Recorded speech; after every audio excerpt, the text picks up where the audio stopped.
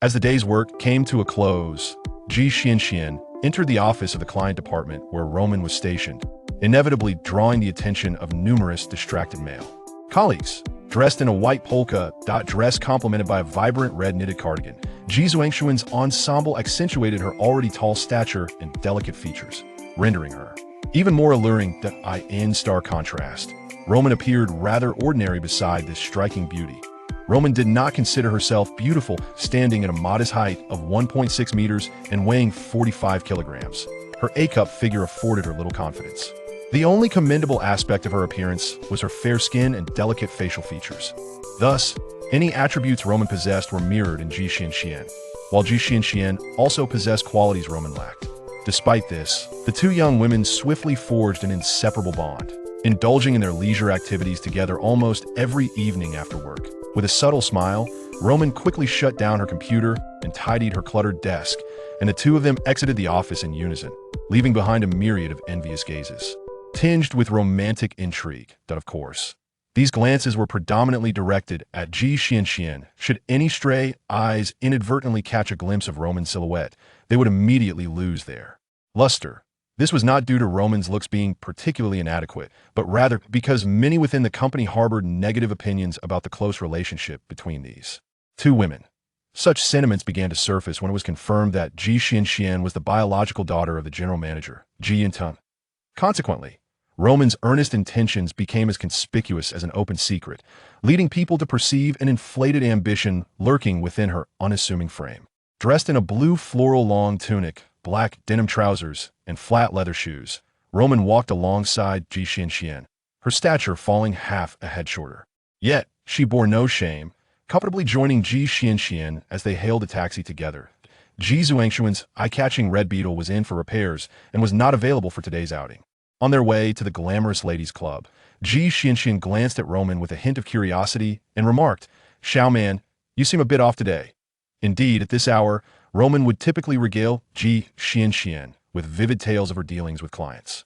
Snapped back to the moment, Roman gazed at Xuan's flawless profile, her elongated neck, and the deep brown curls dancing in the breeze, and quietly yet excitedly announced, "Xian, Liu Tao is returning to the country tomorrow." Xian appeared unfazed, slightly pursing her lips. "Are you certain this time he isn't just leading you on?" Roman replied, "This time it's different, he truly will be back." Adjusting her tone, Xian said, "That's wonderful. Xuan, you finally made it through. You and Liu Tao have had quite the journey, haven't you?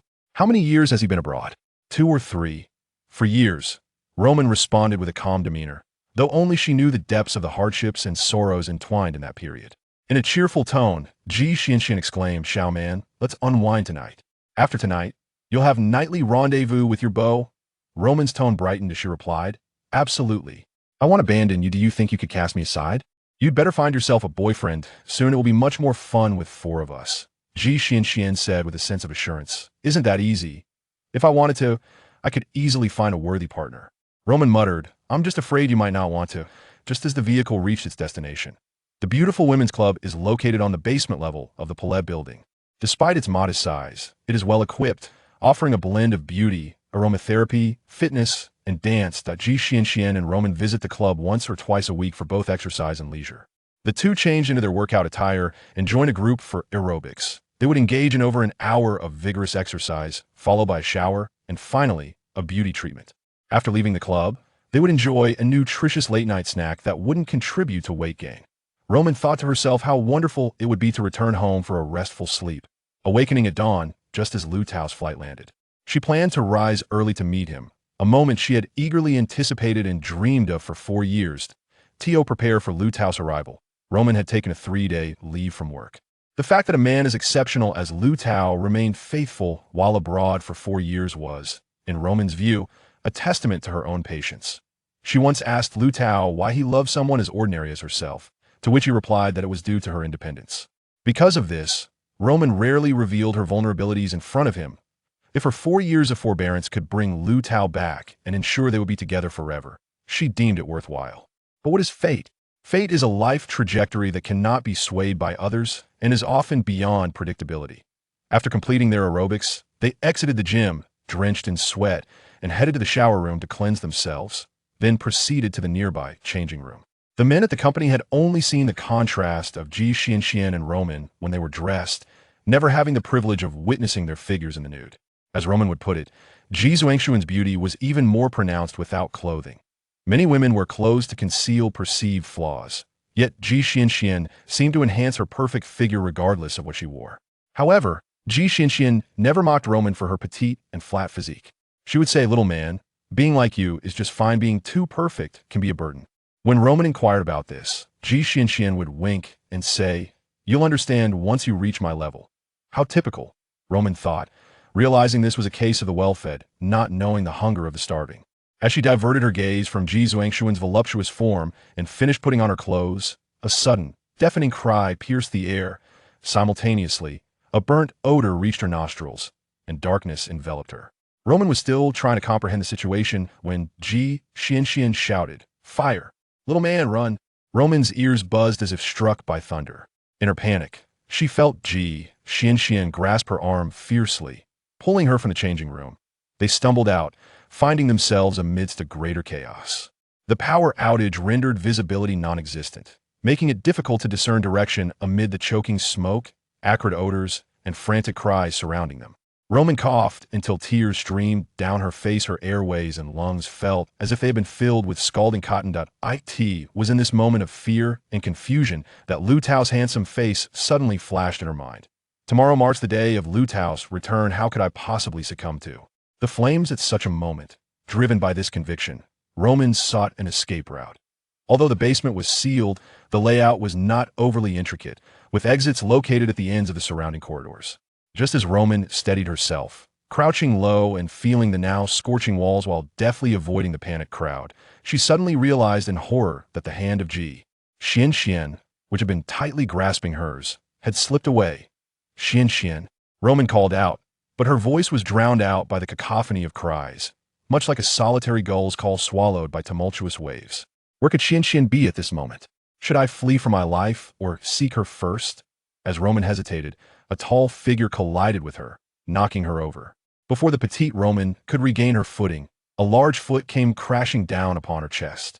The excruciating pain nearly rendered her unconscious, and amidst the chaos, she felt a pair of hands seize her right arm. These hands were not Xuanxuan's. Whose hand were they? What did they intend to do? This was the last thought that flickered through Roman's mind before darkness enveloped her. As Liu Tao hurriedly maneuvered through the throngs at the airport, he turned heads with remarkable frequency. Standing at 6 feet tall, clad in sunglasses, a floral shirt, a gray jacket, and brown trousers, his natural charm and intellectual demeanor made him irresistibly captivating. Liu Tao anxiously scanned the crowd, searching for his princess. In his mind, it was only fitting that a striking beauty in a dress would appear from afar, completing the scene when they stood together. But there was none. Liu Tao removed his glasses, his mind unsettled as he continued to look around. Well then, if a stunning beauty was absent, perhaps a little Cinderella would float by after all. A Cinderella is meant to complement a prince. While abroad, those aware of his girlfriend would often inquire, "Your girlfriend must be very beautiful, right?" Liu Tao would reply earnestly, "Not particularly." In his eyes, Roman was not conventionally beautiful, yet she captivated him more than any other woman he had encountered. Though not tall, she carried herself gracefully. Her features were not exquisitely sculpted, but rather pleasing to behold. Despite her slender frame, her skin was radiant. "Oh, where's my beloved little angel? Do not tease me, show yourself." Liu Tao muttered to himself as he retrieved his phone, turning it on and dialing. He had switched to a new card just before boarding, and although it had been 4 years since he last used it, Roman had consistently paid the fee to ensure he could contact her. The moment he returned, "The number you have dialed is powered off." This long-forgotten voice prompt in Chinese caused Liu Tao's heart to plummet. Could she have overslept? Liu Tao glanced at the time, 6:50 a.m. Shaking his head, he trudged toward the airport's fast food outlet. Feeling disheartened, he had envisioned countless scenarios of his return home, yet never anticipated it would unfold in this manner. "What will you use to welcome me?" "With kisses like raindrops. That would soak my darling." "Then do not forget to bring an umbrella." As Liu Tao sipped his soy milk, he reminisced about their conversation on MSN the day before, feeling an unprecedented longing for Roman at that moment. Liu Tao awaited Roman's arrival in a fast food establishment, whimsically envisioning the scene of Roman breathlessly rushing through the airport in search of him, and a smile involuntarily crept across his face that he casually flipped through the recently purchased Qingshang City Daily, only to be confronted by a shocking headline. A catastrophic fire in underground women's club last night claimed the lives of 18 individuals at approximately 8 p.m. on April 20th. A significant fire erupted in the Xiao Mei Women's Club located in the basement of the Bale building in the Hewan district of Qingshang City. The inferno was extinguished through the tireless efforts of the local fire department. Preliminary reports indicated that by dawn on April 21st, the blaze had resulted in 18 fatalities, with no survivors found at the scene. The cause of the fire remains under investigation, however. An anonymous eyewitness disclosed to our reporter that around 8 p.m., they observed a woman being forcibly dragged into the underground entrance of the Bale building by a man, though the specifics remain unclear. Liu Tao set the newspaper aside, abruptly rising from his seat. As he stood, he pondered his own reaction. What was wrong with him? Why did he respond so intensely? Did this news bear any relevance to him? As Liu Tao dialed Roman's number once more, his hands trembled slightly, leaving him perplexed. What was the name of the gym and beauty salon that Roman frequented? Was it this one? A sudden wave of panic gripped his heart. The phone remained off. Liu Tao hastily stuffed the newspaper into his pocket and exited the airport, hailing a taxi to take him home.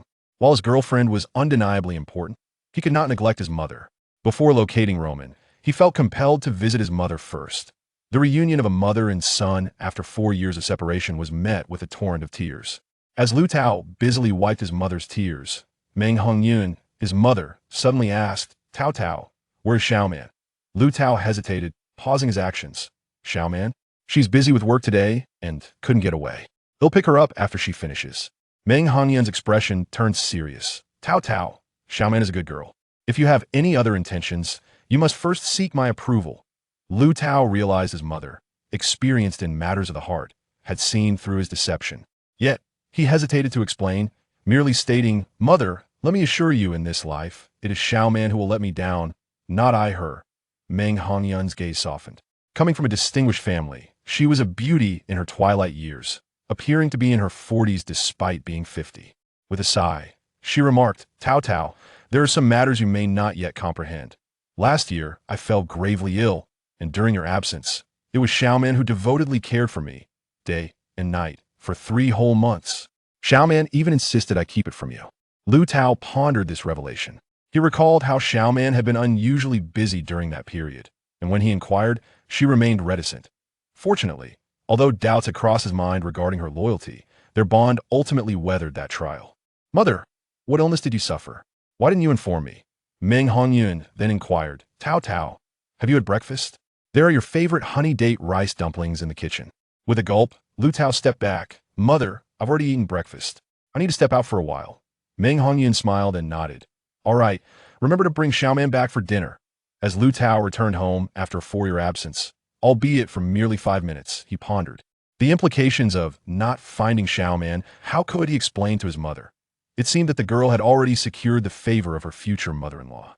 The first place Liu Tao sought to find Roman was her residence. Roman had independently made a down payment on an 80-square-meter apartment. Although Liu Tao had devoted the majority of his energy to his studies over the past few years, living modestly, the Liu family had managed to maintain a comfortable existence. However, his mother had once mentioned in a long-distance call that Roman had declined her financial assistance. "Little girl, why must you be so independent? Are you afraid that accepting my help would lead me to look down on you? Your actions only serve to tug at my heartstrings. Do you understand?" Though the apartment was somewhat small, its location and surroundings were indeed exceptional. Perhaps it was due to the exertion of running from the entrance of the complex to the 5th floor that Liu Tao found himself breathless as he rang the doorbell, his heart racing uncontrollably. "Little girl, you ought to be at home. Come and open the door for me. I shall punish you for not greeting me." N01 answered. He pressed the bell again, yet there was still no response. Liu Tao unconsciously slipped his hand into his pocket and encountered a newspaper. An ominous premonition inexplicably intensified. Upon arriving at the office that morning, Xuan sensed that something was amiss. Numerous pairs of spy-like eyes were fixated upon him. However, as he surveyed his surroundings, he noticed his subordinates diligently immersed in their work. Xuan, with an air of confidence, strode into the office and addressed his assistant, Xiaoyan, who was trailing behind him. "Speak up. What is it?" Xiaoyan instinctively shrank back. "Mr. G, I'm fine." "Fine?" Xuan turned to glare at Xiaoyan. "Repeat fine once more." Xiaoyan stuck out her tongue, handing over a copy of the Qingxing Urban News while saying, "Mr. G, the newspaper." Ji Yuntian took the newspaper, flipped through it haphazardly, and tossed it aside. "Get back to work. I'm not feeling well today, and I won't see anyone without an appointment." Xiaoyan scrutinized Ji Yunshin's robust physique with her beautiful eyes, inquiring, "Mr. Ji, are you truly all right?" Ji Yuntian sat down, continuing to sift through documents as he replied, "I'm fine. It's clear that you have something on your mind."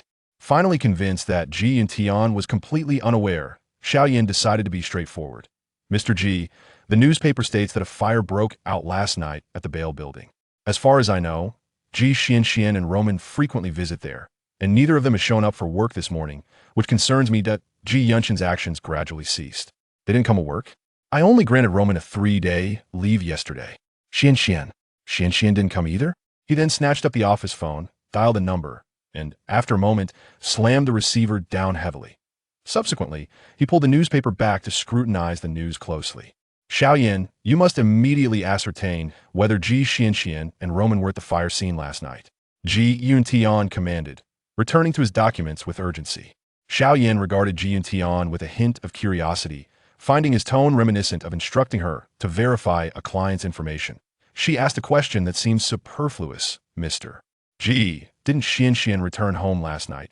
Seeing that Ji Yuntian had no reaction, seemingly oblivious to her words, Xiaoyan stuck out her tongue and slipped out of the general manager's office. She found Ji Yuntian to be quite peculiar. It was as if the emperor was not anxious, yet the eunuchs were in a frenzy.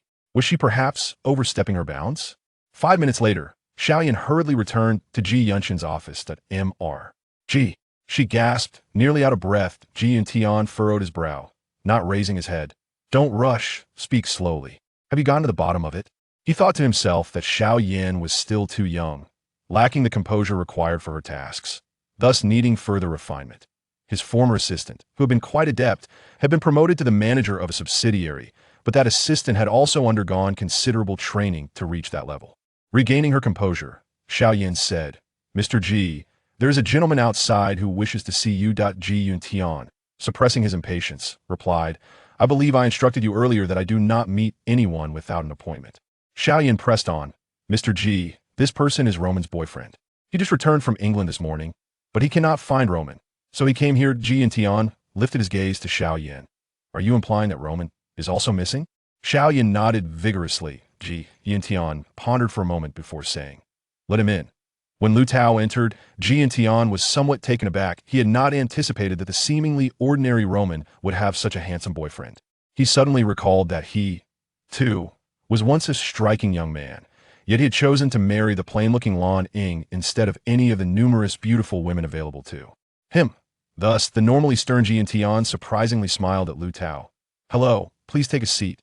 Liu Tao, maintaining his composure, expressed his gratitude and sat down on the sofa, saying, "Hello, Mr. Ji. My name is Liu Tao, Roman's boyfriend. I heard that Roman went to the Bailu Building's ladies' club with your daughter last night. I presume you are aware of the fire that occurred there?"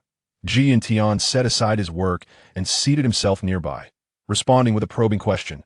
"Oh, Liu Tao, are you working or studying in England?" Liu Tao paused for an instant in surprise, but ultimately replied politely, "I am engaged in part-time work while studying." Ji Yuntian continued his inquiry. "What is your field of study?" Liu Tao, suppressing his emotions, answered, "I am pursuing a doctorate in food engineering." Ji Yunshin's eyes brightened, yet he maintained his composure, asking, "Do you intend to remain in the country for your career?" Liu Tao nodded. "Yes, I plan to stay this time, but I have just returned and have not yet begun my job search." Ji Yuntian remarked, "Given your close relationship with Xiao Man, you must be quite familiar with our company. Yintian Food Company is the largest food enterprise in the city. I wonder if you might be interested in working with us." Xiaoyan stood by, astonished as she watched the two converse. She had been anxious upon meeting Liu Tao, and with his urgent search for Roman, her concern only grew. Yet, to her bewilderment, these two parties were casually chatting under such circumstances. After a brief moment of contemplation, Liu Tao replied, "If I am fortunate enough to become an employee of your esteemed company, I would be more than willing, especially since I would have the opportunity to work alongside Roman. However, General Manager Ji, our immediate priority must be to locate your daughter and Roman. Wouldn't you agree?" Ji Yuntian suddenly erupted into hearty laughter, leaving both Liu Tao and Xiaoyan enveloped in confusion and trepidation. Ji Yuntian grasped Liu Tao's hand firmly, exclaiming, "Young man, splendid. You possess my steadiness. I admire that. He then shifted his tone to address Xuan, saying, the task I just assigned you, attend to it once. You and Liu Tao shall collaborate. Liu Tao, consider this your first assignment. Your salary will commence from today. As for your benefits, we shall discuss them once this matter is resolved. Rest assured, I will not treat you unfairly. Thus, the two departed in a state of urgency. Returning to his desk, Xuan Tian opened his computer and accessed his private email account. There were no new messages. The most recent email was from 2 days prior. Xuan Tian opened this email once more. The contents were entirely numerical, a cipher that seemed as incomprehensible as celestial script. Yet, Xuan Tian had long since memorized the deciphered message, Starry Sky. A sudden turn of events has occurred, but I will be unavailable for 3 days. Do not contact me. If I have not reached out to you after 3 days, it is possible that I may have perished, flying saucer. With a gentle click of the mouse, Xuan Tian permanently deleted the message and proceeded to erase all other emails. The bodies of the victims from the fire at the Bale building lay in the forensic center of the Qingqing Public Security Bureau, awaiting identification. When Liu Tao and Xuan arrived, the small conference room adjacent to the forensic center was already filled with relatives awaiting the identification of the bodies. The atmosphere was laden with sorrow, each face etched with grief and gravity. Many were in tears, yet they managed to restrain themselves, clinging to a flicker of hope despite the grim outcome they anticipated. Liu Tao found himself in a similar predicament, unwilling to accept that his beloved could have departed this life so abruptly. Fortunately, as Xuan entered the conference room, she suddenly grasped his hand. He turned in surprise to see the striking young woman say to him, Mr. Liu, since childhood, others have told me that this hand of mine brings good fortune. A wave of emotion washed over Liu Tao, and before he could utter his gratitude, Xuan had already released his hand and turned away. Although he could not see her expression, the warmth of her touch lingered. Two police officers approached with a paper bag, announcing to the gathering, the photographs have arrived. Identification can commence. An eerie silence fell over the room. Then, some individuals lunged forward to catch a glimpse of the photographs, while others hesitated in fear. The images of charred remains were already haunting. To discern whether one's own kin lay among them was a cruelty beyond measure. Liu Tao stood behind the crowd, awaiting the identification of photographs while listening to the police's explanation. These images depict identifiable corpses. Most of the bodies have been so severely burned that identification is nearly impossible. Therefore, if you do not find your loved ones among these photographs, we will arrange for DNA testing. A few individuals, having finished examining the photos without locating their relatives, exhaled in relief, but upon hearing this statement, their hearts sank once more. It was at this moment that a piercing wail of my daughter echoed through the room. As a middle-aged woman collapsed to the ground, 2 officers hurried to assist the fallen woman, escorting her out of the conference room. The atmosphere grew more chaotic. The collective sorrow of the crowd intensified. Even though no one else had found their loved ones, the agony of waiting weighed heavily upon them. Some resumed their search through the photographs, while others hesitated, torn between the desire to look and the fear of what they might find. A few were on their phones, updating family members on the situation. Liu Tao remained silent, methodically examining each photograph. He did not see his Roman, but was confronted with the horrific sight of charred bodies. The absence of Roman's image brought him a fleeting sense of relief. Turning to the trembling Xuan, who was huddled in the corner, he said, I haven't found Roman. Could you check to see if there's a picture of Ji Xianxian?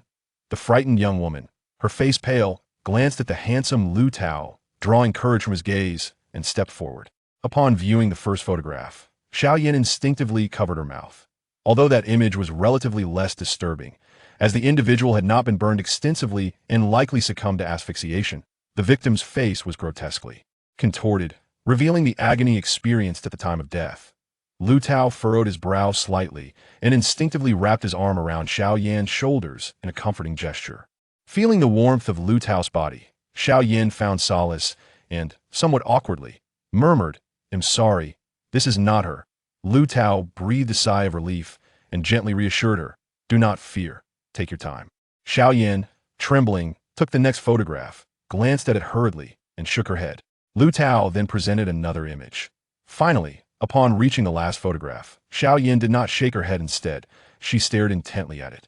A jolt of anxiety coursed through Liu Tao, prompting him to inquire, but he held back, fixating on Xuan's expression. After a moment of contemplation, she remarked, This one resembles her somewhat, but I am not certain. Liu Tao understood that Xuan was employing a process of elimination. The photos she dismissed were certainly not the right ones. Yet her uncertainty meant she could not outright reject this one, but the corpse in this final photograph was the most disfigured and challenging to identify of all the images. The entirety of the body was charred and blackened, almost completely incinerated, with arms positioned as if in a defensive stance. Miraculously, a small portion of the face remained, akin to an oasis in a barren desert. It comprised merely an ear and a small section of cheek, if one could ascertain whether this was Xian based solely on these remnants. Xuan would be nothing short of extraordinary. However, she stated, Mr. Liu, I recognize this earring. It seems to belong to Xian. Liu Tao's mind went blank. He had not previously noticed the earrings adorning the corpse's ears. Upon closer inspection, he discerned a glimmering ornament dangling from the earlobe. The photographer's skill was commendable, clearly capturing the silvery tulip design of the accessory. When Liu Tao and Xuan visited the morgue to identify the body, Liu Tao grasped Xuan's left hand, inquiring, What did you say earlier? Was this hand particularly fortunate? Xuan recognized Liu Tao's intention to alleviate their shared tension, yet his words proved futile. She struggled to muster a smile, her lips merely twitching in response. The morgue floor was lined with mummified corpses, each swathed in white cloth. The air was thick with a nauseating stench, permeating the room with an atmosphere reminiscent of hellish decay. The guiding officer approached a corpse, unveiling the white cloth and stating, This is the one. Xuan, frail in stature, crouched down, her face mere inches from that of the deceased. Liu Tao, standing a little farther back, was astonished by the courage displayed by the girl who had trembled at the mere sight of a photograph moments ago. After a brief interval, Xuan rose, speaking with newfound ease. It cannot be Xian. We once went shopping together. She could only wear platinum earrings, as she is allergic to anything else. But this earring is made of cheap metal, coarse in texture. Liu Tao exhaled deeply, the absence of Xian's body momentarily signifying a reprieve from any ill tidings regarding Roman. The officer then suggested, You may wish to have the immediate family members of the missing person, preferably the parents, come in to provide samples for DNA comparison with the remaining bodies. Liu Tao's brow furrowed once more. Roman's parents were likely as elusive to her as they were to him. Roman had been but a child when her parents divorced, leaving her with only memories of insults and violence. She had been placed in her mother's custody, but soon after, her stepfather displayed a profound disdain and indifference towards her, which escalated to horrific harassment during her teenage years.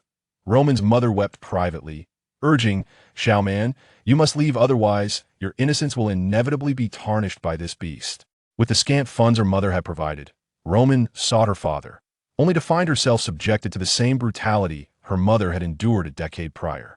Bruised and battered, she fled once more. At the age of 15, armed with a mere 500 yuan, she escaped the city she could no longer bear, finding herself in Qingqing. With remarkable resilience, she navigated hardships unimaginable for someone her age, ultimately surviving and completing her education. The year she graduated from university, Liu Tao accompanied Roman back to her hometown of Yunqing, only to discover that both her mother's and father's homes had been razed, replaced by towering edifices in that moment. It seemed as though all of Roman's painful childhood memories had vanished along with those old houses. Yet, she chose not to pursue her parents any further, resolutely taking Liu Tao's hand and departing, never to return. Liu Tao turned to the officer and asked, I cannot locate any relatives of the missing person. Is there an alternative course of action? The police officer remarked, If we can locate the missing person's personal belongings or hair, it could serve as evidence. Liu Tao pondered for a moment and agreed, then inquired, Is there any update on the investigation into the cause of the fire? The officer hesitated, responding, The criminal investigation unit is looking into it. The cause remains unclear for now, but there will surely be a conclusion. Liu Tao pressed further. The newspapers reported that before the fire, a witness saw a man forcibly dragging a woman into the scene. What is the truth behind that? The officer chuckled wryly. That's just irresponsible gossip from the papers. Do you really believe it? Liu Tao had no choice but to drop the subject. Upon exiting the forensic center, he and Xuan went their separate ways to attend to their respective matters. Xuan rushed to pick up Tian to return to the forensic center for DNA samples, while Liu Tao went back to Roman's residence in search of any traces left behind. Xuan hurried back to Yunshin's office, relaying the situation before eagerly suggesting, Mr. Ji, let me accompany you to the forensic center. To her surprise, Ji Tian hesitated, saying, perhaps we should wait another day. Xian has taken leave before, banking on the fact that I'm her father. She may return within a day or so, Xiaoyan countered, but Roman has no reason to go missing. As far as I know, she waited 4 years for Liu Tao's return, yet now that he is back, she seems to have vanished. Ji Tian scoffed, Xiaoyan, why can't you think in reverse? What if Roman is hiding precisely because Liu Tao returned? She might be avoiding him, even requesting leave for that reason. Xiaoyan gasped in exaggerated disbelief, momentarily speechless. After a moment, she asked, Mr. Ji, can I also interpret your words through reverse thinking? Are you avoiding this issue out of concern for Xian? Ji Yuntian regarded Xiaoyan for a moment with a stoic expression, then nodded. All right, you've bested me. Let's go now. Accompanying Ji Yuntian to the forensic center, Xiaoyan provided a blood sample for DNA testing. The results would take 2 days, necessitating a prolonged wait. Throughout this ordeal, Ji Yuntian maintained an unusual calm, speaking little, in stark contrast to the distraught individuals identifying corpses around them. As they exited the forensic center, Liu Tao arrived just in time. Liu Tao respectfully greeted Mr. Ji, to which Ji Yuntian responded with a look of approval. He said, you need not come to the office for the next couple of days otherwise. Your mind will be elsewhere. Focus on finding Roman, but I hope it won't be here. Liu Tao remained unperturbed by Ji Yunshin's jest. Although he presented himself impeccably, his expression was somber. He simply replied, Mr. Ji, please take care of your health. After parting ways, Liu Tao had taken only a few steps when Xiaoyan called out to him. Mr. Liu. Turning back, Liu Tao saw Xiaoyan rushing towards him, handing him a business card. Mr. Liu, I almost forgot to give you this. Should you need anything, feel free to contact me directly. Liu Tao offered a polite smile. Thank you. However, it seems your memory is not the best. Xiaoyan's face flushed with embarrassment. Indeed, I should have given you my business card when we first met. Liu Tao replied, that is not what I meant. Yet, I cannot blame you, my name is rather difficult to remember. After speaking, Liu Tao turned away, leaving Xiaoyan in a state of shock. As he walked a few steps, he heard a clear female voice calling from behind, Liu Tao, goodbye. He did not respond, shaking his head in self-mockery. It amused him that he still had the inclination to jest with this girl at such a moment. Perhaps it was instinctual for him to engage in playful banter with a girl, particularly a beautiful one. Meanwhile, Xiaoyan was too absorbed in admiring Liu Tao's handsome visage to notice the laptop he held in his hand. The laptop had been discovered at Roman's residence. Liu Tao found it relatively easy to open the door to Roman's home. He first returned to his own house. He recalled Roman mentioning that Meng Hongyun was very fond of her, frequently gifting her with meticulously crafted nutritional supplements. However, Roman was often either working overtime or at the gym, frequently absent from home. Thus, she had entrusted Meng Hongyun with a key for her convenience. Liu Tao, unable to conceal the truth from his mother, relayed a general account of the situation. Meng Hongyun was taken aback, bursting into tears, which compelled Liu Tao, equally distressed, to console her. Subsequently, Liu Tao made his second visit to Roman's residence. At this point, despite having dialed Roman's phone numerous times, it remained powered off. Nevertheless, Liu Tao pressed the doorbell with a flicker of hope, imagining that she might simply have overslept. When Liu Tao, after failing to get a response at the door, used the key to enter, he still envisioned his girlfriend sleeping soundly like a little pig, eager to awaken her from her sweet dreams for a little playful reprimand. However, upon witnessing the neatly arranged, clean bed, he was forced to confront the harsh reality. He had no desire to admire the cozy nest that Roman had meticulously maintained. Instead, he hurriedly sought out the bathroom. Though small, the bathroom was adorned with bright hues, embellished with numerous vibrant flowers on the walls, leading Liu Tao to question whether he had mistakenly entered the wrong place. Above the pale blue vanity, several cartoon hooks held toothbrushes, combs, and other small toiletries. With care, Liu Tao removed a combo beautifully crafted sandalwood piece. He could not resist bringing it to his nose, inhaling the pleasant fragrance of sandalwood. Then, Liu Tao extracted a clean bag from his pocket, placing the wooden comb along with the strands of hair into it, that he mused, pondering whether this girl was experiencing significant hair loss due to her hectic work schedule or perhaps because she missed him. This thought caused a profound ache to resonate within him. As Liu Tao exited the bathroom, a slight dizziness overcame him. He could not recall the last time he had slept, as the time difference from England to China left him disoriented. In this haze, Liu Tao sensed that something was amiss. What could it be? Standing in the living room, in a state of disarray, he called out, Xiao Man, where are you? No one answered him. Tears welled up in Liu Tao's eyes, blurring the surroundings before gradually bringing them back into focus. Though it was his first visit to this place, everything felt eerily familiar. He scrutinized the layout of the room, recalling the myriad of messages Roman had sent him on MSN. Tao, I just got off work, and I'm so exhausted, sitting on the sofa to leave you a message. The rose-purple fabric sofa is incredibly soft, akin to the sensation of lying in your embrace. Tao, I'm currently dining at the table. The wooden table showcases exquisite patterns. The plates are ceramic, adorned with Winnie the Pooh, and on them lies your favorite dish-human lamb. Tao, I've laid down now. The bed is a double, allowing me the freedom to rest. The sheets are pink, scattered with petals. I'm only in my pajamas. And you? Liu Tao's tears fell once more. Xuan, I cannot bear to lose you. Xuan, please appear soon. He paced through each room, searching for that culprit laptop. At last, he discovered the laptop on the dressing table. This careless girl had left the computer on, still connected to the power source. Liu Tao shook his head, instinctively fiddling with the elegant little white device. The screen flickered to life, revealing an email filled with a dense array of numbers, dated the day prior. Furrowing his brow, Liu Tao clicked on the inbox, only to find a single message, its contents inscrutable.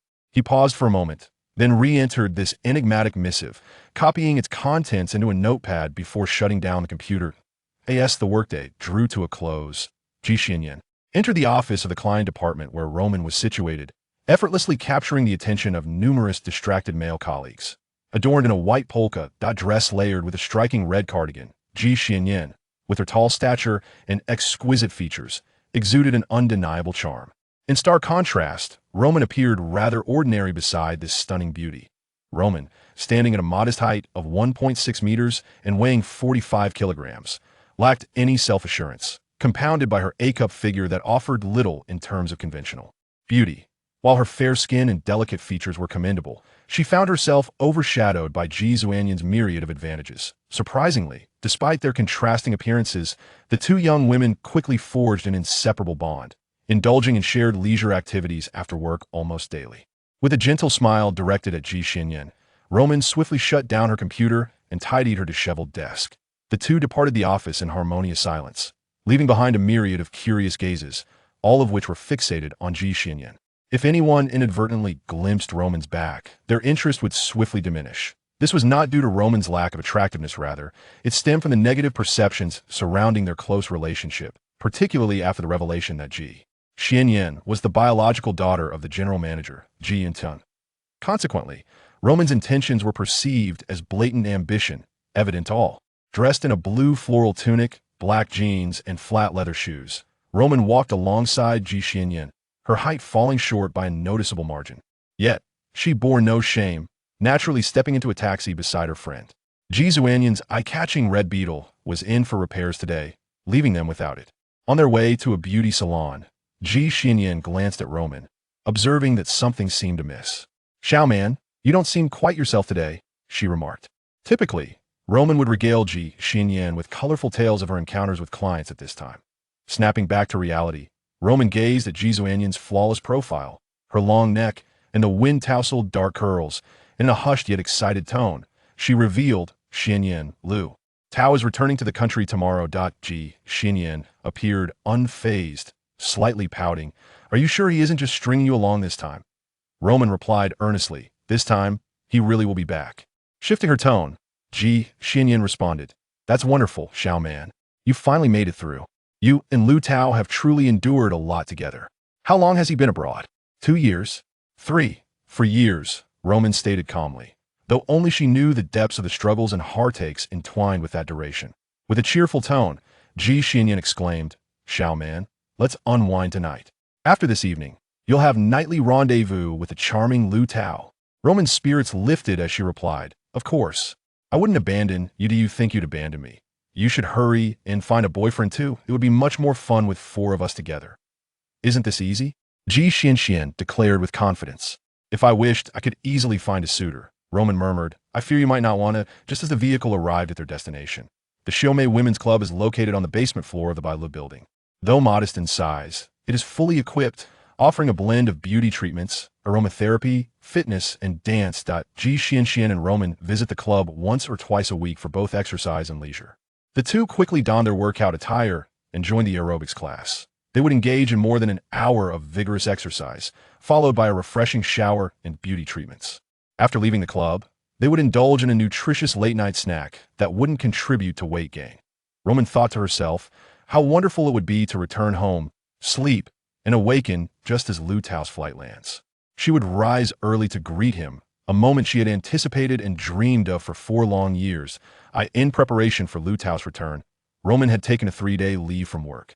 The fact that a man as exceptional as Liu Tao had remained faithful during his 4 years abroad made Roman feel that her patience had borne fruit. She had once asked Liu Tao why he loved an ordinary person like her, to which he replied it was due to her independence. Because of this, Roman rarely revealed her vulnerabilities in his presence. She believed that if her 4 years of endurance could win Liu Tao back and ensure their everlasting bond, it would be worth it. But what is fate? Fate is a life trajectory that cannot be controlled or even anticipated by others. After completing their aerobics, they emerged, drenched in sweat, to wash up in the bathroom before changing in the adjacent locker room. The men at the company had only ever witnessed the contrast between Xuan and Roman when they were clothed. They had never been privileged to see them in their natural state. As Roman would put it, Xuan's allure was always more pronounced in the absence of clothing. While many women dress to conceal their physical imperfections, Xuan's choice of attire seemed to obscure her perfect figure. Nevertheless, Xuan never mocked Roman's slender and flat physique. Instead, she would say, "Little man, being like you is just fine. Perfection can be burdensome." When Roman inquired why she felt that way, Xuan would wink and say, "You'll understand once you resemble me." What a clear case of the well-fed being oblivious to the hungry. Roman diverted her gaze from Xuan's voluptuous form, just as she finished putting on her clothing, when a thunderous cry erupted. Simultaneously, a charred odor wafted through the air, and darkness enveloped them. Roman was still attempting to comprehend what was happening when Xuan shouted, "Fire! Little man, run!" A buzzing filled Roman's ears, as if struck by thunder. In her panic, she felt Xuan fiercely grasp her arm and pull her from the locker room. Stumbling together, they exited the changing area into a greater chaos. The power outage left them blind, disoriented, surrounded by acrid smoke and chaotic cries. Roman coughed until tears streamed down her face. Her throat and lungs felt as though they were filled with burning cotton. In that moment of panic, a vision of Liu Tao's extraordinarily handsome face flashed through her muddled mind. Tomorrow marks the day of Liu Tao's return. How could I possibly succumb to the flames at such a crucial moment? With this conviction, Roman sought an escape route. Although the basement was confined, the layout was not overly complex, with exits at the end of the corridor surrounding him. As Roman crouched down, steadying himself against the now searing walls and evading the frantic crowd, he suddenly realized, in sheer terror, that he had lost the grip of Xuan's hand, which had been tightly clasped around his Xuan. Roman shouted, but his voice was drowned by the cacophony of cries, akin to a lone seagull's call swallowed by the tumultuous waves. Where could Xuan be at this moment? Should I flee for my life or seek her out first? Just as Roman hesitated, he was abruptly knocked over by a towering figure. Before the petite Roman could rise, a large foot came crashing down upon his chest. The excruciating pain nearly rendered him unconscious, and amidst the chaos, he felt a pair of hands seize his right arm. These hands were not Xuan's. Whose hands were they? What did they intend? This was the last thought that crossed Roman's mind before he lost consciousness. As Liu Tao hurriedly navigated through the bustling airport crowd with his wheeled suitcase, he attracted quite a bit of attention. Standing at 6 feet tall, adorned in sunglasses, a floral shirt, a gray jacket, and brown trousers, his innate handsomeness combined with an air of sophistication made him irresistibly charming. Liu Tao anxiously scanned the crowd, searching for his princess. This moment, one would expect a stunning beauty clad in a flowing dress to appear from afar, for only when they stood together would the scene feel complete. Yet, no such figure emerged. Liu Tao removed his glasses, his mind racing as he looked around. Well, if there was no stunning beauty, perhaps a petite Cinderella would float by. After all, a Cinderella is meant to complement a prince. While abroad, whenever someone inquired about his girlfriend, they would inevitably ask if she was exceptionally beautiful. Liu Tao would earnestly reply that she was not conventionally beautiful. In his eyes, Roman was indeed not beautiful, yet she captivated him more than any other woman he had ever encountered. Though not tall, her figure was graceful in attire. Her features may not have been exquisite, but they possessed a certain charm despite her slenderness. Her skin radiated health. Oh, where's my beloved little angel? Please, make your appearance. Do not toy with me. Liu Tao muttered to himself as he retrieved his phone, powered it on, and dialed. He had switched to a new card just before boarding, and although he had not used it for 4 years, Roman had consistently paid to maintain the number, hoping that Liu Tao would be able to reach her the moment he returned home. The number you have dialed is unavailable. This long-forgotten Chinese voice prompt caused Liu Tao's heart to plummet. Could she have overslept? Liu Tao glanced at the time. It was 6:50 a.m. He shook his head, his spirits dampened as he walked towards the airport's fast food outlet. He had envisioned countless scenarios of disembarking back home, yet he never anticipated it would unfold in this manner. What would you use to welcome me? With kisses like raindrops? That would leave my darling drenched. Then don't forget to bring an umbrella. As Liu Tao sipped his soybean milk, he reminisced about their conversation on MSN the previous day, feeling a longing for Roman that he had never experienced so intensely before. Liu Tao awaited Roman's arrival in the fast food establishment, envisioning the scene of Roman breathlessly rushing through the airport in search of him, and could not help but smiled. He casually flipped open the freshly purchased Xinjiang Urban Daily, only to be confronted by a shocking headline. A catastrophic fire had occurred in an underground women's club last night, claiming the lives of 18 individuals. At approximately 8 p.m. on April 20th, a significant blaze erupted at the Xuan Women's Club, located in the basement of the Bale Building in the Xuan district of Qingqing City. Thanks to the valiant efforts of the local fire department, the inferno was ultimately extinguished. Preliminary reports indicated that by the early hours of April 21st, the fire had resulted in 18 fatalities, with no survivors at the scene.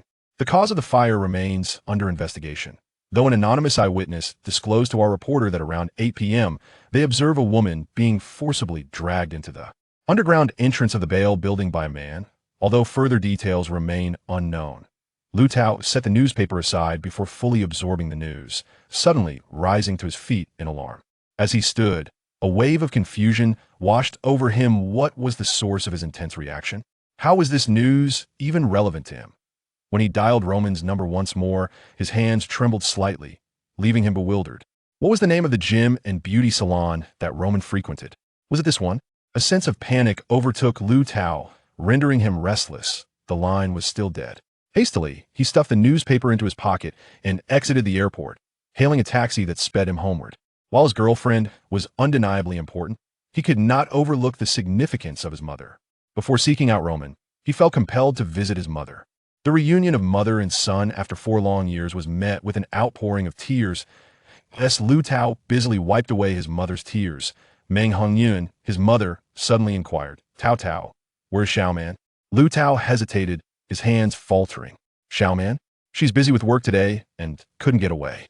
He'll pick her up after a shift. Meng Hongyun's expression turned stern.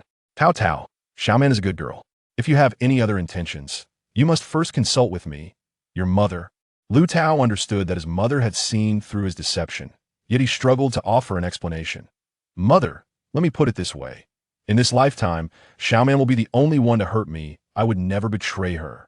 Meng Hongyun's gaze softened. A woman of noble birth, she possessed a beauty that belied her 50 years, appearing scarcely over 40 with a tone of wistfulness. She remarked, Tao, there are matters you may not yet comprehend. Last year, I suffered a serious illness, and during your absence, it was Xuan who devoted herself to caring for me day and night for 3 whole months. She even insisted that I keep it from you. Liu Tao pondered this revelation. He recalled the period last year when Xuan had been perpetually busy, and whenever he inquired about her troubles, she remained tight-lipped.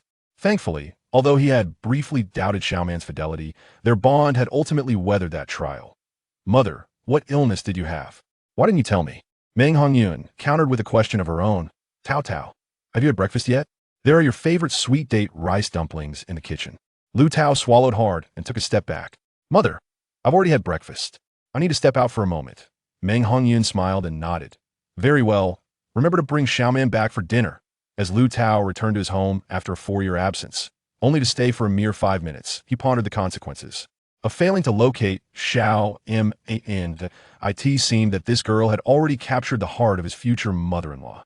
The first place Liu Tao sought in his search for Roman was her residence. Roman had independently managed to pay the down payment for an 80-square-meter apartment. Although Liu Tao had devoted the majority of his energy to his studies over the past few years and lived modestly, the Liu family was relatively well off. However, His mother had mentioned in a long-distance call that Roman had declined her financial assistance. Why must you be so independent, my dear girl? Are you afraid that accepting my help would lead to my disdain? Your actions only serve to tug at my heartstrings. Do you understand? Though the apartment was somewhat small, its location and environment were exceptional. Perhaps due to the exertion of sprinting up 5 flights of stairs from the entrance of the complex, Liu Tao found himself breathless by the time he pressed the doorbell, his heart racing uncontrollably. My dear girl, you ought to be at home. You should open the door for me. I must punish you for not coming to greet me. N01 answered the door. He pressed the bell again, yet there was still no response. Liu Tao's hand instinctively slipped into his pocket, brushing against a newspaper. An ominous premonition inexplicably intensified within him. As Ji and Tian arrived at the office that morning, he sensed that something was amiss. Numerous pairs of watchful eyes scrutinized him like spies.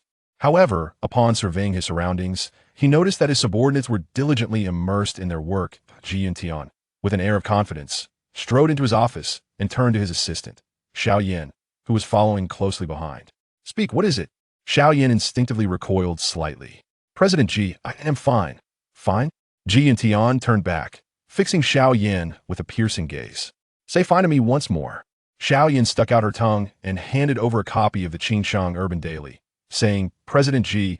The newspaper. Ji and Tian took the newspaper, leafed through it haphazardly, and tossed it aside. Get back to work. I am not feeling well today. I shall not meet with anyone who does not have an appointment. Xuan scrutinized Ji Yunshin's robust physique with her beautiful eyes and inquired, President Ji, are you truly all right? Ji and Tian sat down, continuing to sift through documents as he replied, I am fine. It is evident that you are the one with an issue. Realizing that Ji and Tian was genuinely unaware, Xuan decided to be direct. President Ji, the newspaper reports that there was a fire at the Bale building last night. To my knowledge, Ji, Xian, and Roman often frequent that place, and they have not shown up for work this morning, which has me concerned that Ji Yunshin's movements gradually ceased. They haven't come to work? I just granted Roman 3 days off yesterday. Xian, she hasn't come to work either? He then seized the office phone, dialed a number, and after a brief moment, slammed down the receiver. Subsequently, he snatched the newspaper and scrutinized the news article closely. Xuan, you must immediately ascertain whether Ji, Xian, and Roman were at the scene of the fire last night. Ji and Tian commanded before returning to his documents. Xuan regarded him with slight perplexity, noting that his tone was reminiscent of instructing her to verify client information. Xuan ventured a question that seemed superfluous. President Ji, did Xian not return home last night? Seeing that Ji and Tian showed no reaction, seemingly oblivious to her words, Xuan stuck out her tongue and slipped out of the general manager's office. She found Ji and Tian to be rather peculiar. It was as if the emperor was indifferent while the eunuch was anxious. Was she perhaps being overly concerned? 5 minutes later, Xuan hurriedly returned to Ji Yunshin's office. Mr. Ji, she gasped for breath, nearly out of air. Ji and Tian furrowed his brow, not lifting his head. Do not rush, speak slowly. Have you found out the details? He mused that Xuan was still too young, lacking the composure necessary for her role, and thus required further honing. His former assistant, who had been quite adept, had been promoted to a branch manager, but that assistant had also undergone considerable training to reach that level. Regaining her composure, Xuan said, Mr. Ji, there is a gentleman outside who insists on seeing you. Ji and Tian, suppressing his impatience, replied, I believe I instructed you earlier that I do not meet anyone without an appointment. Xuan responded, Mr. Ji, this individual is Roman's boyfriend.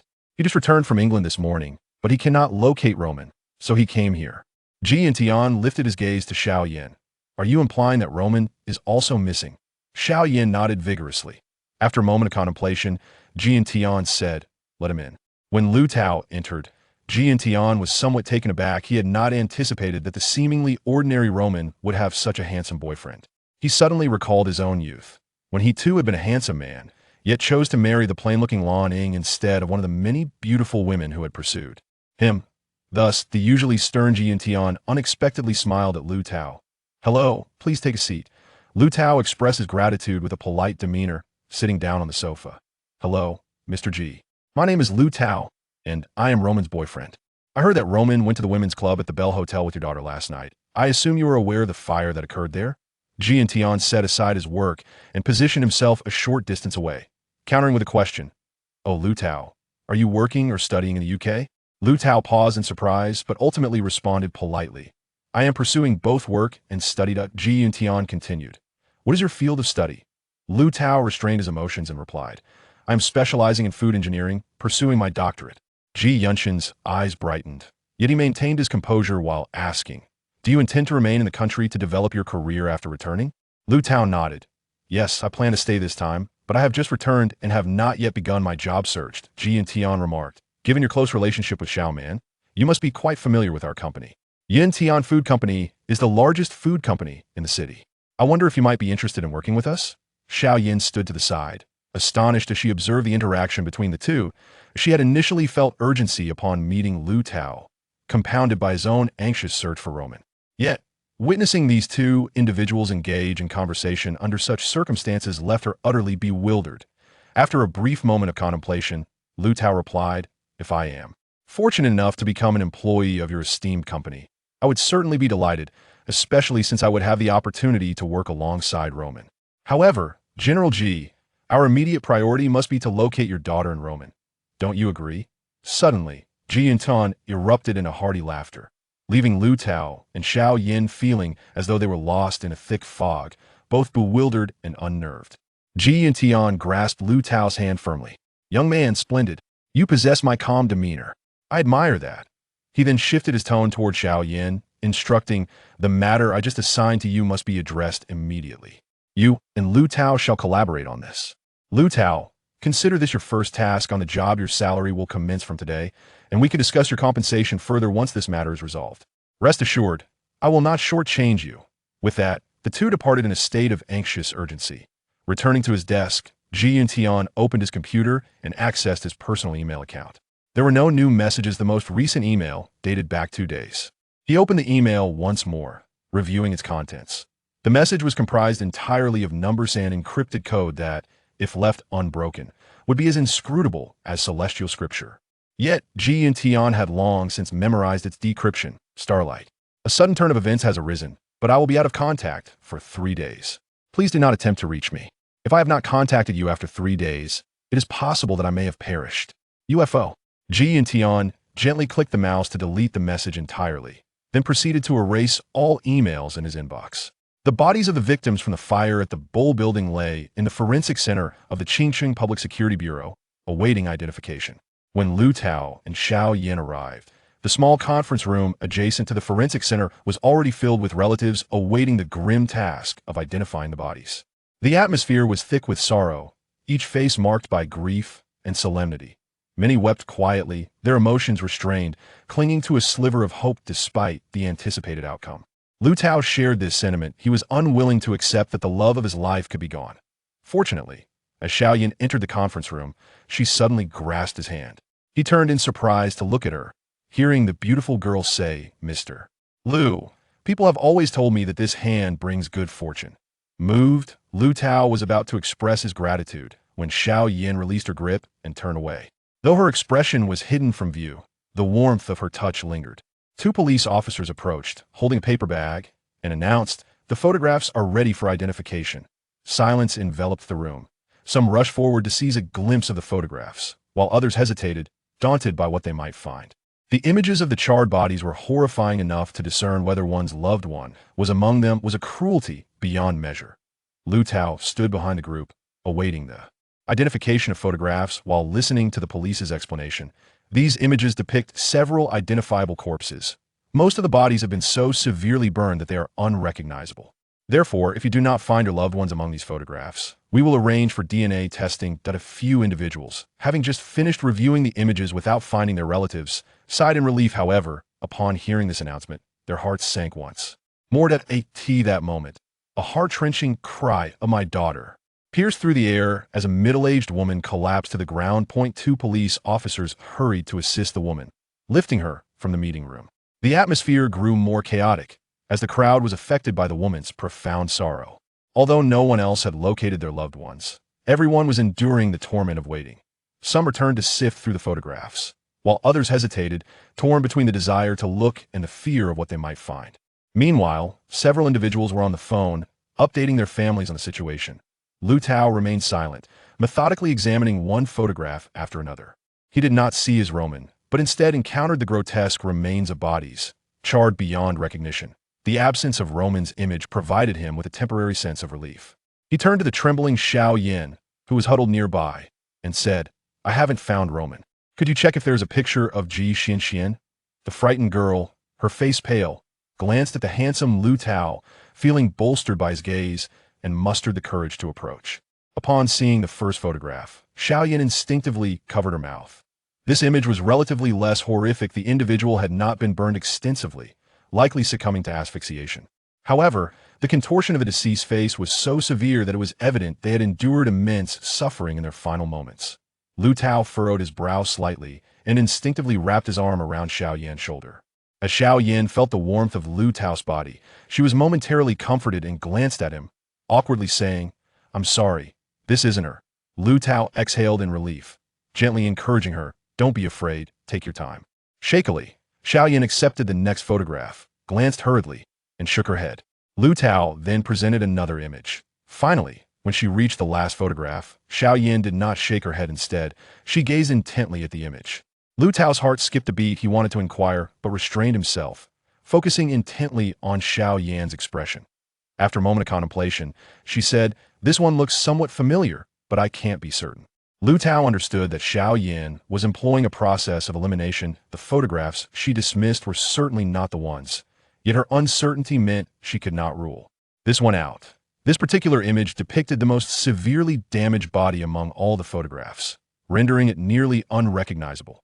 The entire corpse was charred and blackened, its arms contorted in a boxing posture, with only a small portion of the face miraculously intact, resembling an oasis in a desolate desert. It was merely an ear and a fragment of a cheek, if one could ascertain whether this was indeed Ji Xianxian based on such scant evidence. Xuan would be nothing short of miraculous. However, Xuan remarked, "Mr. Liu, I recognize this earring. It seems to belong to Ji Xianxian." Liu Tao's mind went blank. He had failed to notice the earrings adorning the corpse's ears just moments ago. Upon closer inspection, he discerned a shimmering ornament dangling from the earlobe, a silver-white tulip pendant. Liu Tao and Xuan ventured into the morgue to identify the body. He grasped Xuan's left hand and remarked, "What was it you said earlier? Is this hand particularly fortunate?" Xuan understood Liu Tao's intention. He was attempting to alleviate the tension between them.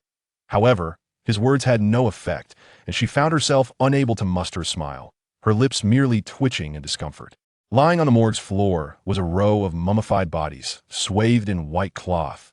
The air was thick with a noxious stench, permeated by the decay reminiscent of a hellish atmosphere. The leading officer approached one of the bodies, unveiling the white shroud and stating, "This is the one." Xuan, frail in stature, crouched down, her face mere inches from that of the corpse. Liu Tao stood a short distance away, astonished by the courage displayed by the girl who had trembled at photographs mere moments before. After a brief pause, Xuan rose and confidently declared, "It's definitely not Xianxian. We once went shopping together, and she can only wear platinum jewelry due to allergies to anything else. Yet, this earring is made of cheap metal, rough in texture." A sigh of relief escaped Liu Tao's lips. The absence of Ji Xianxian's body momentarily signified the lack of grim news regarding Roman. The officer informed them, "You may want to have a direct relative of the missing person, preferably a parent, come in to provide a sample for DNA comparison with the remaining bodies." Liu Tao furrowed his brow in concern. Roman's parents, perhaps even Roman herself, were unsure of where to find them. Her parents had divorced when she was very young, leaving her with only memories of verbal abuse and violence.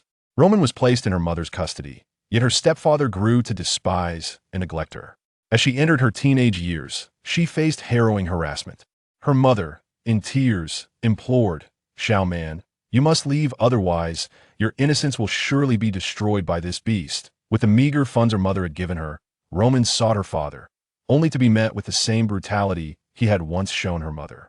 Bearing the scars of her past, Roman fled once again. At the age of 15, she departed from the city she could no longer endure, armed with only 500 yuan, and ventured alone to Qingshan. Resilient, she endured hardships unimaginable for a girl her age, ultimately surviving and completing her education.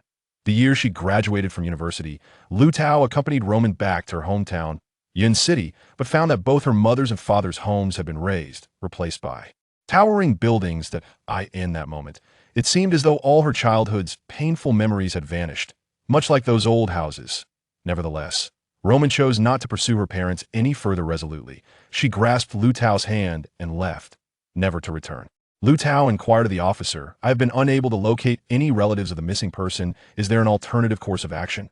The police officer remarked, "If we can locate the missing person's personal belongings or hair, they could serve as evidence." Liu Tao pondered for a moment and agreed, then inquired, "Has there been any investigation into the cause of the fire?" The officer hesitated and replied, "The criminal investigation team is currently looking into it. The cause remains unclear for now, but we will certainly have an explanation soon." Liu Tao further questioned. The newspaper reported that a witness saw a man forcibly dragging a woman into the scene before the fire. What is the truth behind this? The officer chuckled in disbelief. "That's just irresponsible gossip from the press. You can't possibly believe that." With no further inquiries to make, Liu Tao relented. Upon leaving the forensic center, he and Xuan went their separate ways to attend to their respective tasks. Xuan hurried to pick up Ji and Tian from the forensic center to collect DNA samples, while Liu Tao returned to Roman's residence to search for any traces left behind. Xuan rushed back to Ji Yunshan's office, delivered her report, and then eagerly suggested, "Mr. Ji, let me accompany you to the forensic center." To her surprise, Ji and Tian hesitated. "Perhaps we should wait another day. Xian has a tendency to take leave, believing her status as my daughter grants her that privilege. She may return in a day or so," Xuan countered. "However, Roman has no reason to go missing. To my knowledge, she waited 4 years for Liu Tao's return, yet now that he is back, she is nowhere to be found." Ji and Tian scoffed. "Xuan, why can't you think outside the box? What if Roman is deliberately hiding because Liu Tao has returned? Perhaps she took leave out of concern that he might come looking for her at the company." Xuan gasped, momentarily speechless. After a brief pause, she asked, "Mr. Ji, can I also interpret your words through reverse logic? Are you avoiding this matter due to your concern for Xian?" Ji and Tan maintained a stoic expression as he regarded her for a moment before nodding. "All right, you've bested me. Let us depart at once." Accompanying Ji and Tian to the forensic center, Xuan provided a blood sample for DNA testing. The results would take 2 days to process, necessitating a relatively prolonged wait. During this time, Ji and Tian remained remarkably composed, exhibiting a calm demeanor that starkly contrasted with the distraught individuals identifying remains around them. As they exited the forensic center, Liu Tao had just arrived. With utmost respect, Liu Tao greeted Mr. Ji, and upon seeing him, Ji Yuntan displayed an approving expression. He stated, "You needn't come to the office for the next couple of days, otherwise your mind will be elsewhere. Focus on finding Roman, though I hope it's not here." Liu Tao showed little reaction to Ji Yunshan's jest. Despite his dignified appearance, his countenance was grim. He merely replied, "Mr. Ji, please take care of your health." After bidding farewell, Liu Tao had taken only a few steps when Xuan called out to him, "Mr. Liu." Turning back, Liu Tao saw Xuan rushing toward him, handing him a business card. "Mr. Liu, almost forgot to give you this. Feel free to contact me directly if you need anything." Liu Tao offered a polite smile. "Thank you. However, it seems your memory may not be the best." Xuan's face flushed with embarrassment. "Indeed, I should have handed you my business card when we first met." Liu Tao replied, "That's not what I meant. But I cannot fault you. My name is rather difficult to remember." After saying this, Liu Tao left Xuan, who stood there in stunned silence, and walked outside. At a few steps later, he heard a bright female voice calling from behind. "Liu Tao, goodbye." Liu Tao did not respond, shaking his head with a wry smile. He found it curious that he still had the inclination to jest with this girl at such a moment. Perhaps it was instinctive for him to engage in playful banter, especially with a beautiful girl. Meanwhile, Xuan was too busy admiring Liu Tao's handsome visage to notice that he held a laptop in his hand. The device had been found at Roman's residence. Opening the door to Roman's home was not a challenge for Liu Tao. He first returned to his own house. He recalled Roman mentioning that Meng Hongyun cared for her deeply, often sending her homemade nutritional supplements. However, Roman was frequently out, either working late or attending fitness and beauty sessions, so she had given Meng Hongyun a key to her abode for convenience. Unable to hide the truth from his mother, Liu Tao briefly explained the situation. Meng Hongyun was taken aback, bursting into tears, prompting Liu Tao, who was also feeling downcast, to console her instead. Liu Tao then made a second visit to Roman's residence. This time, despite having dialed Roman's phone numerous times, it remained switched off. Nevertheless, Liu Tao clung to hope and rang the doorbell, still imagining that she had simply overslept and was still nestled in slumber. As Liu Tao pressed the doorbell in vain and then unlocked the door with a key. He envisioned his girlfriend sleeping like a little pig, dreaming sweetly, and he could rouse her from her delightful dreams for a proper chat. However, upon seeing the neatly arranged bed, he was forced to confront reality. He had no desire to admire the cozy nest that Roman had meticulously curated. Instead, he hurriedly sought the bathroom. Though small, the bathroom was adorned with vibrant colors, and the walls were embellished with numerous colorful flowers, leading Liu Tao to question whether he had wandered into the wrong place. Above the pale blue vanity, several cartoon hooks held toothbrushes, combs, and other small items. Liu Tao carefully removed a beautifully crafted sandalwood comb, unable to resist bringing it to his nose to inhale its delightful aroma. Then, he retrieved a clean bag from his pocket, placing the wooden comb along with the stray hairs into it. Liu Tao mused, "This girl, her hair loss is quite severe. Is she just busy with work, or is she missing me?" The thought caused a pang deep within him, as if all his insides had shifted painfully. When Liu Tao exited the bathroom, a slight dizziness overcame him.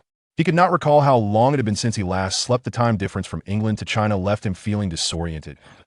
In his daze, Liu Tao sensed that something was amiss. What could it be? Standing in the living room in a daze, he called out, "Xuan! Xuan, where are you?" No one responded. Tears welled up in Liu Tao's eyes. The tears blurred everything in the room, transforming clarity into obscurity, and then back again from obscurity to clarity.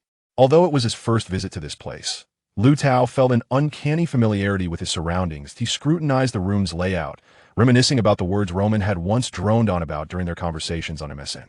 "Tao, I just got off work and am so exhausted. I'm sitting on the sofa, leaving you a message." The rose-purple fabric sofa is incredibly soft, almost like lying in your embrace. "Tao, I'm currently dining at the table. The wooden table boasts exquisite patterns. The ceramic plates are adorned with Winnie the Pooh, and on the plate is your favorite dish, cumin lamb. Tao, I've laid down now. The bed is a double, allowing me to sprawl freely. The sheets are a gentle pink, scattered with petals. I'm only in my nightgown. What about you?" Once again, tears streamed down Liu Tao's face. "Xuan, I cannot bear to lose you. Please, hurry back to me." Liu Tao paced through each room, searching for that culprit laptop. At last, he discovered the laptop resting on the vanity. This careless girl had left the computer on, its power still connected. Liu Tao shook his head and instinctively fiddled with the petite, elegant white device. The screen illuminated, revealing an email in the inbox. It was filled with a dense array of numbers, with the date indicating the previous day. Liu Tao furrowed his brow and clicked on the inbox, only to find a solitary message, its contents resembling an inscrutable script. He paused for a moment, then clicked into the cryptic message, copying its contents into a notepad before shutting down the computer.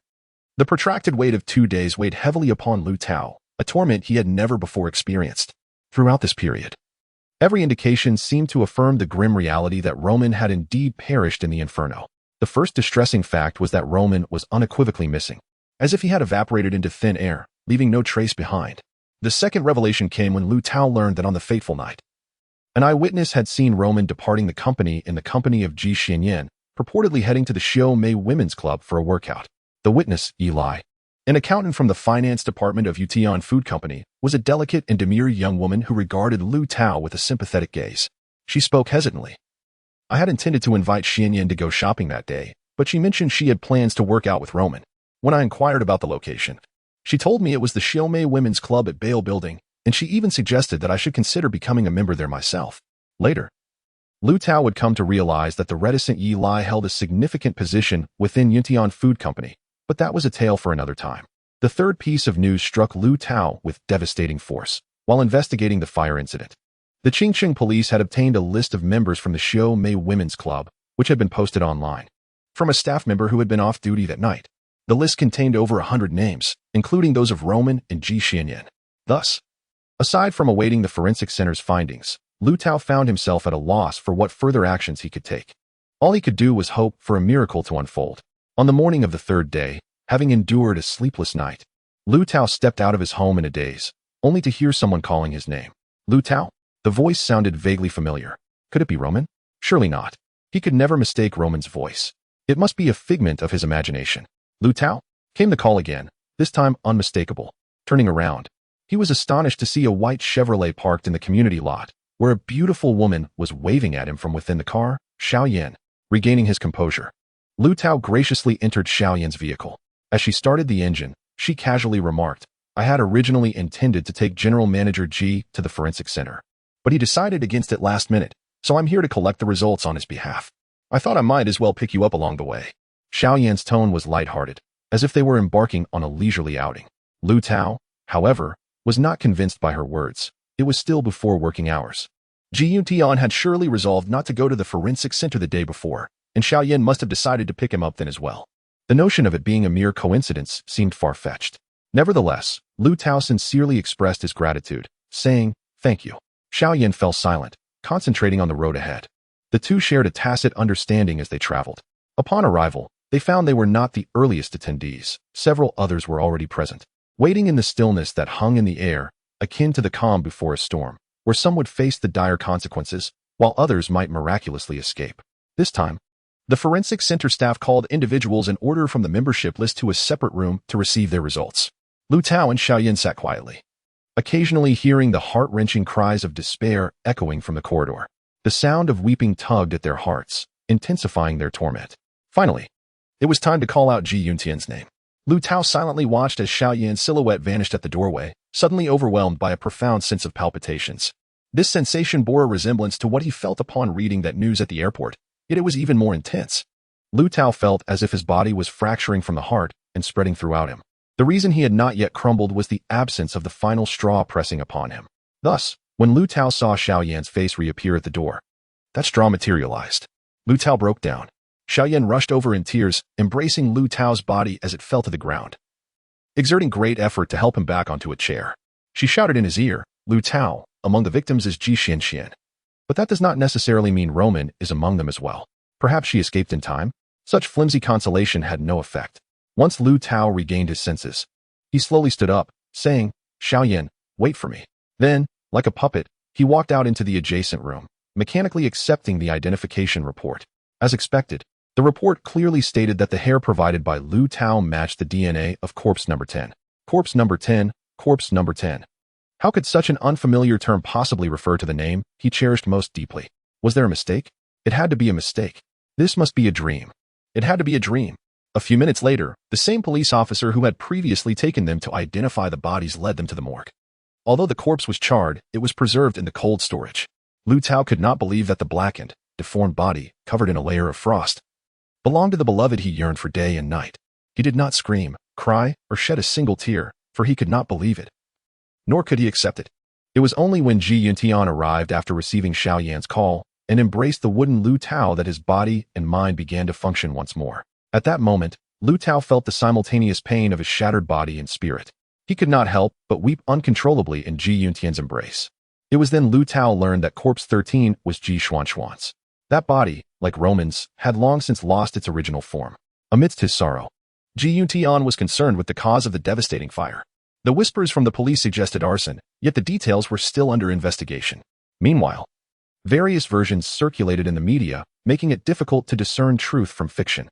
Xuan pulled Liu Tao aside, patting his shoulder, and said, "I will exert pressure on the police in certain ways. I believe the truth will eventually come to light. However, as it stands, the dead cannot be brought back to life, so let us mourn. For now, we must arrange the aftermath for the two children. And then you should return to work at the company as soon as possible. I greatly need your talent." Liu Tao stared at Xuan in astonishment, struggling to comprehend how Xuan could still be concerned about work at such a time. After contemplating, he replied, "President G, I fear, given the outcome of these events, I will not be able to work with you." Xuan paused for a moment and said, "Oh, it was unwise of me to rush you. Let us postpone this matter for now. There is no need to make a hasty decision." After dealing with Roman's affairs, Liu Tao felt as though he had experienced a death of his own. The distinction lay in the fact that Roman departed from his corporeal form, leaving behind his soul, while Liu Tao's departure was of the soul, leaving his body. It remains uncertain which form of demise is more excruciating. Yet the truth remains that they are now separated by realms, their dreams of love rendered void. Liu Tao languished at home for 3 full days, his already chaotic sense of time further disordered. When hunger struck, he would mindlessly consume the reheated meals his mother had prepared. When fatigue overtook him, he would lie in bed with his eyes shut. During that time, the atmosphere around him was tumultuous, and he often envisioned Roman, charred in flames, crying out for help. More frequently, Liu Tao sat in silence by the window, the scenery outside stagnant, his thoughts equally immobilized. At times, he would find himself weeping unexpectedly, only to feel parched. Drinking the long-forgotten glass of water on the table, mingled with his salty tears, Meng Hongyan allowed Liu Tao's sorrow to unfold, occasionally offering gentle words of comfort when bringing him meals. In those moments, Liu Tao would notice that despite his mother's outward smile, her eyes were swollen and red. Reason urged Liu Tao to rise from this despondency, if only for his mother's sake, yet he was at a loss for what to do. Having grown accustomed to a life of balancing work and study over the past few years, the sudden void left him disoriented.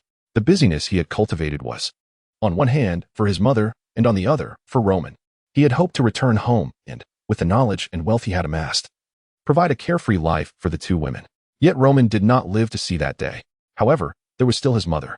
As this thought crossed his mind, Liu Tao felt profoundly unfilial, believing that in losing Roman, he had lost his entire world, neglecting his mother's feelings entirely. On the third day, the doorbell rang. Liu Tao remained motionless in his room, convinced that whoever it was mattered not to him. Yet moments later, the door creaked open, and Meng Hongyan entered, saying, "Tao Tao, there is a girl named Xiao Yin here to see you." Liu Tao's mind took a few seconds to register who Xiao Yin was. He intended to decline the visit, but Xiao Yin had already approached the doorway. "Liu Tao," she called, waving at him. Reluctantly, he followed his mother out, inviting Xiao Yin to take a seat on the sofa. Meng Hongyan busied herself with serving fruit and tea. As Xiao Yin greeted Meng Hongyan with, "Auntie, please don't stand on ceremony. I want to eat anything." She couldn't help but scrutinize Liu Tao, her eyes filled with astonishment. Liu Tao managed a bitter smile. Though he hadn't looked in a mirror, he was acutely aware of his current appearance: unwashed face, unshaven beard, uncombed hair. Clad in a simple black cotton t-shirt and worn jeans, and barefoot in slippers. Under normal circumstances, he would have felt utterly ashamed.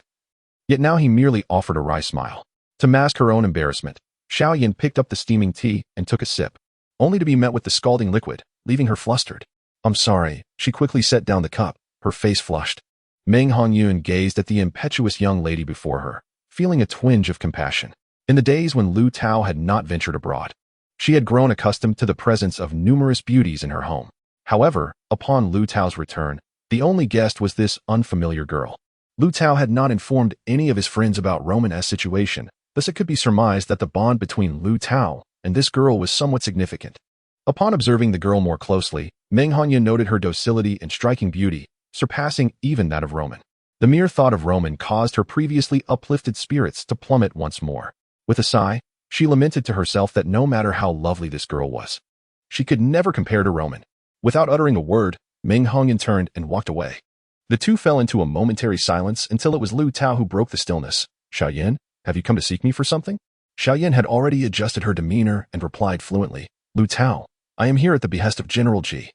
He wishes for me to ascertain your current situation and to see if you have any inclination to join our company. Not long ago, both you and General Ji were not in the best of spirits, hence he refrained from broaching the subject with you. Of course, now he does not wish for me to pressure you into making a decision. You may ponder over the job offer at your leisure, but do not overlook General Ji's goodwill towards you." Liu Tao pondered whether Xiao Yin had rehearsed these words beforehand. He responded, "Please convey my gratitude to General Ji for his kindness." The events surrounding Roman unfolded rather unexpectedly, leaving me little time to contemplate future matters. My return to the country was solely due to Roman, but now, in fact, while I was in the UK, I had several suitable companies to consider. Upon uttering this, Liu Tao himself was taken aback. What did this imply? Was he not planning to develop his career domestically? Yet, he had not yet had the chance to consider this matter. Xiao Yan's eyes dimmed, and after a pause, she said, "But what will happen to your mother if you choose to go abroad?" Liu Tao replied, "My mother is unencumbered here and could accompany me." Xiao Yan nodded, concealing her disappointment, and said, "That is a possibility, but you must think it through carefully." Liu Tao affirmed, "Indeed, Xiao Yan, I must thank you." Xiao Yan smiled softly and stood to bid farewell. Just as she took a step, she abruptly halted and, rather unexpectedly, said to Liu Tao, "Liu Tao, there is something I find quite peculiar that I wish to share with you." Liu Tao encouraged her, "Please, go on." Xiao Yan hesitated momentarily, then mustered her courage to inquire, "Do you think General Ji is truly saddened by his daughter's situation?" Liu Tao recalled the image of Ji Yuntian weeping bitterly in the morgue and the heart-wrenching scene at the funeral. A pang of sorrow struck him as he nodded. "Of course, she is his daughter." Xiao Yan shook her head, asserting, "No, I believe General Ji's sorrow is merely a facade for the benefit of others. As his assistant, I am well aware of his genuine feelings." "What does that imply? Do you think everyone is?" Liu Tao managed a wry smile, gesturing to himself. Xuan could not help but laugh, though the laughter soon turned bittersweet. She said, "Very well, Liu Tao, consider that I have said nothing." Liu Tao nodded. "I shall heed your words. Today, you have said nothing, thus I need not feel burdened by General Ji's goodwill." Xuan was left in a state of bewilderment, torn between laughter and tears, yet she sensed that the atmosphere had significantly improved. Seizing the moment, she bid farewell to Liu Tao. After her departure, Liu Tao found himself lost in thought for an extended period. His earlier jest was, of course, merely a jest. He could not pretend that Xuan had said nothing. Reflecting on Ji Yuntian's past actions, he recalled how the man had been preoccupied with his work even during the critical moments of his daughter's life and death, a rather peculiar behavior. However, this did not conclusively indicate anything, for the DNA test had confirmed an irrefutable blood relationship with the body labeled as number 13. What reason would Ji Yuntian have to remain unaffected by sorrow? Yet, shortly thereafter, another visage crossed Liu Tao's mind. It was Ji Yuntian's son, Ji Xuan's brother, Ji Nan, the sales department manager of Yuntian Food Company. Liu Tao remembered Ji Nan's unusual behavior at the joint funeral of Ji Xianxian and Roman. Although he had outwardly expressed profound grief, Liu Tao had inadvertently spotted him laughing joyfully while engaged in a phone call in the corridor of the funeral home. Who could possibly find such joy amidst their loved one's funeral? At that moment, Liu Tao had felt a surge of disdain towards that individual. Initially, it was just disdain, but now his feelings had evolved into something more complex. There was undoubtedly an unusual issue at play. Suddenly, he recalled something and hurried back to his room, opening Roman's laptop to locate the notes he had saved that day. Inside were incomprehensible numbers copied from an email, resembling some arcane text. Xuan's words were entirely unrelated to this correspondence. Yet, Liu Tao's sensitivity prompted him to revisit this matter. Perhaps these two incidents were indeed unrelated. It was merely Xuan who had jolted him from his grief, awakening him to the realization that Roman and Ji Xuan's deaths might not have been mere accidents. If arson had been deliberately set, then it must pertain to these two individuals, indicating that they were not mere victims caught in a tragedy. What then? Did this cryptic message signify? Liu Tao pondered deeply, recalling scenarios from novels and films, speculating that it might be a coded letter. He strained to remember the moment he discovered this letter and the scene of retrieving pertinent belongings from Roman's home after her death. Indeed, the laptop had been perched on the vanity in the bedroom, alongside a book. Roman was an avid reader, as evidenced by the numerous books scattered around her bedside, spanning genres from workplace dynamics to romance, mystery, and history. But why was that particular book positioned on the vanity? If the laptop had been placed there for convenience, it was unlikely that Roman would sit at the vanity to read. She preferred to recline on her bed with a book in hand. With this realization, Liu Tao sprang to his feet, exhilarated. He dashed into the bathroom to shower and shave, then hurried back to his bedroom to change clothes. Meng Honyun observed him, wide-eyed and speechless. Liu Tao showed no hesitation in changing clothes before his mother. Once dressed, he informed her, "I am stepping out for a moment." Meng Honyun speculated that Liu Tao's outing was undoubtedly connected to the young woman from earlier, having overheard their laughter in his room. It was the first time she had heard her son laugh since his return. Although she felt a sense of injustice for Roman, she simultaneously found comfort in the situation. She said to Liu Tao, "All right, I shall prepare a bowl of white fungus and lotus seed soup for you tonight. Do not return home too late." Liu Tao, carrying Roman's laptop, hurried to Roman's residence with utmost urgency. Indeed, upon reaching, he spotted a book on the vanity, its cover facing downwards. Picking it up, he discovered it was the first volume of Jean Yang's The Smiling, Proud Wanderer. Could this book be related to the coded letter? Liu Tao endeavored to decipher the code using the Smiling, Proud Wanderer. After half an hour, he successfully unraveled the encrypted message. The task was not particularly challenging. However, it was Liu Tao's first experience with such an endeavor, leaving him in a state of perspiration. What appeared to be a random sequence of numbers held profound significance. The page number combined with the line number and column number formed a single character. Liu Tao gazed blankly at the deciphered text, "Flying saucer. Though I am unaware of your forthcoming actions, I concur with your arrangements. I await your favorable news. Starry sky." The exhilaration from the moment of deciphering gradually subsided. Although the letter was now decoded, its ambiguous wording left him perplexed. Instead of clarity, a deeper confusion emerged. Who was Flying Saucer? Could it be Roman? The connection between Flying Saucer and Roman eluded Liu Tao entirely. He had never known Roman by such a stark and cold moniker. He was familiar with her various online aliases, such as Wandering Child, Cloud, Worldly Fireworks, and a series of endearing nicknames he had crafted for her, but never had he encountered a name as unyielding as Flying Saucer. Furthermore, who was Starry Sky? The two terms, flying saucer and starry sky, bore an evident connection. What could they possibly signify? Liu Tao pondered for a moment before connecting his computer to the internet, logging into MSN, and reaching out to an online acquaintance. Trap, Liu Tao's online alias. Hey, I need a favor. James, speak. Trap, help me hack into 2 email accounts. I need to decipher their passwords without the users noticing. James, it's a small task, but not without its challenges. Trap, approximately when can you complete it? James, do you think I'm a locksmith available on demand? Trap, all right, I'll wait for you. James, hey, where have you been these days? Goodness, have you returned to the country? This fellow must have traced Liu Tao's IP address. Trap, I had some matters to attend to. Please expedite your task. James, wait, don't log off. As James spoke, Liu Tao had already logged off. James must be feeling quite frustrated in distant Europe. Liu Tao simply closed MSN but did not shut down his computer. He preferred to avoid delaying his hacking efforts by engaging in idle chatter with James. He knew that, despite his frustration, James would soon begin working on the tasks he had assigned. Liu Tao then meticulously examined all the folders on the computer, discovering a plethora of digital photographs taken by Roman, most of which were vibrant landscape shots of flowers and scenery. The files were predominantly categorized into 3 types: electronic novels downloaded from the internet, a plethora of MP3 songs, and films and television dramas. However, there were no personal documents in Word or TXT formats as Liu Tao had anticipated. Subsequently, Liu Tao discovered a website through Baidu and downloaded software named Kikuva, which could retrieve deleted files that had not been overwritten from his computer. He aimed to discern valuable information from these files. Most of the deleted and unrecovered files consisted of digital photographs and films he had watched. Liu Tao selected all the digital photos and clicked recover, restoring them to his hard drive. A few minutes later, the restoration was successful. Liu Tao opened the recovered images and browsed through them one by one. Most were photographs that Roman found unsatisfactory, and as Liu Tao's fingers swiftly scrolled the mouse wheel, it halted abruptly, akin to a speeding car coming to a sudden stop. He then reversed the scroll, returning to the previous 2 images. Liu Tao meticulously examined the dozen or so photographs. The images varied in clarity, with subjects either distant or close, dressed in different attire, yet it was evident that they all depicted the same individual. Initially, Liu Tao did not recognize the person, feeling a profound sense of familiarity. However, upon encountering a frontal photograph that was relatively clear, he realized it was the deceased Ji Xianxian. Liu Tao was aware that Ji Xianxian was a close friend of Roman, so it was not surprising that Roman possessed her photographs.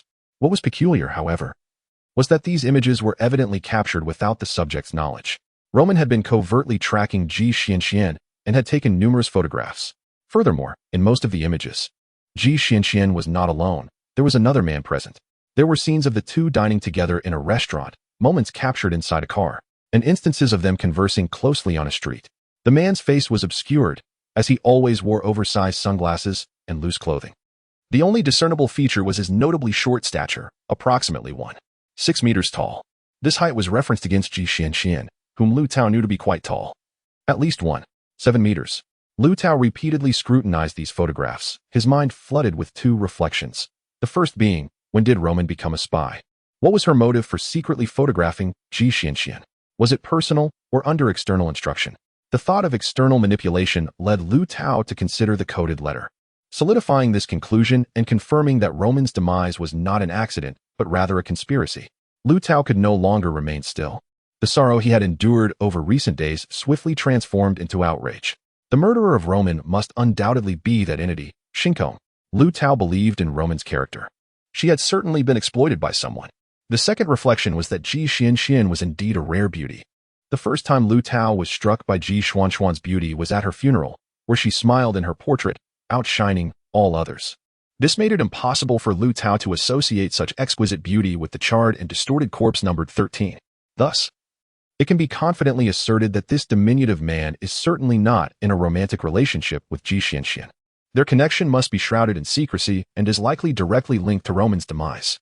Therefore, to unveil the truth behind these matters, Liu Tao must undertake 2 essential tasks. Firstly, to ascertain the identity of this short man, and secondly, to uncover the identity of Shinkong. With this in mind, Liu Tao logged onto MSN and, as expected, encountered an offline message from James, revealing the passwords to 2 email accounts. Liu Tao replied, "Thank you for your efforts. I shall treat you to coffee another day." After a pause, James retorted, "Spare me. Save your money for your sisters." With a slight smile, Liu Tao chose to disregard him and swiftly logged into the email accounts, entering the username and password.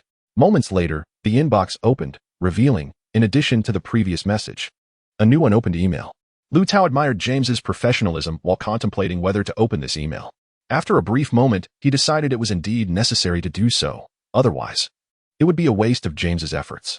As anticipated, the new email was yet another password message, sent 3 days later than the last. Liu Tao pondered. Had Roman still been alive, she would have surely seen this message by now. With a heavy heart, he began to decipher the email. This time, he was far more adept than the first, and after several minutes, he successfully decoded the message. Flying saucer. Upon receiving this letter, please confirm your safety. If there is no response, I will arrange for your funeral, according to our agreed terms. Xing Kong. Liu Tao contemplated the message for a while, confirming that there must be some agreement between Flying Saucer, namely Roman, and Xing Kong. Xing Kong was likely Roman's superior, and Roman was engaged in a perilous endeavor of personal significance. According to their agreement, should she fail, Xing Kong would proceed to arrange her funeral as per their agreed terms. Liu Tao realized that the only course of action available to him was to discover the identity of Xing Kong. Should he dare to take the risk? Should he? Liu Tao's hand grasped the mouse, moving it unconsciously until finally, it stilled, and he began to compose a password message. Xing Kong, there is an urgent matter to discuss in person. Please meet me tonight at 8 p.m. in the tea room on the first floor of the Century Hotel. Flying Saucer. After sending the message, Liu Tao shut down the computer and lay back on the bed. It was now 2 p.m., leaving a full 6 hours until the appointed time. His sole task was to wait. Upon receiving the email from Flying Saucer, Ji Yuntian isolated himself in his office for a full hour, instructing Xuan not to disturb him, regardless of what transpired. During this hour, Ji Yuntian's mind raced. Yet no fruitful thoughts emerged. He pondered whether the person who had sent him the email was indeed Flying Saucer. If so, it would indicate that Flying Saucer was still alive. The thought ignited a surge of excitement within him. In truth, he had long suspected that Flying Saucer had not perished. That fire had merely been a smokescreen. However, if that were indeed the case, then time had long surpassed the 3-day agreement between the UFO and himself. In the final email, the UFO informed Ji Yuntian that if there was no contact within 3 days, it would be deemed that he had passed away. Thus, Ji Yuntian had nearly resolved to fulfill their pact, preparing for the UFO's final arrangements. Yet, just at that moment, the UFO unexpectedly sent word. Strangely, the message contained no valuable information, not even a hint of his whereabouts. Furthermore, the UFO had breached their agreement to avoid public meetings. Could it be possible that this letter was penned by an imposter? If so, who might that person be? Ji Yuntian could no longer remain still. He paced restlessly in his office like a caged beast. Finally, he halted, returned to his chair, and dialed a number. Minutes later, the door swung open, revealing a man in a suit and glasses. The man strode purposefully towards Ji Yuntian and exclaimed, "Dad, what is the urgent matter that necessitates this moment?"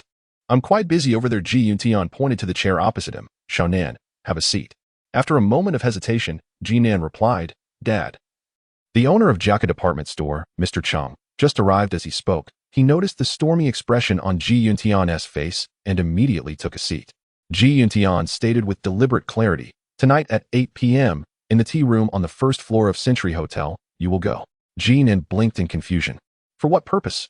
Ji Yuntian responded cryptically, "The UFO may still be alive." Jinan nearly leapt from his seat. "Alive?" Ji Yuntian gently tapped the table with his pen. "Calm down. I cannot be certain yet, but you will find out tonight." They then discussed the specifics of the action plan before Ji Yuntian finally allowed Jinan to leave. Upon finishing work, Ji Yuntian did not return home. Instead, he had Xuan order takeout, which he consumed in the office before sending Xuan home. Xuan, somewhat inquisitive, asked, "Are you working late, Mr. Ji?" Ji Yuntian waved her off with a stoic expression. Xuan stuck out her tongue and quickly exited. After a while, Ji Yuntian glanced at the clock.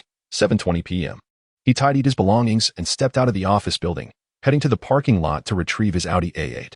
Fortunately, there was no traffic. And by 7:35 p.m., Ji Yuntian arrived at Century Hotel. He parked his car, turned off the engine, lit a cigarette, and reclined comfortably in his seat. Time seemed to drag on.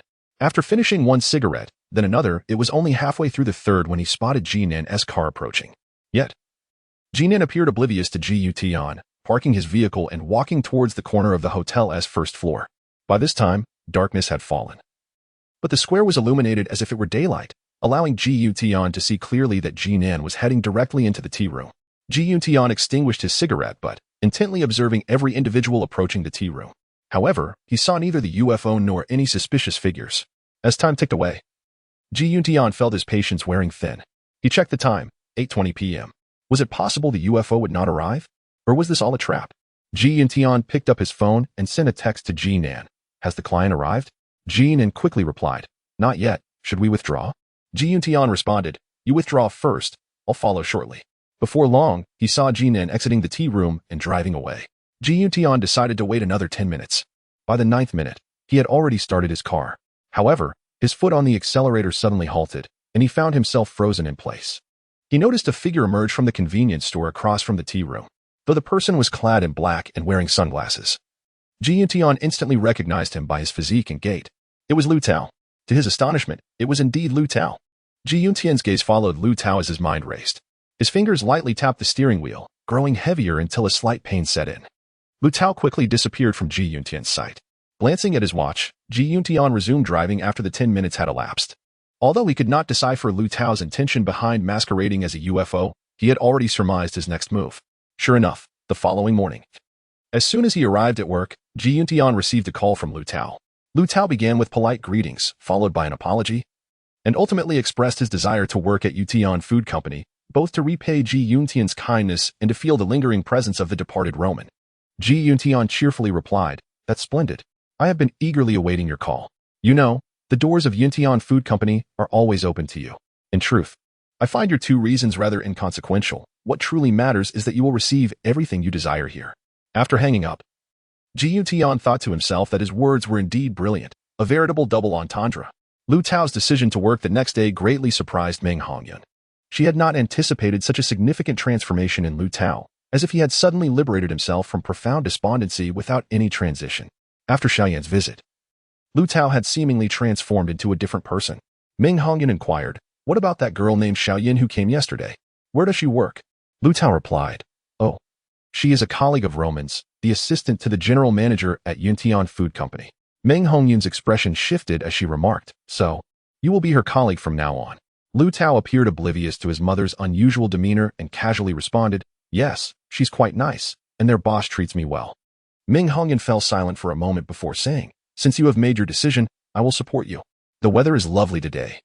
Let me accompany you to buy some clothes. As someone about to enter the workforce, you need a few suitable outfits for the workplace. Your current attire is far too casual. The next day, Liu Tao arrived at Yuntian's company dressed in a dignified and polished manner. With his naturally striking appearance enhanced by thoughtful presentation, he commanded attention as he traversed the office area, causing the young women seated behind the transparent glass doors to become statuesque in admiration. Fortunately, Liu Tao, a handsome man who has remained unchanged for a decade, has taken it all in stride. He approached Yuntian's office with a composed demeanor before following Xiaoyan to the Human Resources Department to complete the necessary formalities. Yuntian assigned Liu Tao the position of Deputy Supervisor in the Technical Development Department, with a probation period of 3 months and a monthly salary of 3,000 yuan. After the probation, he would transition to an annual salary system, promising a substantial income thereafter. Liu Tao had no objections to this arrangement. In truth, these details were inconsequential to him. He had already resolved to resign after investigating the matter concerning Roman. He couldn't help but think how wonderful it would have been if Roman were alive. They could have been colleagues, and once his career was on stable ground, he could have married her. Yet, Liu Tao forced himself to banish such thoughts. Although he had not yet emerged from the sorrow of losing Roman, he would temporarily bury this grief and muster his spirits to face the uncertainties ahead. Jian Yuexin, the current head of the Technical Development Department, was well past her 40s yet appeared youthful, dressed in a fashionable manner, exuding elegance, and displaying a kind attitude towards Liu Tao. In Liu Tao's experience, he had found that, generally, others treated him well, provided that the individual in question was a woman. Thus, encountering a female superior was rather fortuitous for him. However, he was taken aback when, after Xiaoyan assisted him in settling in and organizing his office, she took a seat at a desk opposite him, declaring, Supervisor Liu, I am now positioned here as your assistant. Liu Tao was surprised and blurted out, aren't you Jizong's assistant? How did you end up demoted to my assistant? That means you've dropped 3 levels. Xiaoyan smiled at him, saying, this is Jizong's arrangement. It may seem like a demotion, but my salary remains unchanged. So I am quite pleased. Liu Tao inquired further, so are you the assistant for the entire technical development department, or just for me? Oh no, I meant to say, Supervisor Jian. Xiaoyan replied, Supervisor Jian has her own assistant. Every supervisor in the company has an assistant to help them manage their department's work. However, there is no precedent for an assistant to a deputy supervisor, as the company adopts a flat management structure. Liu Tao understood. This so-called deputy supervisor position had been forcibly assigned to him by Ji Yuntian. At this moment, Liu Tao felt a tinge of curiosity. If Ji Yuntian's prior interest in him was merely due to his credentials as a returnee PhD, and if assigning him this deputy supervisor role was a matter of utilizing talent effectively, then placing an assistant by his side seemed rather thoughtful. Moreover, this assistant had originally been Ji Yuntian's own. It appeared that Xuan was quite content with this arrangement. Therefore, Liu Tao silently acknowledged that he must regard this seemingly straightforward Xuan with caution. Despite these thoughts, he still expressed to Xuan, "I am truly honored. I shall rely on you for the tasks ahead." Xuan smiled as she handed him a portable hard drive, saying, "Supervisor Liu, this contains the essential documents of the company, along with all departmental materials.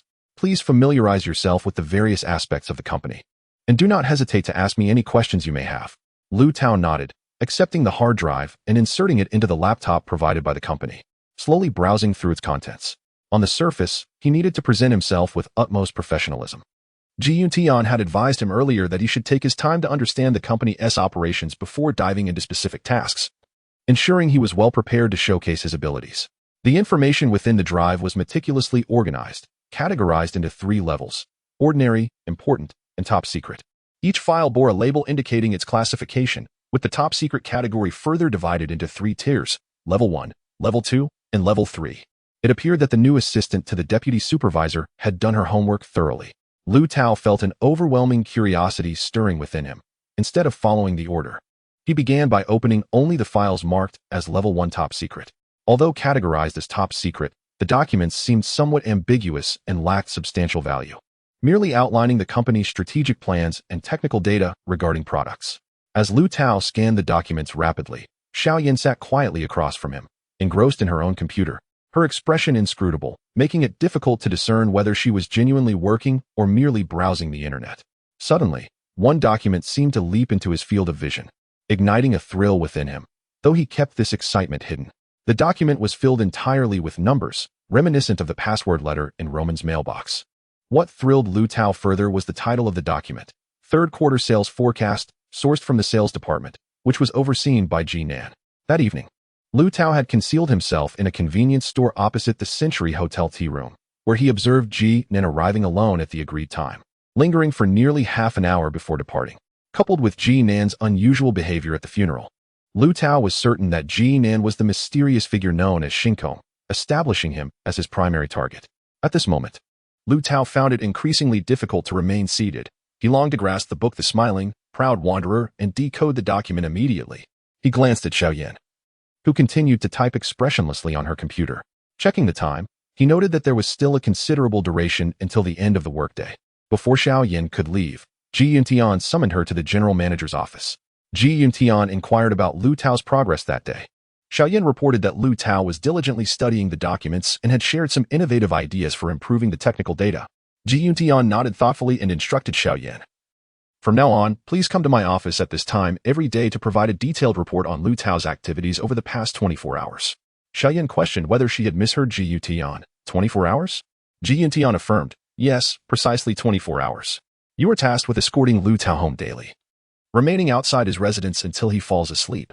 Should he venture out, you must discreetly follow him to discern his whereabouts and activities." Xuan, still enveloped in confusion, inquired, "Why must it be this way?" Ji Yuntian replied, "The precise reasons cannot be divulged at this moment, but it pertains to the recent technological leak incident."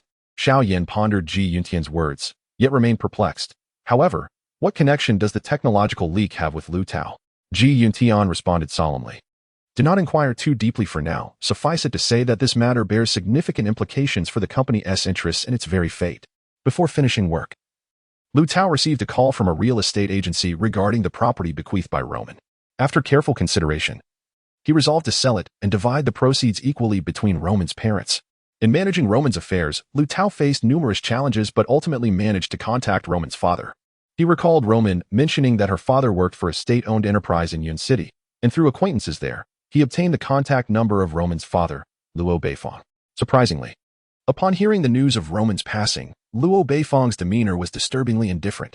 If Ji Yuntian's grief over his daughter was feigned, Luo Beifong seemed too apathetic even to pretend. He stated, "I am quite occupied at the moment. Please discuss this with Roman's mother." Thus, Liu Tao reached out to Roman's mother, Liang Yu, using the number provided by Luo Beifong. As a mother, upon learning of her daughter's tragic fate, Liang Yu wept over the phone, expressing that her greatest regret in life was her daughter. She promised to come to Qing City to handle Roman's affairs. However, after that call, Liang Yu ceased all communication. When Liu Tao attempted to call her again, her phone was continuously off. Eventually, it was Luo Beifong who hastily entrusted a friend visiting Qing City to manage some of Roman's affairs. Consequently, at Roman's funeral, neither of her living parents made an appearance. Despite this, Liu Tao resolved to engage a lawyer to transfer the mortgage property left by Roman and allocate the proceeds to her parents. Although it seemed they had little interest in such matters. The call Liu Tao received was from the real estate agency, indicating that someone wished to view the property. As Liu Tao was leaving work, Xuan stood beside him with a smile, saying, "Manager Liu, the company has arranged a car for you. I will be your driver. So please follow me." Liu Tao responded, "I cannot trouble you with driving. I can manage myself." Xuan insisted, "Allow me to drive for the first few days to establish a semblance of order. If you prefer to drive later, I shall not intrude. It would not reflect well on me to have Ji Zong know I am incapable of my duties so soon after assuming this position." Liu Tao conceded, "Very well. But let us forego it today, as I have plans with a friend. Let us arrange for you to pick me up at 7:30 tomorrow morning at my building." After a moment of consideration, Xuan nodded in agreement. As she drove the Buick assigned to Liu Tao by Ji Yuntian out of the company parking lot, she noticed Liu Tao attempting to hail a taxi. The choice to take a cab instead of the company vehicle surely bore a significant reason. Xuan discreetly followed him. Half an hour later, they arrived at the Nanwan community, one after the other. Xuan suddenly remembered that this was the residence of Roman. Roman had once invited several colleagues here for dinner, among whom was Xuan, at a time when she had yet to be promoted to assistant by Ji Yuntian. What could Liu Tao possibly want here? Shortly after Liu Tao entered Roman's home, potential buyers arrived, a man and a woman. The young woman was strikingly beautiful, pulling at the young man's arm while scrutinizing every detail with a discerning eye. "Darling, although this sofa is visually appealing, it is quite outdated. It must be replaced. Darling, this light lacks flair. It also needs to go. Darling." Liu Tao stood there, motionless, listening to the young woman incessantly complain. While the young man nodded along like a bobblehead, Liu Tao felt his heart, which had been painstakingly pieced together, shatter once more. This time, the pain surpassed any he had felt before. Though the surroundings were not opulent, every aspect had been meticulously crafted by Roman with her blood, sweat, and tears. With Roman gone, he could not bear to watch her lovingly tended sanctuary be carelessly destroyed by strangers. Suddenly, Liu Tao erupted, "This house is no longer for sale." The complaining young woman turned in surprise at the sight of this furious handsome man, glancing back at her husband. The young man's expression hardened. "How can you make such statements? You cannot declare it for sale and then suddenly withdraw." The young woman chimed in, "Exactly. Moreover, we have yet to decide whether we want to buy it." Realizing his rudeness, Liu Tao apologized profusely, "I am truly sorry. Regardless of whether you choose to purchase this house or not, it is no longer for sale." The young woman scrutinized Liu Tao for a moment before saying to her husband, "Let's go. While he may be decent looking, he clearly has issues. You are still the best." "Darling." Liu Tao endured their mockery as he saw them off. Alone in the empty room, his heart heavy, he stood there for quite some time. He resolved to change the ownership of this property to himself.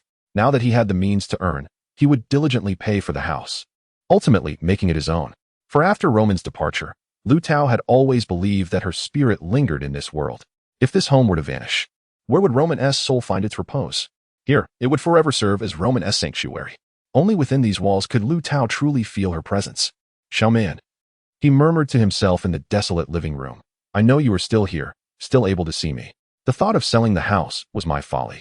Please do not be upset. I long to know, if I were to die, would I be able to join you? Yet, I cannot seek you just yet.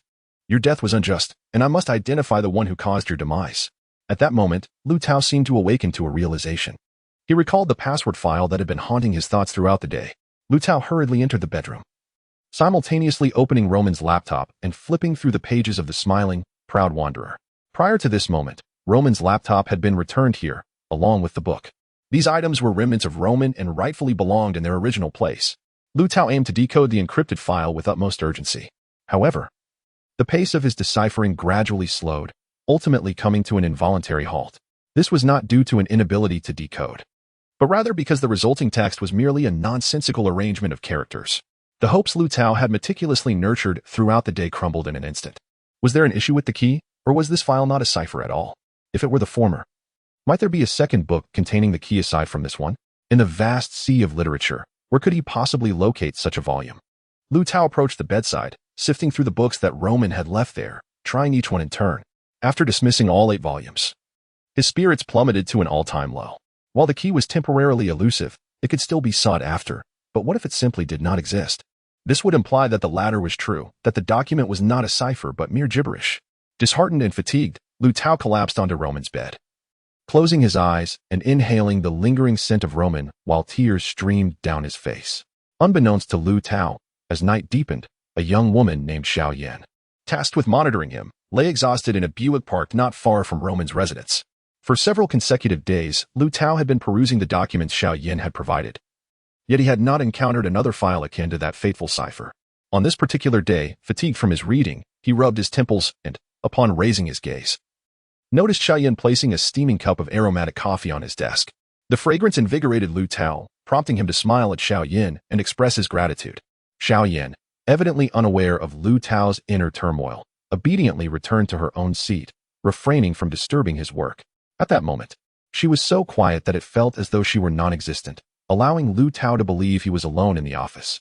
During lunch, Xuan had initially intended to fetch Liu Tao's meal from the company cafeteria, but Liu Tao expressed his desire to dine there instead. He had assumed Xuan would accompany him. However, she simply provided him with directions, showing no intention of joining him. Reluctantly, Liu Tao suggested, "Let us go together." Xuan pointed to a box of cookies in her drawer and replied, "I can manage with this." Liu Tao remarked, "Now I finally understand how beauties are born." Xuan, puzzled, asked, "What do you mean?" Liu Tao explained, "Beauties are cultivated through hunger, so it's not easy to be one." Xuan laughed and inquired, "Then pray tell, how are handsome men created?" Liu Tao responded, "Handsome men are formed through indulgence, so being a handsome man is indeed fortunate." With that, he made his way to the cafeteria alone. As a dining establishment for a food company, the cafeteria boasted exceptional quality meals, meticulously prepared with nutritional balance in mind. In truth, during his time back in the country, Liu Tao had scarcely enjoyed a single meal he deemed flavorful. At this moment, the dishes before Liu Tao appeared to him merely as beautiful scenery, failing to stir his appetite. Initially, Liu Tao intended to take 2 portions of food back to share with Xuan. However, upon inadvertently catching sight of a scene that quickened his heartbeat, he immediately altered his plan. Thus, he only served himself a solitary portion and, distracted, carelessly gestured to the chef about a few dishes, ultimately carrying a tray filled with unknown contents towards a table. This table, designed to accommodate 4, was currently occupied by only one individual. This person, clad in a white shirt without a tie, bore a square face, sported glasses, and was intently focused on his meal. He was none other than Ji Yuntian's son, Jinan, the brother of Ji Xianxian. Though his appearance was rather unremarkable, Liu Tao recognized him instantly. He was the same individual who had nonchalantly exchanged pleasantries at his sister's funeral and later appeared at their meeting point. The very target of Liu Tao's ambitions for employment at Yutian Food Company. To pursue the same, Liu Tao needed to investigate through both overt and covert means, with the opportunity to approach Shinkong being the former. Gently placing the tray opposite Jinan, who looked up in astonishment, Liu Tao politely inquired, "Good day, Supervisor Ji. May I join you here?" Jinan, recovering from his surprise, slightly inclined his body and smiled, nodding in affirmation. "Of course, Supervisor Liu. Please take a seat." Although Jinan maintained a courteous demeanor, to Liu Tao, his smile seemed somewhat insincere. While Jinan's exterior was rather ordinary, an unmistakable aura of authority subtly radiated from him, becoming even more pronounced when he smiled. Thus, although the atmosphere of their working lunch appeared congenial, both harbored ulterior motives. Liu Tao was clearly at a disadvantage, unaware that he had erred. Jinan was not the true Shinkong. Not only was Jinan aware of Liu Tao's mistake and his ulterior intentions, but he also recognized that Liu Tao was an impostor. Interestingly, neither party fully comprehended the other's intentions, yet both were eager to uncover what the other sought. As the meal concluded and they rose to exit the dining hall, Jinan suggested, "Shall we go for a cup of coffee at my place?" Liu Tao, naturally, welcomed the invitation. Thus, they resembled a pair of burgeoning romantic interests, perfectly in sync. Jinan's office was considerably larger and better appointed than Liu Tao's. His assistant, Ning Ku, prepared coffee for them before discreetly exiting. Liu Tao did not rush to take a seat. His gaze wandered around the office until it landed on a calligraphic piece adorning the wall. A work by Su Shi titled Nian Nu Jiao, a reflection on red cliffs. The vigorous cursive script, though Liu Tao lacked knowledge of calligraphy, struck him as powerful and imposing. To his surprise, the piece was signed by Xuan. Liu Tao could not help but exclaim. It turns out Supervisor Ji possesses such remarkable calligraphy skills. You truly are a talented individual. Xuan smiled modestly. I appreciate your kind words. My father has a passion for calligraphy and has compelled me to practice since childhood. Unintentionally captivated by the calligraphy, Liu Tao's gaze settled upon the magnificent row of bookshelves. Feigning a keen interest, he remarked with genuine enthusiasm, Manager Ji, this place could easily host a bookstore. As he spoke, he hurriedly perused the titles. Noting that most were substantial tomes on business management and marketing, alongside a selection of classic literature, including Dream of the Red Chamber, Gone with the Wind, The Book of Changes, and Black Holes and Time Warps, which are not easily comprehended by everyone. Liu Tao swiftly scanned the entire collection. Observing the absence of popular novels like The Smiling, Proud Wanderer, he then pretended to dismiss the display, murmuring to himself, I suspect I shall never finish reading this entire shelf of books in my lifetime. Xuan, leisurely seated on the sofa sipping coffee, waved his hand dismissively upon hearing this. I'm perpetually swamped. These books are merely decorative. If you wish to read them, feel free to take them. At that moment, Liu Tao found himself somewhat fond of Xuan's generous spirit. He suddenly pondered that perhaps Xuan's smile during the funeral, when he received a phone call, was simply a reflection of his character. Yet, he quickly reminded himself that this man was his adversary, the one responsible for Roman's demise. This thought stirred a surge of emotion within Liu Tao. Nevertheless, he struggled to contain himself, adopting a composed demeanor as he settled beside Xuan. Lifting his coffee cup and taking a distracted sip, only to hear Xuan inquire, Liu Tao, did you come to our company because of Roman? As Liu Tao swallowed the coffee, nearly choking at the mention of Roman's name, he took a moment to regain his composure and retorted, what do you think? Xuan responded, at the funeral, I was struck by your profound sorrow for Roman. It's evident that you loved her deeply. And it's precisely that love which drew you to work at the place where she spent her life, is it not? Liu Tao nodded, finding every word Xuan uttered to be accurate. Observing Liu Tao's pallor yet sensing his reticence to elaborate, Xuan produced a cigarette, hoping that the haze of smoke might coax Liu Tao into sharing his thoughts. However, just as Xuan opened the cigarette box, a knock on the door interrupted. It was his assistant, Ning Kurson, appearing somewhat anxious. Manager G, there's indeed a quality issue with that batch of products. The test results are in. You need to check the laboratory. Xuan acknowledged her with a brief response, rising to his feet and instructing Liu Tao. Please wait for me here and continue enjoying your coffee. I won't be long. Liu Tao had initially intended to take his leave, but a sudden flash of inspiration crossed his mind, prompting him to nod in agreement. As Xuan turned to leave, a flicker of hesitation crossed his perceptive eyes behind his glasses, instinctively glancing at the computer on the desk and then at Liu Tao on the sofa. Yet, that momentary gaze vanished in an instant as Xuan strode out of the office. 10 seconds later, Liu Tao stood up from the sofa, approached Xuan's desk, and gently touched the mouse. The screen remained unresponsive. Liu Tao glanced at the mainframe, which was operational, and pressed the monitor's button once more, causing it to illuminate. The display revealed an email interface containing but a solitary message. Liu Tao's heart raced as he grasped the mouse and clicked to open the email. It was a password-protected message. Naturally, the contents of the email were beyond his reach. However, the signature left him breathless once more. The significance of those numbers was etched in his memory, representing the entity known as Starry Sky. Moreover, the sender's email address was also linked to Starry Sky. As for the salutation to the recipient, it remained elusive to Liu Tao.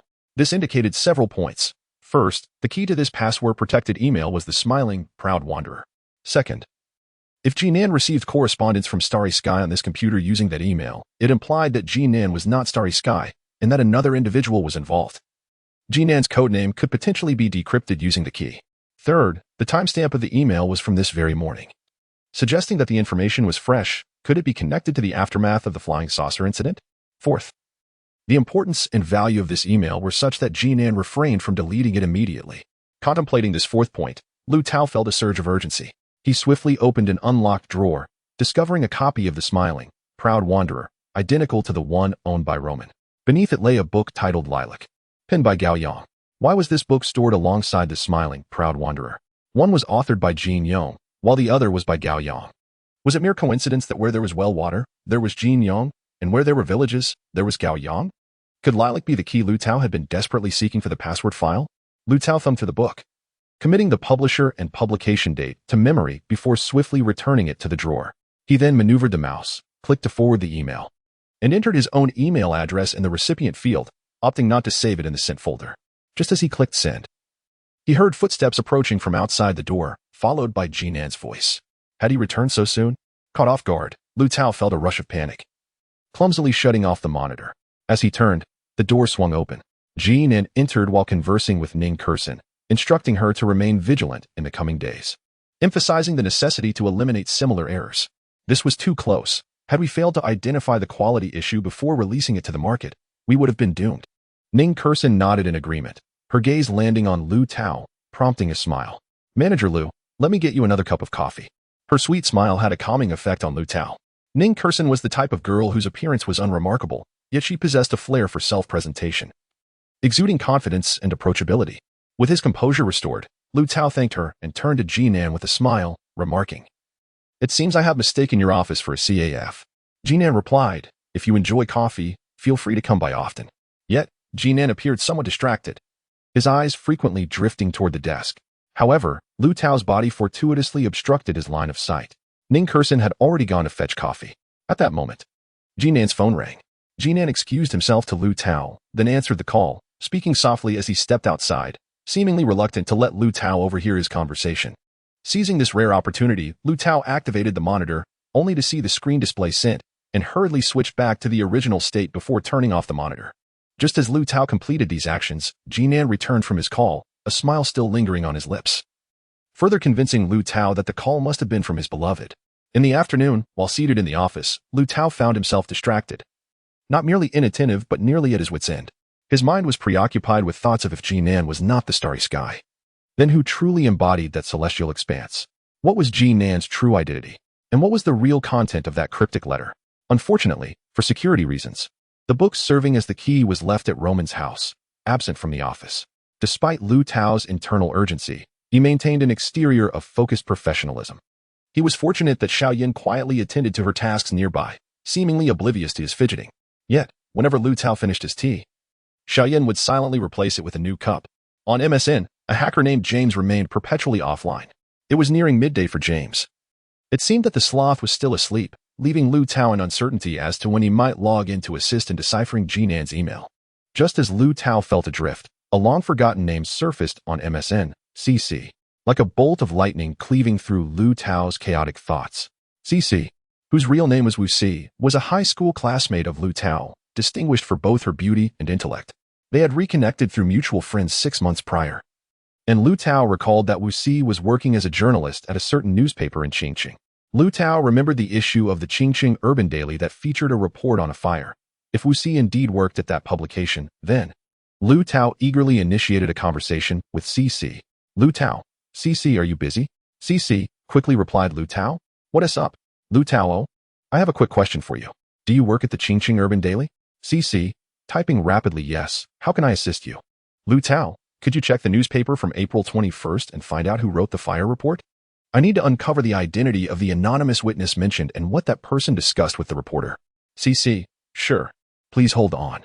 In less than 10 minutes, CC sent Liu Tao an audio file via MSN, containing the recording of the anonymous witness's call to the newspaper's hotline. As Liu Tao received the file, he marveled at Wu Si's efficiency. He knew many beautiful women, but few matched Wu Si's promptness. Liu Tao, a beauty like a garden, as swift as a flower. "I'll treat you to coffee next time." Silk, that phrase sounds so familiar. Who uttered the words handsome men like brocade, beautiful women like flowers? You aren't intending to treat me to overseas coffee, are you? Trap, I am ashamed to admit, it was indeed I. No need for overseas. I am in Qingqing. As Silk sent an astonished emoji, the file transfer concluded. Liu Tao expressed his gratitude once more, then logged off, donned his headphones, and opened the file. A sweet female voice greeted him. "Hello, Qingqing Metropolitan News." A male voice, clearly a beat behind, responded, "Hello." This voice was entirely unfamiliar to Liu Tao, yet it sent a jolt of discomfort through him. The female voice remained melodious. "Sir, may I assist you with something?" The male voice, still lagging, lamented, "It's tragic. Truly tragic." The tone seemed as if it were choked, barely hanging on. Liu Tao instinctively swayed his neck slightly to alleviate the discomfort of hearing such a voice. He then heard the male voice continue. "They burned to death, all of them. I can even smell the scent of roasted meat." The female voice's tone grew firm. Sir, we are a newspaper. If you have no matters to discuss. Before she could finish, she was interrupted. I was dining on the second floor of Delicacies restaurant, across from the Palais building, idly gazing out the window when, at that moment, the female voice suddenly shrieked. Good heavens! The Palais building! Are you an eyewitness to the fire there? After a brief pause, the male voice resumed, increasingly rapid, transforming from its previous elongated tone at that moment. I suddenly saw a car stop in front of the Palais building, and a man jumped out, wearing large sunglasses. After exiting the vehicle, he opened the other door and dragged out a young woman. She was quite slender, and in no time, he pulled her out of the car. Then, he dragged her into the entrance of the basement, and she never came out again. Noticing a lull in the male voice, the female voice pressed on. What happened next? The male voice adopted a mocking tone. What happened next? The basement began to emit smoke. Haha. That man didn't run out either. I suspect they were in a pact of death, while the others were mere sacrifices. Ha ha ha. After a chilling, eerie laugh, the call abruptly ended. Liu Tao felt a chill run down his spine, his body involuntarily trembling. He removed his headphones, intending to take a breath, when suddenly he heard someone speaking beside him. Director Liu, are you all right? Liu Tao looked up to see Xuan's face less than a meter away, causing him to startle again. Fortunately, it was a pleasingly beautiful face, and the concern and warmth reflected in it quickly helped Liu Tao regain his composure. He managed a strained smile. Is there still coffee? The aroma of coffee clarified Liu Tao's thoughts somewhat. He utilized the time before the end of his workday to purchase the book Lilac from the drawer of Xuan's desk online. After work, he did not allow Xuan to be his driver. Instead, he drove the Buick provided by the company straight to Roman's residence. Unbeknownst to him, a taxi trailing behind carried his beautiful assistant, Xuan, who would dutifully report his whereabouts to their boss, Xuan, the following evening. The brief email containing a password in Xuan's inbox was swiftly deciphered. Meteor, please deliver 2 million yuan in cash to room 5016 of the Flying Hotel at 30 White Tree Street at 11 p.m. on May 11th to Lightning. You can find the cashier directly. I have already instructed them. The code phrase, ask, are you a Pisces? Answer, no, I am a Gemini. Starry Sky. Today is May 10th, meaning their meeting is scheduled for tomorrow night. It appears that Meteor is Xuan's alias, and he seeks an individual known as Lightning. Who, then, is this Lightning? Is the 2 million yuan a form of compensation for the UFO mentioned by Starry Sky? If an accident were to occur while the UFO was working for Starry Sky, as per their agreement, Starry Sky would owe the UFO's representative, Lightning, 2 million yuan as recompense. However, Roman had long severed ties with his parents and had no other relatives. What, then, is the true identity of Lightning? A colossal enigma ensnared Liu Tao, leaving him gasping for breath. As the workday neared its conclusion the following day, Xuan routinely entered Xuan's office to report her findings. Observing Xuan's slightly haggard visage, Xuan muttered to himself, visiting Roman's residence every night, returning home late. He then inquired of Xuan, wasn't Liu Tao supposed to sell Roman's house? Xuan replied, Liu Tao has decided against selling. He intends to purchase it himself. After a moment of silence, Xuan remarked, I never expected this young man to be so sentimental. I find myself increasingly fond of him. Xuan's cheeks flushed slightly as she lowered her head, saying, if there's nothing further, I shall take my leave. Xuan nodded. Xuan, you must continue to keep an eye on him tonight. Promptly inform me if he ventures out. After Xuan exited, Xuan received a phone call and an email. The email contained Liu Tao's resume. Liu Tao, born on March 16, 1983, in Qiqing. Attended Qiqing Experimental Primary School from 1989 to 1995, Qiqing First Middle School from 1995 to 2001, and a prestigious domestic university's Food Engineering Department from 2001 to 2005. He then pursued a doctoral degree in food engineering at a university in the UK from 2005 to 2009. Liu Tao's father, Liu Mingfang, passed away from lung cancer in 1998 and was a mathematics teacher at Qiqing Third Middle School. Liu Tao's mother, Meng Hongyan, now 50 years old, is an English teacher at Qiqing Third Middle School. After reviewing Liu Tao's resume, Xuan took a deep breath and dialed the phone to return the call. I've received it. Please send me Meng Hongyan's photograph as soon as possible. Yes. We can discuss the price. All right. I await your news. When Xuan returned to Liu Tao's office, he was already preparing to leave for the day. Once again, it was Liu Tao who drove himself home, while Xuan, opting not to take a taxi, followed him in her Chevrolet. Not long after they hit the road, Xuan's phone rang. It was her father, informing her that her mother had been rushed to the hospital due to a sudden heart attack. Instantly flustered, Xuan nearly collided with the car in front of her. A cold sweat broke out as she steadied herself, changed lanes, and turned towards the hospital. Suddenly, the thought of following Liu Tao flickered through her mind. But it was fleeting. Nothing was more important than her mother. Liu Tao could go wherever he pleased. Yet, where could he possibly go, if not to Roman's house? As she wiped away her tears, she muttered to herself. Cheyenne's assumptions were merely habitual. Liu Tao, however, had no intention of visiting Roman that night. His plans had been set the previous evening. The deciphered email was etched into Liu Tao's mind like a scar. The Flying Hotel at No. 30 White Tree Street was a vague concept for someone who had been away from his hometown for 4 years. But he vaguely remembered that White Tree Street was rather secluded. Upon arriving, his impression was confirmed. The street had not changed much. It was not particularly wide. And there weren't many tall buildings, which suggested that lightning and meteor chose this location for its discretion. After locating the Flying Hotel, Liu Tao did not drive in but instead parked in a more concealed spot nearby and walked into the hotel. Checking the time, he noted it was only 7 p.m., leaving him a full 4 hours until his meeting with Meteor and Lightning. With a casual demeanor, he approached the front desk to book a room.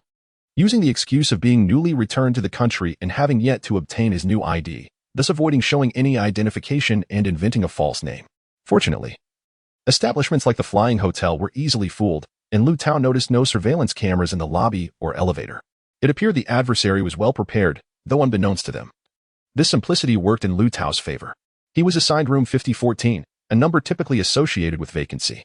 More importantly, it was adjacent to room 5016. The most dangerous places are often the safest. As Liu Tao swiped his card to enter room 5014, he instinctively glanced at the door of 5016, which bore a do not disturb sign. He quietly stepped into his own room and closed the door behind him. Dinner consisted of pre-prepared sweet rice dumplings. Although the Dragon Boat Festival was still some time away, Meng Hongyun had made the dumplings in advance to satisfy Liu Tao's cravings, who had not celebrated the festival in several years. Unfortunately, during this period, he had developed an immunity to all culinary delights. The Chinese dishes he had yearned for while abroad now lacked any appeal. In the morning, when Liu Tao packed a few dumplings in a plastic bag to take to work, Meng Hongyun had been quite pleased, unaware that he intended to have them for dinner. Despite his lack of appetite, a meal was still necessary, especially with the significant events of the evening ahead. One needed strength to endure. Having finished the rice dumpling, Liu Tao lay quietly on the bed, gazing at the ceiling in a daze. The room was enveloped in silence. Everything was profoundly still, as if the entire building were devoid of life, were it not for the sign hanging on the door of room 5016 that he had seen upon entering. Liu Tao might have truly believed that the adjacent room was unoccupied, and that Lightning had yet to arrive. The reason Liu Tao rushed here immediately after work, leaving no time for dinner, was to secure a place next to him, or her, thus effectively concealing himself. Little did he know that Lightning had arrived even earlier. Time seemed to stagnate, flowing so slowly that its passage was imperceptible.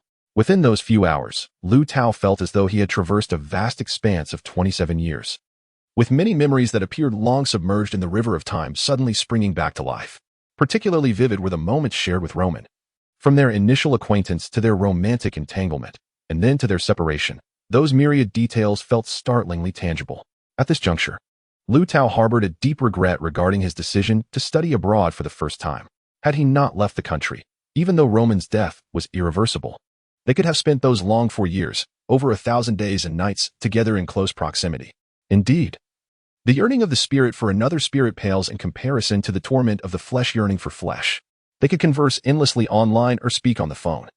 Yet none of these could quench their desire for physical intimacy. Now, they were deprived not only of physical connection but also of any spiritual exchange. At this moment, Liu Tao found himself yearning more than ever for the touch of another body. Even a genuine embrace, allowing him to feel her soft form and warm presence, would suffice. Alas, such solace could only be sought in the solitude of his dreams throughout the long night. Liu Tao had initially intended to organize his thoughts while lying in bed, preparing himself for what was to come, yet he ended up lost in memories for those hours. When he finally stood up, the tears on his face had long since cooled. He went to the bathroom to wash his face. The cold water splashed against his cheeks gradually revived his consciousness. 5 minutes later, at precisely 10:40 p.m., with merely 20 minutes remaining until the rendezvous mentioned in the secret message, Liu Tao stood outside the door of room 5016, where the Do Not Disturb sign still hung. He glanced around. The corridor was utterly deserted. Gently, he knocked twice on the door. After a few seconds of eerie silence, a voice from behind the door inquired, "Who is it?" It was a male voice, curt and unrecognizable. Liu Tao leaned close to the door's crack and asked, enunciating each word, "Are you a Pisces?" The response came swiftly, "No, I'm a Gemini." Liu Tao's heart suddenly raced. It was not solely because the code had matched. Confirming the identity of Lightning, but also due to the familiarity of the voice. Who could it be? Before he could ponder this question further, the door swung open. The corridor's dim light cast the man in the room into shadow, rendering his features indistinct. Yet, in that fleeting moment, Liu Tao recognized exactly who this man was. Due to his diminutive stature, appearing to stand at less than 1 meter and 60 centimeters, he was significantly shorter than the imposing Liu Tao, who stood at 1 meter and 82. This was the short man captured in Roman's photographs, intimately engaged with Xuan. Please, come in. Noticing Liu Tao lost in thought, the short man took a step back, gesturing for him to enter and converse. As Liu Tao stepped through the threshold, his heart raced anew. He suddenly recalled why this man's voice felt so familiar. It mirrored that of the recording Wuxi had sent him. As he placed his black leather bag on the coffee table, Liu Tao noticed his hand trembling slightly. He chastised himself internally, urging calmness, yet his blood surged with fervor. The reality before him was utterly astonishing. The individual in the photograph was indeed the same as the one on the phone, and astonishingly, he was Lightning. Taking a seat on the sofa, Lightning settled across from him, separated only by a coffee table that bore 2 empty cups alongside Liu Tao's black leather bag. Did you bring it? Lightning inquired. Indeed, it was the very voice Liu Tao had been so jubilantly affirming. Lightning appeared to be under 30, with a stocky build. Slightly plump, a darker complexion, naturally wavy hair, small eyes, a prominent nose, and full lips. I brought it. Please take a look, Liu Tao replied, inching the black leather bag closer to Lightning while simultaneously slipping his other hand into his pocket. Lightning remained still, casting Liu Tao a look of mild confusion, and asked, I don't believe we've met. What is your code name? Liu Tao smiled faintly. I do not possess a code name. The confusion in Lightning's eyes deepened. Yet before he could pose another question, Liu Tao's arm, concealed in his pocket, shot forth with lightning speed towards Lightning. A towel saturated with ether swiftly enveloped Lightning's mouth and nose. Caught off guard, he realized too late to retaliate, as his limbs became unresponsive. After a brief moment, assured that Lightning had completely lost consciousness, Liu Tao gently released him, allowing him to slump onto the sofa. He then quietly opened the door, proceeding to unlock room 5014. The robust Liu Tao hoisted the unconscious figure onto his back and carried him into room 5014. A minute later, the door to 5016 closed firmly. As if nothing had transpired, though the do not disturb sign was conspicuously absent. Inside room 5014, Liu Tao positioned Lightning against the sofa, binding his hands and feet tightly, and silencing him with tape. He then seated himself on the floor, patiently observing his captive, awaiting his revival. At that moment, Liu Tao heard a series of loud knocks emanating from the adjacent room. Initially soft, the knocking escalated to a thunderous pounding, eventually resembling an attempt to break down the door. Liu Tao imagined Jinan's ferocious demeanor as he thundered against the door, causing his hair to stand on end. Liu Tao gazed at the unconscious Flash, bound tightly on the sofa, and wondered if he would be startled awake by the resounding knocks at the door. At that moment, he found himself perplexed by Jinan's audacity in so brazenly knocking on the door of room 5016, as if he were eager for others to take notice. As Liu Tao wrestled with his unease, the knocking suddenly ceased. The corridor was carpeted luxuriously, muffling any sound of Jinan's footsteps, leaving Liu Tao uncertain of his departure or potential return. After an agonizing 10 minutes, impatience overcame him. Rising, he made his way to the restroom, retrieved a towel, dampened it, and approached Flash, covering his face with the cloth. Before long, Flash stirred, emitting a muffled groan. Liu Tao removed the towel to find Flash's eyes slowly opening, revealing a look of sheer terror. He struggled to scream, but his limbs were bound, and his mouth sealed, rendering him powerless. Realizing his predicament swiftly, Flash ceased his futile attempts to escape, his expression softening slightly. Yet, his eyes blazed with fury, piercing Liu Tao as if they could penetrate his very skull. This intense gaze made Liu Tao feel a twinge of guilt, although he outwardly maintained his composure against Flash's wrath. After a moment of steady observation, Liu Tao spoke calmly. I indeed lack a code name, which means there exists no transaction between us. I have no intention of harming you. With that, he lifted his wrist to check the time, adding, I believe, provided all goes smoothly, you shall be free within 10, at most 20 minutes, and I assure you, unscathed. The anger in Flash's eyes diminished somewhat, replaced by confusion and skepticism. Sensing the shift, Liu Tao placed his hand gently over Flash's lips, stating, I will now remove the tape from your mouth, allowing you to speak. Of course, you may call for help, but rest assured, the hotel staff and security will be alerted swiftly, followed closely by the police. I doubt that outcome aligns with your desires. Flash's confusion deepened, though his distrust seemed to wane. Seizing the opportunity, Liu Tao clarified, to be more explicit. I simply seek answers to a few questions. Should you respond truthfully and comprehensively, your freedom awaits. However, should you withhold the truth, I assure you, my next approach will not be so lenient. Indeed, Flash's skepticism diminished further, and he conveyed his acquiescence to Liu Tao's request with his gaze. Liu Tao couldn't help but smile. On his handsome countenance, such a smile would be disarming to a beautiful woman. Yet it felt wasted before the visage of an unattractive man. Nevertheless, he proceeded to peel the tape from Flash's mouth, removing some of his facial hair in the process, causing him to grimace in pain. He then asked slowly, "What is it that you wish to know?" Liu Tao settled comfortably on the floor, ready to pose his first inquiry. Who is Xing? The lightning's yellowing eyes turned halfway, revealing a complex expression that seemed to convey both surprise and disdain at Liu Tao's ignorance of Xing's identity. Yet, he refrained from voicing his thoughts, perhaps unwilling to provoke Liu Tao, and readily stated, Xing is Ji Yuntian. This revelation was not unexpected for Liu Tao. In fact, Ji Yuntian was precisely the individual Liu Tao had envisioned as Xing, and now it was merely confirmed by the lightning. Nodding, Liu Tao proceeded with his second inquiry, who was responsible for the death of the UFO. Upon finishing his question, Liu Tao fixated intently on the lightning's lips. If he were to speculate on the lightning's response, it might have been Xing, or perhaps Liu Xing, or even the lightning himself. Of course, this was contingent upon the lightning speaking the truth, and there was always the possibility of a new alias emerging, a completely unfamiliar figure. However, all such conjectures proved erroneous. As the lightning's response was astonishingly, it was the UFO itself. Liu Tao was momentarily taken aback, questioning whether his ears had deceived him, and he asked again. The lightning reiterated clearly, it was the UFO itself. This time, Liu Tao heard distinctly, no longer doubting his hearing, yet he deemed the lightning's words nonsensical, for he could not possibly accept such absurdity. In truth, the lightning's peculiar intonation resembled that of the call he had made to the newspaper hotline, devoid of any credibility. Irritated, Liu Tao raised his voice, stating, "Have you forgotten my earlier warning? If you intend to play tricks on me." The latter part of his sentence was meant to convey that he would no longer be courteous, but it faltered at the tip of his tongue as he suddenly felt a flash of silver before his eyes, a tingling sensation at his jaw, and his tongue became unresponsive. Almost immediately, his vision blurred into a white haze, and as the world spun, it felt as if he were plummeting into an unfathomable abyss. All sensation fading away, the lightning observed Liu Tao collapse to the ground, unconscious within 5 seconds, and smiled enigmatically. His smile revealed a prominent set of canines.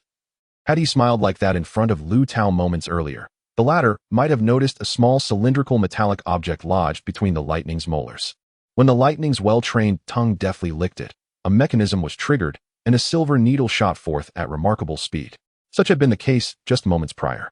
The lightning had refrained from acting immediately after Liu Tao tore off the tape from his mouth, as he needed to ensure there was ample time for both himself and Liu Tao. For the lightning, enough time meant finding the right angle to succeed in one decisive move. For Liu Tao, it required a slight relaxation of vigilance or a momentary distraction. Thus, the lightning executed his plan with perfect timing. After suppressing his grin, he licked the opposite side of his molars, producing a slight sound before revealing a small, exquisitely crafted blade from his mouth. Lowering his head, he raised both hands to sever the bindings at his wrists. Once liberated, he swiftly moved his stiff, numb fingers, then retrieved the blade with his right hand to cut the ropes binding the rest of his body. He approached the unconscious Liu Tao, bent down, and retrieved his room card from Liu Tao's pocket. Slipping out of room 5014, he returned to room 5016, swiftly gathering up a leather bag and a coat he had left behind, before making his way back to room 5014. He rummaged through Liu Tao's belongings, but found no identification or business cards. Liu Tao's phone also held no information, indicating a desire to leave no trace. After a moment's contemplation, he sent a blank text message to a number using Liu Tao's phone, then deleted the message and returned the phone to its original place. The intriguing black leather bag contained nothing but useless paper, devoid of any money. Lightning stood in the room for a brief moment, then donned gloves and picked up the phone in the room to dial 120. Emergency services? I am a guest at the Feixiang Hotel, room 5014. My friend has suddenly fallen ill and is unconscious. Oh, I'm not sure, perhaps a cerebral hemorrhage. Please come as soon as possible. Thank you. After hanging up, Lightning quietly departed the Feixiang Hotel, vanishing into the night. The client had not yet arrived, but he had already left. Ji Yuntian was somewhat taken aback upon receiving a text from Jinan. How could Lightning fail to meet him for such an important matter? That was 2 million yuan at stake, and Lightning should not falter. It could only be attributed to an unforeseen circumstance. Ji Yuntian collected his thoughts and replied to Jinan's message. Has the time and place for payment been leaked? In a flash, Ji Nin recalled the scene from the previous noon. Liu Tao had been in his office drinking coffee, while he was called out by Ning Kurson to inspect the inspection results, leaving his computer on with the email open. However, Ji Nin quickly dismissed the possibility that Liu Tao was aware. How could Liu Tao decipher the enigmatic numbers that resembled cryptic scriptures? The composed Ji Yuntian refrained from informing Ji Nin that Liu Tao could indeed decode those coded messages, which was why Ji Nin had not been cautious around Liu Tao the day before. Thus, Ji Nin replied, "No." Ji Yuntian instructed, "From today onwards, do not use the coded messages temporarily." Ji Nin acknowledged, "Understood." Ji Yuntian called Xiaoyan's phone and immediately inquired, "Where is Liu Tao?" For the past several hours, Xiaoyan had been pacing outside the emergency room of the central hospital. The bond between her and her mother surpassed the usual mother-daughter relationship. They shared no generational gap and spoke freely, resembling sisters instead. Her mother's sudden heart attack felt like the sky had fallen for Xiaoyan. She alternated between leaning on her father's shoulder for comfort and pacing the corridor. Her thoughts were solely occupied with her mother's safety, leaving everything else behind. Thus, when her phone rang and she saw Ji Yuntian's number, she was momentarily stunned before realizing the purpose of his call. Ji Yuntian must be checking on her whereabouts, which also meant he was inquiring about Liu Tao's location. Xiaoyan suddenly felt her luck had run out. For the past few nights, she had been closely tailing Liu Tao, never letting him out of her sight. Yet tonight she had slipped away, only to be caught by Ji Yuntian. As expected, upon answering the call, Ji Yuntian immediately asked about Liu Tao's whereabouts. Fortunately, Xiaoyan was quick on her feet. "President Ji, Liu Tao is at Roman's house." "Oh?" The voice of Ji Yuntian conveyed a hint of uncertainty. "Are you certain that Liu Tao has not left?" Xiaoyan affirmed, "Absolutely." Ji Yuntian seemed to place great trust in Xiaoyan, choosing not to say anything further before ending the call. After hanging up, Xiaoyan exhaled with relief, pondering whether Liu Tao truly remained at the Roman residence that evening. While experience suggested he should be there, could matters be so straightforward? Why was Ji Yuntian so concerned about Liu Tao's whereabouts? It surely could not be as simple as the reasons he had provided to her. In fact, Xiaoyan had been contemplating this question for days, becoming increasingly perplexed. Just as Xiaoyan was lost in thought, the door to the emergency room suddenly swung open. The doctor informed the father and daughter that Xiaoyan's mother had temporarily passed the critical phase. Overcome with emotion, Xiaoyan embraced her father and wept. As the nurse transferred her mother from the emergency room to the adjacent observation room, Xiaoyan quietly slipped out to call Liu Tao. With her mother now stable, her worries turned to Liu Tao. A gut feeling warned her that something might go awry with him that night. She needed to ensure his safety before she could feel at ease. After several rings, a strange female voice finally answered, "Hello, are you a friend of the owner?" Xiaoyan was momentarily taken aback, suspecting she had dialed the wrong number. Glancing at her phone screen confirmed it was indeed Liu Tao's name. A chilling certainty washed over her. Something must have happened to Liu Tao. Frantically, she exclaimed into the phone, "Who are you?" "I'm Liu Tao's friend." "Where is he?" The voice on the other end remained calm. "Hello, I am from the Central Hospital's emergency center. Your friend has just been brought here." Xiaoyan interrupted in a panic. "Central Hospital? Emergency center? Oh no." Wandering aimlessly in the corridor of the emergency center, she questioned if Liu Tao was truly there and what had happened to him. The voice continued, "Please do not panic. Your friend is currently in the 3rd emergency room for treatment. His condition is stable, but he has yet to regain consciousness." Before the kind nurse could finish her sentence, the emergency room door swung open abruptly, and a striking young woman clad in a light purple suit rushed in. Phone held aloft, her hair disheveled. A nurse at the entrance quickly stopped her, saying, "This is the emergency room. Family members cannot enter." Xiaoyan halted but showed no intention of retreating, catching a glimpse of a nurse inside who was staring at her in astonishment. She waved, "It's me." The nurse snapped back to reality and hurried outside, urging, "Could you please wait outside? The patient is currently receiving treatment." Xiaoyan nodded, but before exiting, she cast a concerned glance at the hospital bed. Unfortunately, the doctor's white coat obscured her view, preventing her from seeing Liu Tao. The nurse followed her out of the emergency room, eyeing her curiously. "Did you receive that call? You arrived rather swiftly. Did you come by rocket?" Xiaoyan chuckled through her tears, explaining that she had merely been nearby, a fortunate coincidence. The nurse nodded. "Are you his girlfriend?" Xiaoyan found the nurse's gaze somewhat peculiar and felt compelled to clarify.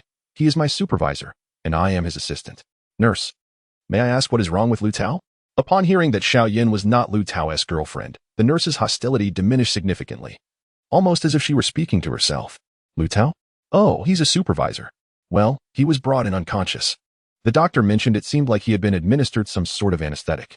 Rest assured, he is not in any life-threatening danger. His breathing, heartbeat, and blood pressure are all normal. Please wait here. I must go in now. Oh, here is his phone for you. An hour later. The doors of the emergency room swung open. First, 2 doctors emerged with relaxed expressions, followed by 2 nurses who were assisting Liu Tao, one on each side. Xuan hurried over, noticing that apart from a pallid complexion, Liu Tao appeared to be relatively unharmed. Most importantly, he recognized her immediately, expressing surprise. Xuan settled Liu Tao's medical expenses before escorting him home. The doctor had mentioned that Liu Tao had been affected by a potent anesthetic, but was fortunate to receive timely medical attention. On their way home, Liu Tao inquired how Xuan knew he was there, to which she briefly recounted the events. Liu Tao replied, "I will visit Annie tomorrow." Xuan smiled lightly while driving, not declining his suggestion. To Liu Tao's astonishment, Xuan did not question why he was there. In truth, she was eager to understand what had transpired with him that evening, as it would at least provide her with a response if Ji Yuntian were to inquire the following day. However, she refrained from asking.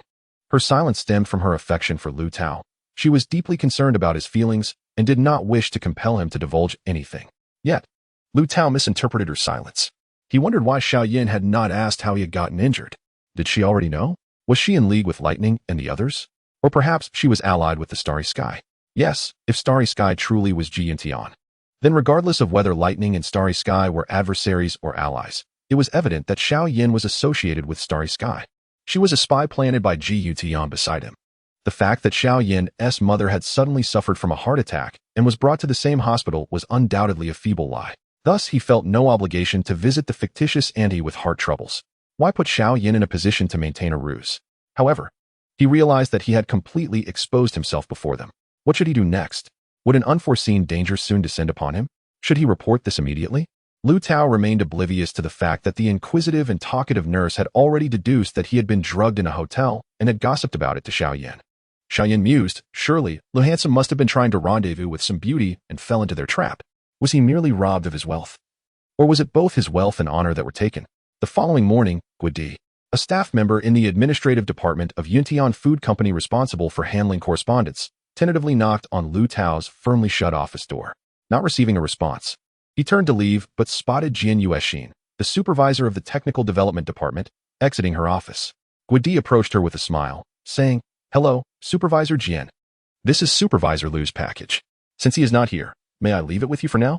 Jian Yuexin cheerfully remarked, "All right, I shall attend a meeting. Kindly place it on my desk."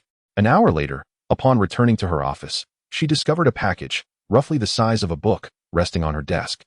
Addressed to Liu Tao. Jian Yuexin picked it up, examining it from various angles, and glanced at her assistant, Tan Lin, who was diligently organizing documents nearby. "Tan, please fetch last month's evaluation results from the Human Resources Department," she instructed. Tan Lin acknowledged and promptly exited. Jian Yuexin retrieved a blade from her drawer, slicing through the tape sealing the package and extracted its contents. It was a historical novel by Gao Yang titled Lilac. She leafed through its pages, a faint smile gracing her lips, before returning the book to its packaging and resealing it with tape. Jian Yuexin pondered the whereabouts of Liu Tao, who had taken leave, and his charming assistant, who seemed to have vanished as well. Unbeknownst to her, both were diligently working less than 100 meters away. After a night of careful contemplation, Liu Tao resolved to take a few days off. He felt a pang of regret for having been too hasty the previous day, inadvertently revealing his hand. Unable to return to work for the time being, he called Ji Yuntian early that morning, feigning illness and requesting a 3-day leave. Ji Yuntian's tone on the phone was unexpectedly surprised, as if he had not anticipated Liu Tao's absence. Liu Tao recalled how, on the day he had expressed his intention to work, Ji Yuntian had seemed entirely prepared for it. This time, however, the typically composed Ji Yuntian displayed an unexpected reaction, which took Liu Tao by surprise. After ending the call, Liu Tao contemplated 3 possible interpretations of Ji Yuntian's unexpected response. The first possibility was that it was a fade, as Ji Yuntian might not yet wish to expose Liu Tao's scheme and instead wanted to ascertain his next move. The second possibility was that Ji Yuntian remained unaware of Liu Tao's risky actions the previous night, meaning his surprise was genuine. However, both scenarios seemed inconsistent with Ji Yuntian's usual demeanor, leading Liu Tao to suspect a third possibility, though he could not quite analyze it at that moment. In truth, his thoughts were in disarray. Nevertheless, Liu Tao restructured his plans, recognizing the necessity for a more cautious approach. Despite his leave, Liu Tao arrived at the company on time, albeit without the usual confidence. Instead of entering the building directly, he concealed himself in a nearby CAF. Choosing a window side table, He ensured he could remain hidden while observing the comings and goings of every individual entering the company. As Liu Tao had only recently joined, he was still unfamiliar with most of the employees. However, his focus was solely on Ji Yuntian and Ji Nan, and perhaps Xiao who was an ally of sorts. As Liu Tao sipped his second cup of Blue Mountain coffee, his gaze settled upon a young woman standing by a flower bed, a mere 10 meters from the company entrance. Adorned in a sleek black and white striped dress, she exuded elegance. The simplicity of her attire accentuated her slender figure rather than adding any fullness, enhancing her graceful appearance. She possessed a slender and elongated figure, with subtle curves that exuded a captivating grace. Her lustrous black hair was intricately braided and draped across her chest, adding a touch of elegance. At first glance, Liu Tao did not recognize the young lady. It took him a moment to recall that she was Yu Lai, an accountant from the finance department. She had once stuttered while recounting the day of the incident, mentioning that she had seen Roman and Ji Xianxian together at a beauty salon. Liu Tao's initial interest in Yu Lai was merely to alleviate the tedium of aimless waiting while enjoying a few glimpses of this striking beauty. However, the events that unfolded took him by surprise. Noticing the anxious expression on Yu Lai's face, he deduced that she was awaiting someone. Soon, the person she had been anticipating arrived. While Liu Tao was initially intrigued, he felt no particular surprise. Yet, as the two engaged in soft conversation and strolled towards the company building, the individual deftly placed a hand on Yu Lai's slender waist, revealing the nature of their relationship. To Liu Tao's astonishment, it was Ji Nan. This revelation compelled Liu Tao to exercise his imagination. He recalled Ji Nan's gentle demeanor during a phone call and the peculiar attention some colleagues had paid to Yu Lai. Finally concluding that Ji Nan and Yu Lai were indeed a couple, it appeared that Yu Lai was not as fragile as she seemed. She must possess a cunning intellect to have captured the heart of the esteemed Ji Nan. Liu Tao mused that someone of Ji Nan's stature, both a gentleman and a scholar, would naturally be accompanied by an extraordinary girlfriend. Lost in his thoughts, he observed Yu Lai and Ji Nan as they reached the company entrance. Yu Lai halted, while Ji Nan lightly patted her shoulder and continued inside. Yu Lai, however, turned towards the parking lot. What was her purpose? Was it for business or personal matters? After a moment's hesitation, Liu Tao swiftly departed from the CAF. If his intention today was to follow Ji Nan, then tracking his girlfriend might yield unexpected insights. Unbeknownst to Liu Tao, a silent observer was close behind. Xiaoyan's car was discreetly tailing him. Yu Lai's route was winding and convoluted, and Liu Tao nearly lost her several times. He sensed that the young female taxi driver possessed far superior driving skills compared to Yu Lai. His close calls were likely due to the driver's gaze lingering on him more than on the target. He resolved that, in future tracking endeavors, he would prefer a male driver.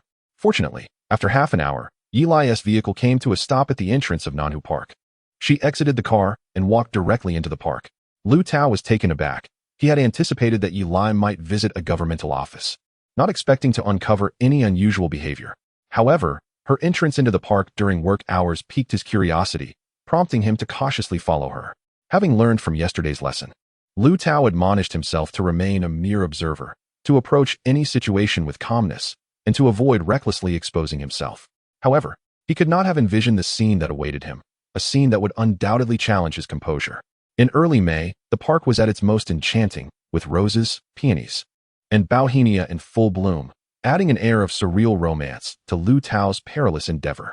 On a non-holiday morning, the park was sparsely populated, with only a few scattered individuals, mostly elderly, and occasionally couples enjoying a momentary respite. Young singles like Yu Lai and Liu Tao were a rare sight. Liu Tao stealthily followed Yu Lai as she entered a narrow, shaded pathway. The path was quiet and winding, compelling Liu Tao to maintain a cautious distance. Fortunately, Yu Lai wore high-heeled shoes that resonated sharply against the concrete, allowing him to track her presence solely by the sound of her footsteps. Soon, the path opened up, revealing a shimmering artificial lake. Liu Tao concealed himself behind a tree, observing as Yu Lai approached the water's edge. The sunlight glinted off the lake's surface, momentarily blinding him, prompting a sudden thought. What was Yu Lai intending to do? Surely, wouldn't he consider taking her own life? He quickly dismissed the notion. Recalling the tender exchange between Yu Lai and Ji Nan moments earlier, there was no way she would relinquish her life. She resembled a flower blooming beneath a clear blue sky, with no reason to wilt. Yet, what could she possibly want at the lakeside?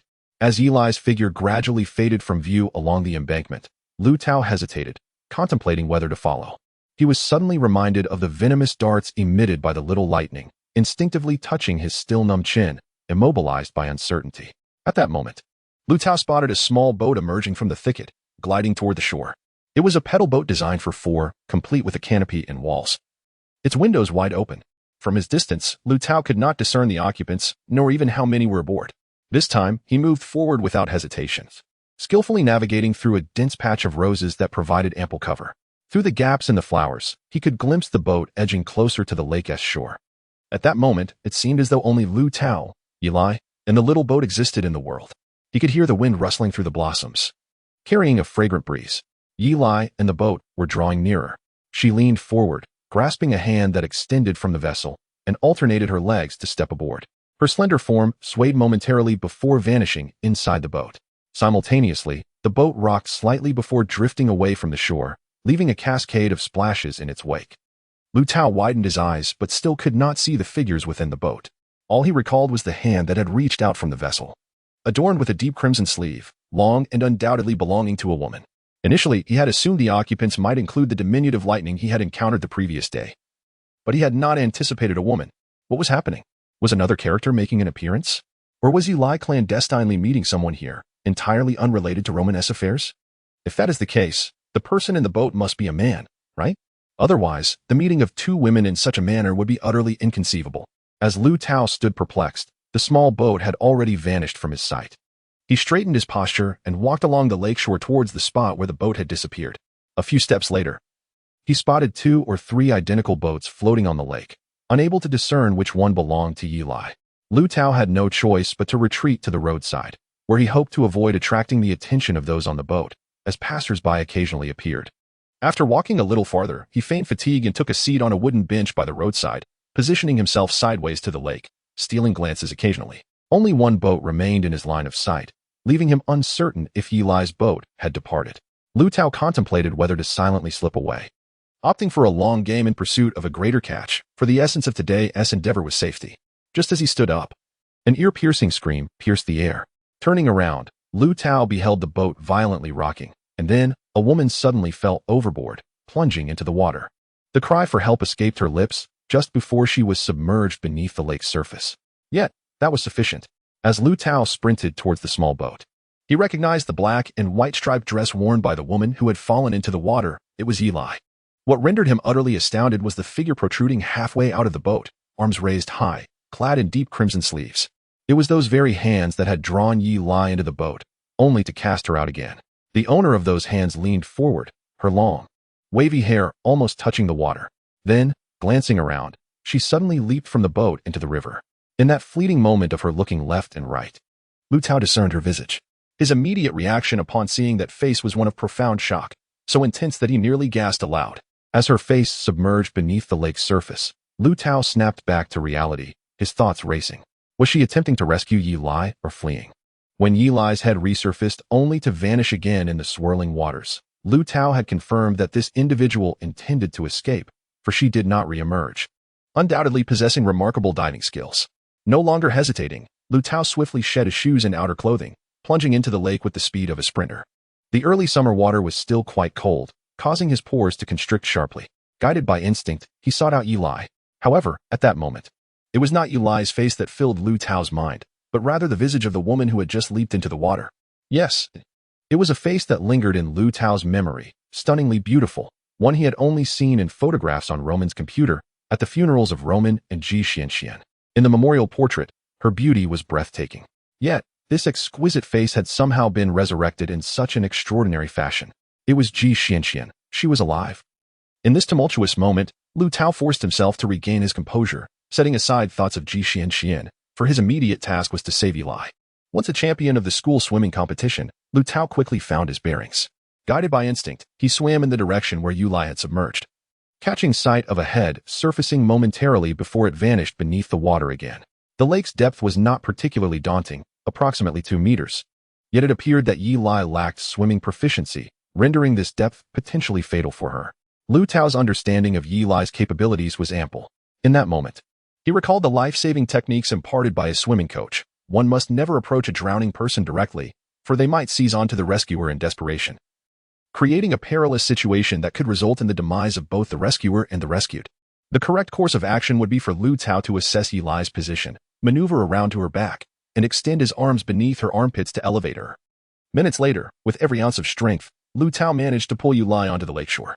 Gasping for breath, he placed her face down across his legs and began to pat her back. After a few firm taps, Yulai coughed up several mouthfuls of lake water. Subsequently, Liu Tao gently laid her on her back upon the shore, observing her face turning a shade of blue while her breathing and pulse grew faint. With little time to ponder, he pried her mouth open with one hand, pinched her nose with the other, and sealed his lips around her delicate mouth to administer artificial respiration. After several minutes, Yulai's breathing finally steadied.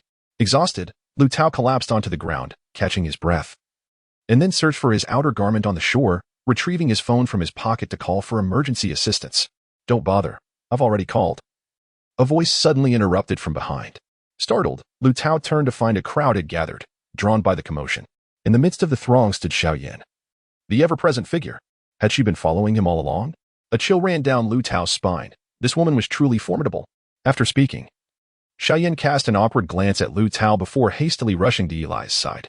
At that moment, Yulai was slowly opening her eyes. Their gazes locked, revealing a flicker of terror in Yulai's expression. "Step away," Liu Tao shouted fiercely at Xuan. She flinched, turning to face him, her eyes reflecting a complex mix of awe and innocence. Yet, Liu Tao had no inclination to dissect her expression. In a tone slightly more subdued than before, he stated, "Xuan, I care not for your reasons for following me. You must leave at once." Xuan hesitated, a glimmer of light flashing in her eyes, before her demeanor darkened as she turned and hurried away, swiftly vanishing into the shadows of the trees. The onlookers began to whisper among themselves, speculating that the trio were rivals, with the departing girl undoubtedly cast in the role of the defeated. Observing that Yulai was no longer in danger, they dispersed in a flurry. Only Liu Tao and Yulai remained by the lake. By now, Yulai had regained her senses, albeit feeling exceedingly weak and unable to rise. Her previously ashen face was gradually paling, her hair clinging to her cheeks like aquatic weeds, while her damp clothing clung to her slender frame, revealing the delicate contours of her figure. Uncertain of the reasons, Liu Tao felt that the girl, who should have appeared quite disheveled, radiated an enchanting aura at that moment. Yulai spoke. Liu Tao, was it you who saved me?" Thank you." Liu Tao found it peculiar. He had previously noticed that Yulai spoke fluent Mandarin with others, yet whenever she addressed him, she stuttered. However, that inquiry was of little significance at present. Liu Tao asked, "Yulai, why did Ji Xian target you?" A look of sheer terror suddenly crossed Yulai's face. Ji Xian. I don't know. I never anticipated she would push me down. How could this happen?" Liu Tao, maintaining a stoic expression, inquired, "You are aware that Ji Xian is not dead, correct?" Yulai, in a state of panic, shook her head. "I know. No, I don't know." Liu Tao could not discern whether Yulai was genuinely frightened or merely feigning ignorance. The ambulance should be arriving shortly. What should he do now? Should he leave? But if he departed, how would the ambulance locate Yulai? Perhaps it would be wiser to conceal himself and observe the unfolding situation. Just as Liu Tao contemplated this, he saw Yulai suddenly sit up with a gasp, her eyes wide open and arms reaching out toward him. Liu Tao, thinking she intended to attack him, instinctively recoiled. As he stepped back, he felt an excruciating pain at the back of his head, akin to having his skull violently shattered. Just before losing consciousness, Liu Tao pondered a question. Yulai's unusual behavior was not an assault, but an instinctive reaction to protect him from an unseen assailant. Who might that person be? Upon awakening, Liu Tao not only felt a searing pain at the back of his head, but was also struck by an overwhelming thirst. Did such intense thirst indicate he had been unconscious for an extended period? As his consciousness returned, anxiety enveloped him. Liu Tao discovered that he was confined in a dark, damp space, likely a basement. A small light, no larger than a lantern, barely illuminated the contours of the room. It was a modest chamber of about 10 square meters, with a rough cement floor and dilapidated white walls, devoid of windows, and a door tightly shut. Against the wall stood a single bed, covered with a thin sheet, while opposite was a table and chair, the table bearing a stack of books whose titles were indistinguishable. The room was utterly empty. Liu Tao found himself restrained on a black leather love seat against the wall. The sofa was relatively clean and soft, and he was not bound in any significant manner. Save for a thick black iron chain around his ankle, the other end locked to a protruding concrete post. It appeared that his captors were quite confident, unafraid of his cries for help or his potential escape.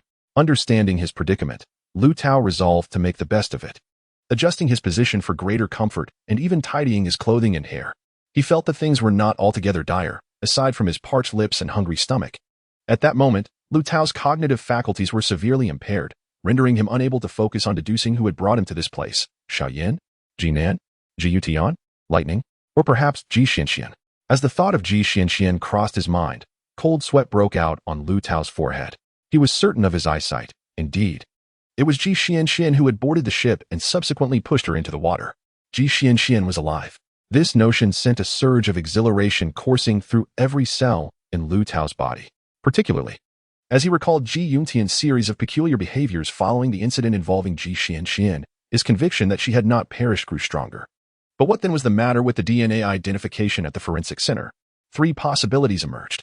The first possibility is that the results were fabricated, intended to deceive everyone into believing Ji Xianxian was dead. The second is that the results were authentic, yet the deceased was not Ji Xianxian, but one of her sisters, though Liu Tao was unaware of how many children Ji Yutian had. The third possibility is that there was an error in forensic technique, rendering the results inaccurate. Although Liu Tao was not well versed in DNA assessments, he deemed this last possibility highly improbable. While Liu Tao could not yet ascertain the validity of his judgment, it mattered little. As long as he was alive, as long as he could escape this basement, he would uncover the truth. Perhaps the truth was inconsequential. What mattered was that if Ji Xianxian was still alive, could it be possible that Roman was also alive? It was this rather dubious inference that stirred Liu Tao's excitement. This exhilaration surged within him like relentless waves, until his feeble body could scarcely bear it. Thus, at that moment, should someone arrive to offer him water and sustenance, it would be a most delightful occurrence. Not only would it restore his strength, but it would also reveal the identity of the master of this place. However, Liu Tao sat in the dim little room for quite some time without anyone appearing. Weary, he rubbed the still painful back of his head, lowered his gaze, and began to examine the iron chain locked around his ankle. When his eyes fell upon the ground, he suddenly noticed something unusual. Upon closer inspection, he discovered 2 lines of text on the floor. Liu Tao, with the time of your awakening as the limit. 1 hour from now, if you do not raise your hands in surrender, indicating your agreement to return to England immediately, your beautiful little assistant will die before your eyes. The words were written in white chalk, and due to the poor lighting in the room, Liu Tao had only just seen them. Gradually, he began to calm himself from the chaotic emotions swirling within. How long had it been since the hour commenced? 30 minutes or 40? Beautiful little assistant? Xiaoyan? The thought of Xiaoyan ignited a flame of indignation within Liu Tao. That strikingly attractive, sweet-voiced, attentive assistant was merely a tool for monitoring him. Regardless of who controlled her, she remained his adversary. He harbored resentment towards her. How could he possibly yield to such an absurd threat? Liu Tao raised his face and indeed spotted a small black object on the ceiling, a camera. At that moment, his eyes had adjusted to the dim light, and he comprehended that he had not been neglected by his captor. His every movement was under their surveillance. Liu Tao pondered for a moment, then leaned back against the sofa, adjusting his posture for greater comfort. He crossed his arms and closed his eyes in a state of contemplation. A minute passed, then 2. 10 minutes elapsed, and 20 minutes went by. Of course, this was merely Liu Tao's estimation of the time. Suddenly, a harrowing cry from a woman pierced the air outside, followed by the door being violently flung open. A figure stumbled in, collapsing to the ground after a few faltering steps. The door slammed shut once more. Liu Tao, startled by the abrupt turn of events, opened his eyes, lowered his hands, and leaned forward. The figure on the ground writhed for a moment before rising, shouting, Liu Tao! Liu Tao! It was Xiaoyan. At that moment, Xiaoyan appeared utterly transformed, clad only in scant lingerie, with her body marred and bruised. This bloodied girl called out Liu Tao's name as she crawled step by step toward him. With each advance, Liu Tao instinctively wanted to retreat, but being seated on the sofa left him no space to do so. He could only remain frozen in place, horrified, as the bloodied figure drew nearer. When Xiaoyan reached his feet, Liu Tao caught sight of the 2 lines of words on the ground. Xiaoyan noticed them too, though the reversed text was particularly laborious for her to read.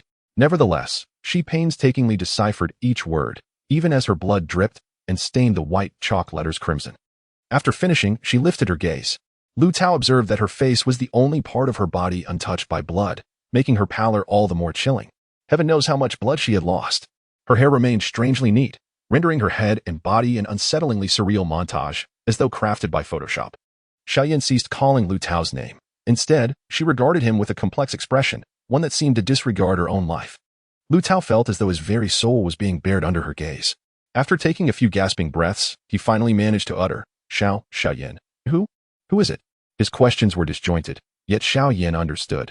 He sought to know who had inflicted such torment upon her, who had confined him here.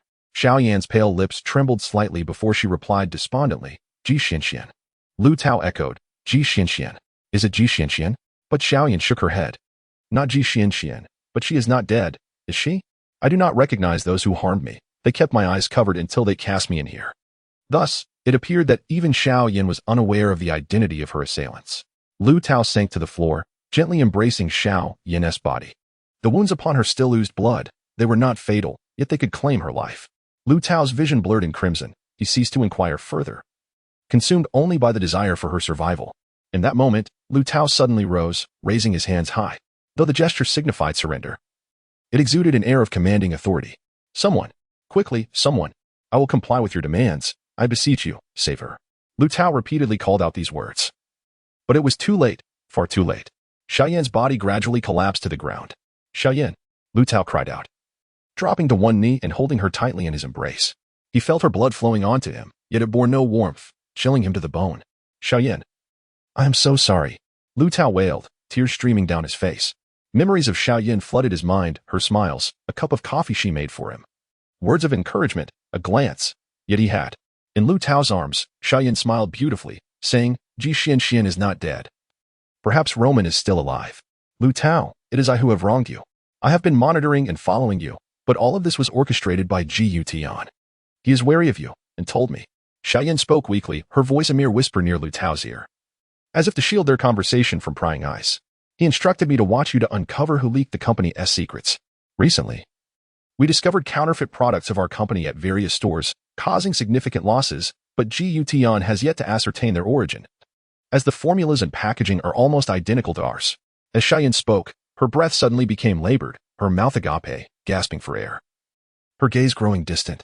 Liu Tao realized she was slipping away and cried out, Xuan, please stop, none of this matters. I am the one at fault. I misjudged you. One of Xuan's hands gently grasped Liu Tao's. He looked at her hand, suddenly reminded of their first visit to the forensic center, when she had held his hand and said, Mr. Liu, people have always told me that this hand brings good fortune. Liu Tao's heart ached to the point of suffocation as he held Xuan tightly, feeling the last vestiges of her energy within him. He heard her take her final breaths, each exhalation a struggle to utter a single word.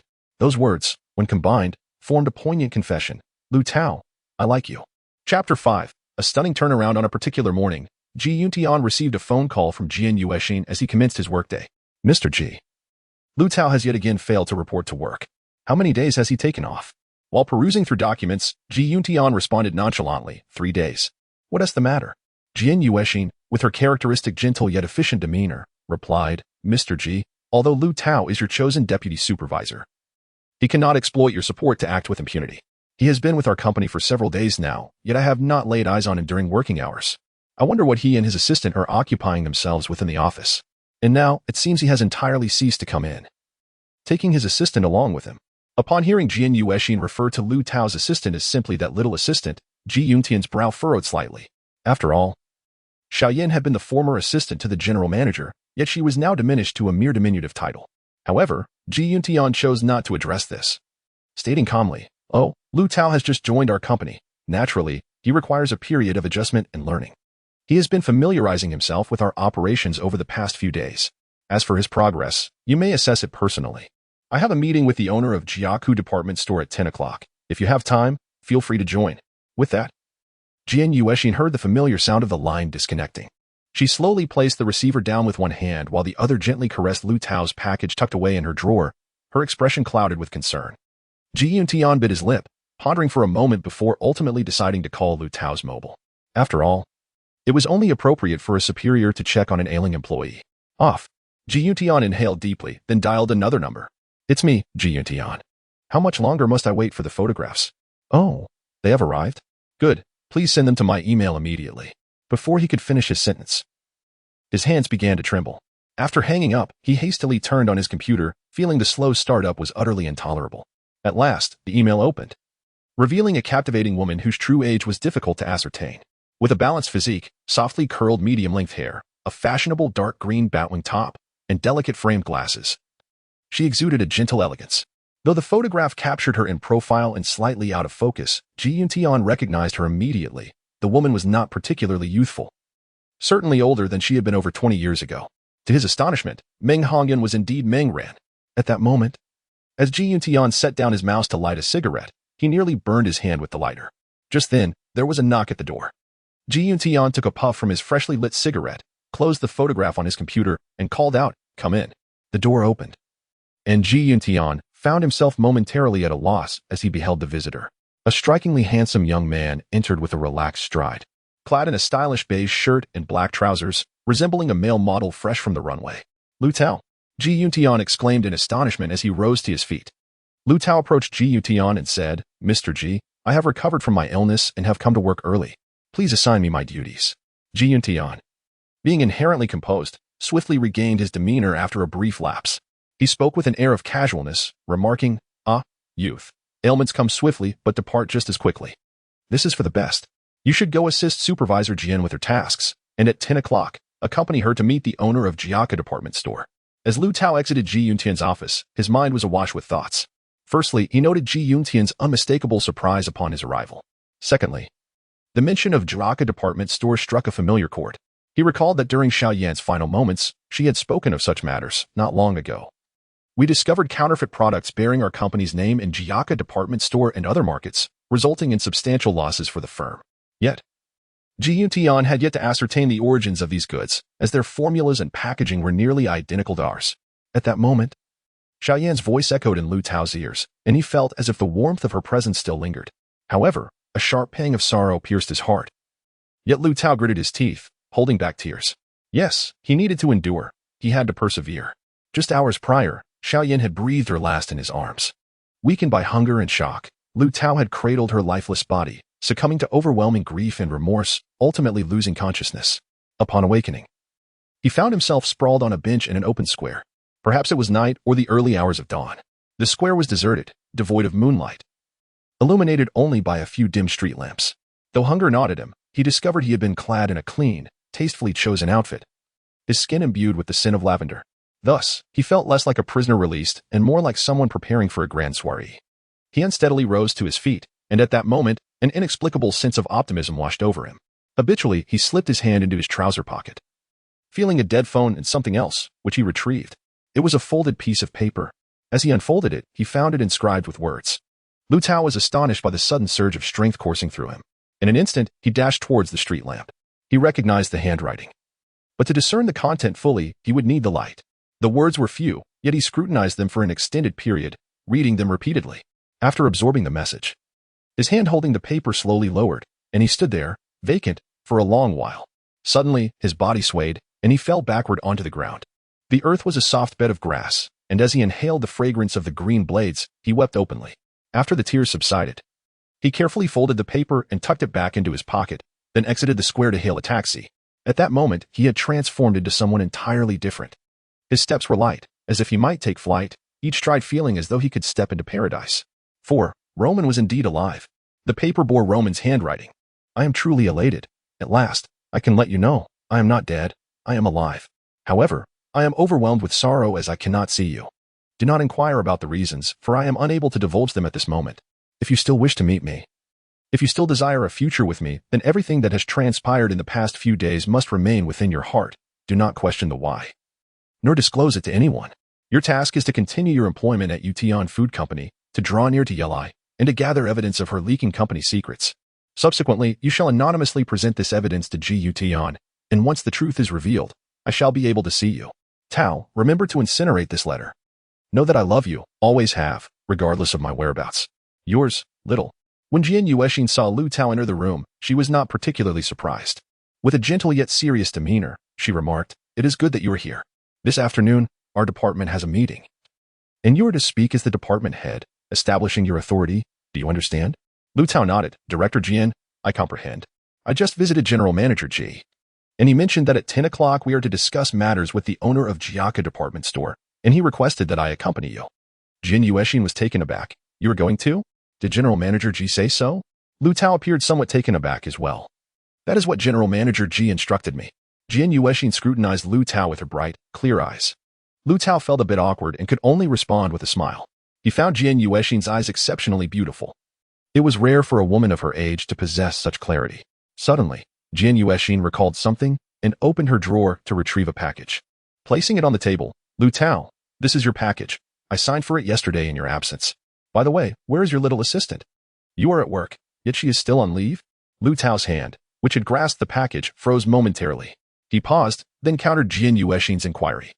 Are you asking why Xiaoyan is not at work? Earlier, in front of Ji Yuntian, Liu Tao had been cautious to avoid mentioning Xiaoyan, driven by both guilt and the fear of revealing any hint of his true feelings. He thought, although Roman's letter explicitly instructed him to uncover evidence of the breach of Yutian Food Company's secrets for Ji Yutian, it did not necessarily imply that Ji Yutian was aware of this. It was plausible that this was merely a clandestine matter. Clearly, as a pawn, Roman lacked autonomy, even personal freedom. Otherwise, there would be no reason for her to conceal herself in darkness and avoid him. She must be under someone else's control, thus. The death of Xiaoyan had no relation to her. Liu Tao understood that this was not self-deception, nor was he exonerating Roman. But rather it stemmed from his understanding of her. Perhaps understanding was not of paramount importance. What mattered was that Roman was alive. She was still alive. Now, as Liu Tao returned to Yutian Food Company, he needed to perform even more than during his initial entry, to act in front of anyone, including at this moment in Jian Yuexin's office. Jian Yuexin had no objections to Liu Tao's counter-question. She merely stated, that girl believes herself to be General Manager Ji's person. Utterly unrestrained. As Liu Tao exited the office of Jian Yuexin, he fought back tears, but upon returning to his own office and seeing Xiaoyan's vacant desk, the floodgates of sorrow opened, and tears streamed down his face. He locked the office door behind him, and, step by step, with a heavy heart, approached Xiaoyan's seat. He caressed her desk, gazing at the photo of the youthful and vibrant Xiaoyan in the frame, and picked up her exquisite white porcelain cup. Finally succumbing to a fit of anguished sobs. Xiaoyan, you died because of me. If time could be reversed, I would gladly trade my life for yours. Xiaoyan. Her last disjointed words echoed in his ears. Liu Tao, I like you. That was the final sound she left in this world. Was she happy when she died? No. Liu Tao pounded his head in frustration. Liu Tao, you are a fool. Such a wonderful girl loved a fool. And she died for him. How could she possibly be happy? Knock, knock, knock. A sound at the door interrupted his thoughts. Liu Tao lifted his head, taking heavy breaths to steady his voice. Who is it? Outside, he heard the voice of Tan Lin, Jian Yuexin's assistant. Manager Liu. Manager Jian asked me to remind you that the meeting in the reception room starts in 10 minutes. Understood. Liu Tao called out to Xiaoyan's picture as he headed towards the reception room 5 minutes later, feigning indifference. Upon entering, he found 4 people already seated. General Manager Ji Yuntian, clad in a white shirt and adorned with a golden tie, sat upright. Next to him was the sales department head, Ji Nan, who was fiddling with a laptop on the coffee table. Diagonally across from Ji Yuntian was Jian Yuexin, the head of the technical development department, poised and smiling in a black suit with a royal blue silk scarf around her neck. Beside Jian Yuexin, directly opposite Ji Yuntian, sat an unfamiliar man with a broad face and thick eyebrows, approximately 50 years old, engaging Ji Yuntian in conversation. He paused slightly upon Liu Tao's entrance and politely stood up.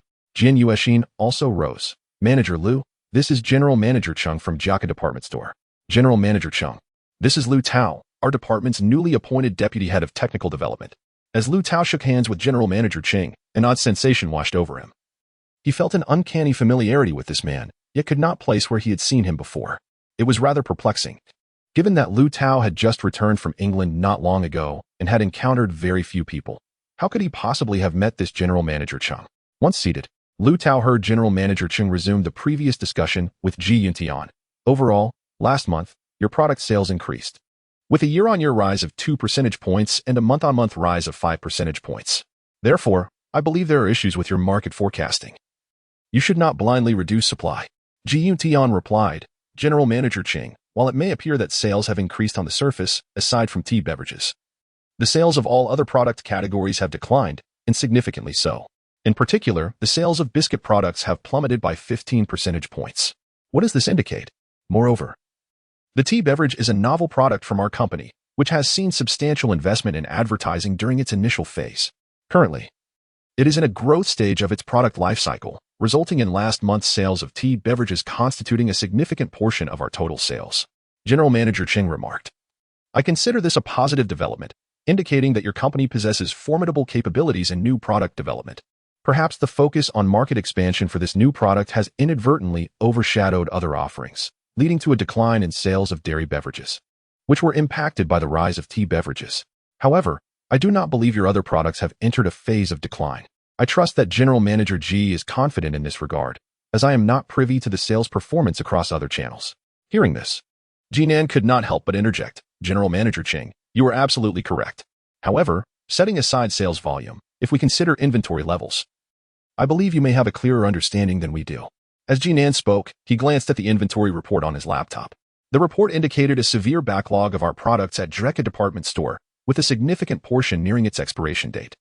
Jinan proceeded to recite a series of figures and then asserted, General Manager Cheng, I believe you are well aware of our next steps. General Manager Cheng picked up a disposable paper cup from the tea table, sipped the fragrant tea guanyin, and leisurely replied, very well, I shall consent to your proposal. Next month. Aside from tea beverages, the supply of other products will be substantially reduced. Jinan responded, understood. I will have my assistant send the specific supply quantities to your email.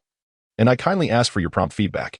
Additionally, I have not observed any imitations of our products at Drekka department store this month, for which we are grateful for your cooperation, General Chung.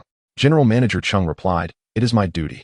By the way, have you identified the individual responsible for the leak of confidential information? Ji Yutian and Jinan exchanged glances, with Ji Yutian saying, General Manager Chung, we will ascertain the source of the leak. However, this matter is internal to our company, so there is no need for you to be overly concerned. General Manager Cheng smiled awkwardly, said nothing further, and stood to shake hands and bid farewell.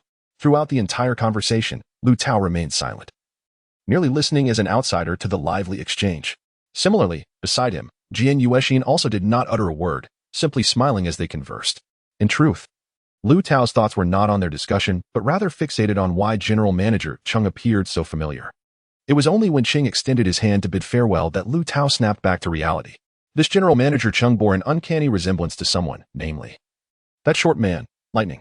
Although General Manager Cheng's height was relatively normal, it leaned toward the shorter side, and his facial contours, gaze, and expression strikingly mirrored those of Lightning.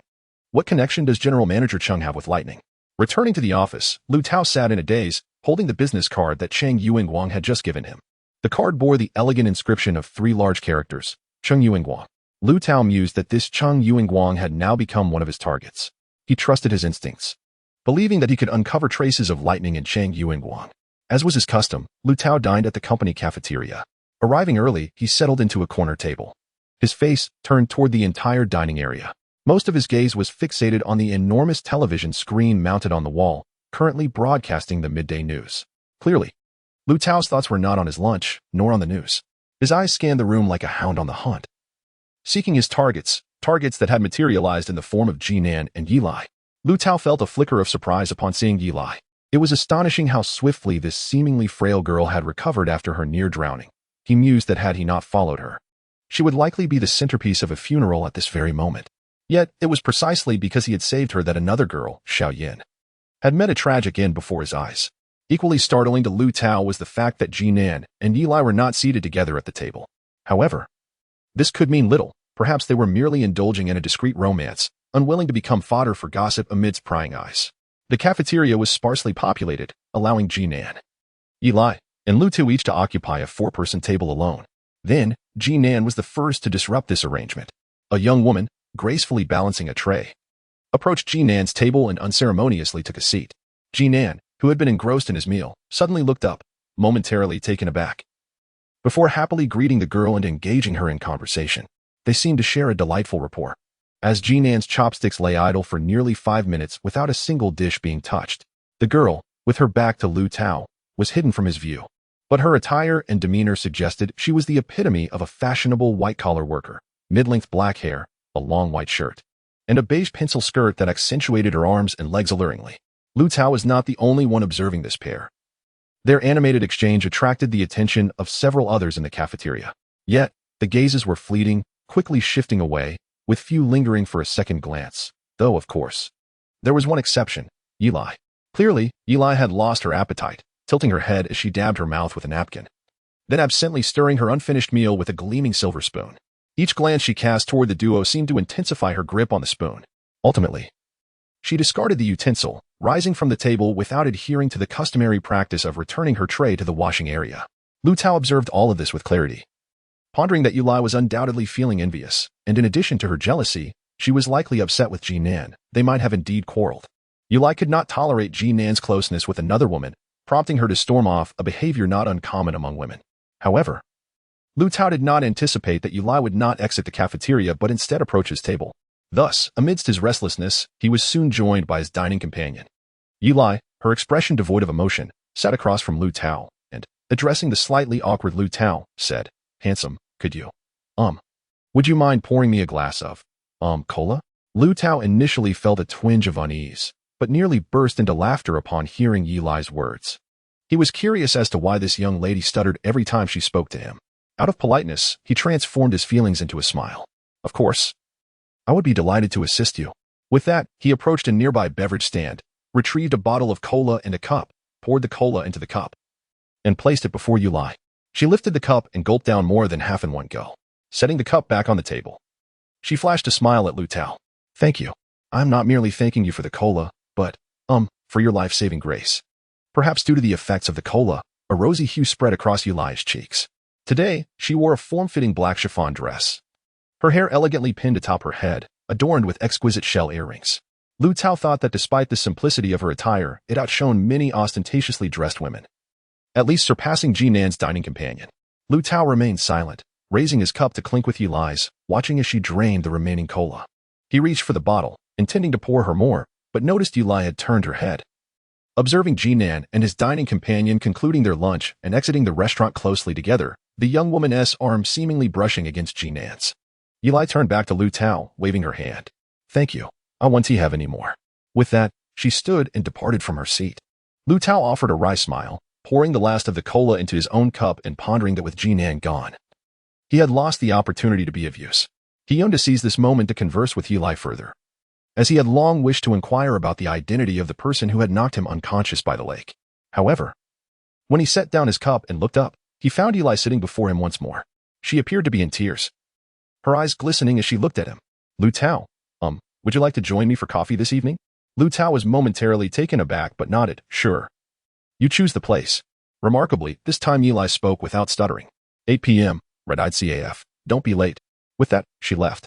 Liu Tao gazed at the remnants of their meal, contemplating. Splendid. It seemed that his plans regarding Yilai were unfolding exceedingly well. As the workday drew to a close, he had 2 hours until his 8 p.m. rendezvous with Yilai. He intended to utilize this time to decipher that coded document. The book required for decoding lay within the parcel that Jian Yuexin had given him that morning. Liu Tao pulled open his drawer, reaching inside, only to find it empty. The parcel was nowhere to be found. A cold sweat broke out over him as he yanked the drawer outward, nearly dislodging it from its track, yet it remained entirely devoid of contents. Unwilling to accept defeat, he rummaged through other drawers and searched every corner of the office. But to no avail. When had the book vanished? He had placed it in the drawer before meeting Qing Yuanguang in the morning, attended a departmental meeting organized by Jian Yuexin in the afternoon, and had not checked the office area all day, concerned that someone might see him. He now required utmost caution, leaving no trace of his intentions. Yet, the book had been taken. Cold sweat continued to trickle down Liu Tao's back. Who had appropriated the book? Did this individual know of its existence beforehand and come with purpose? Or were they merely fortunate in their search? He had been too careless. How could he have sent such a crucial item to the office? Now, not only was the password indecipherable, but he was also left with a significant piece of evidence in the hands of another. The question remained, who could that person be? Jiu Tian? Jinan? Yilai? Jian Yuexin? Each seemed a possibility, yet he could not ascertain which was more likely. Liu Tao, filled with frustration, left work and drove to Roman's residence. He felt it necessary to visit Roman. If he had indeed been exposed, he should transfer other evidence before his adversaries arrived. To his astonishment, he discovered that 2 items had vanished from Roman's home, a laptop and the book The Smiling, Proud Wanderer. There were no signs of forced entry. Who had visited? Liu Tao slumped helplessly to the floor. Never before had he felt so defeated. The overwhelming sense of failure rendered him breathless and stripped him of the strength to rise and pursue further actions. Yet, at that moment, Roman's visage suddenly appeared.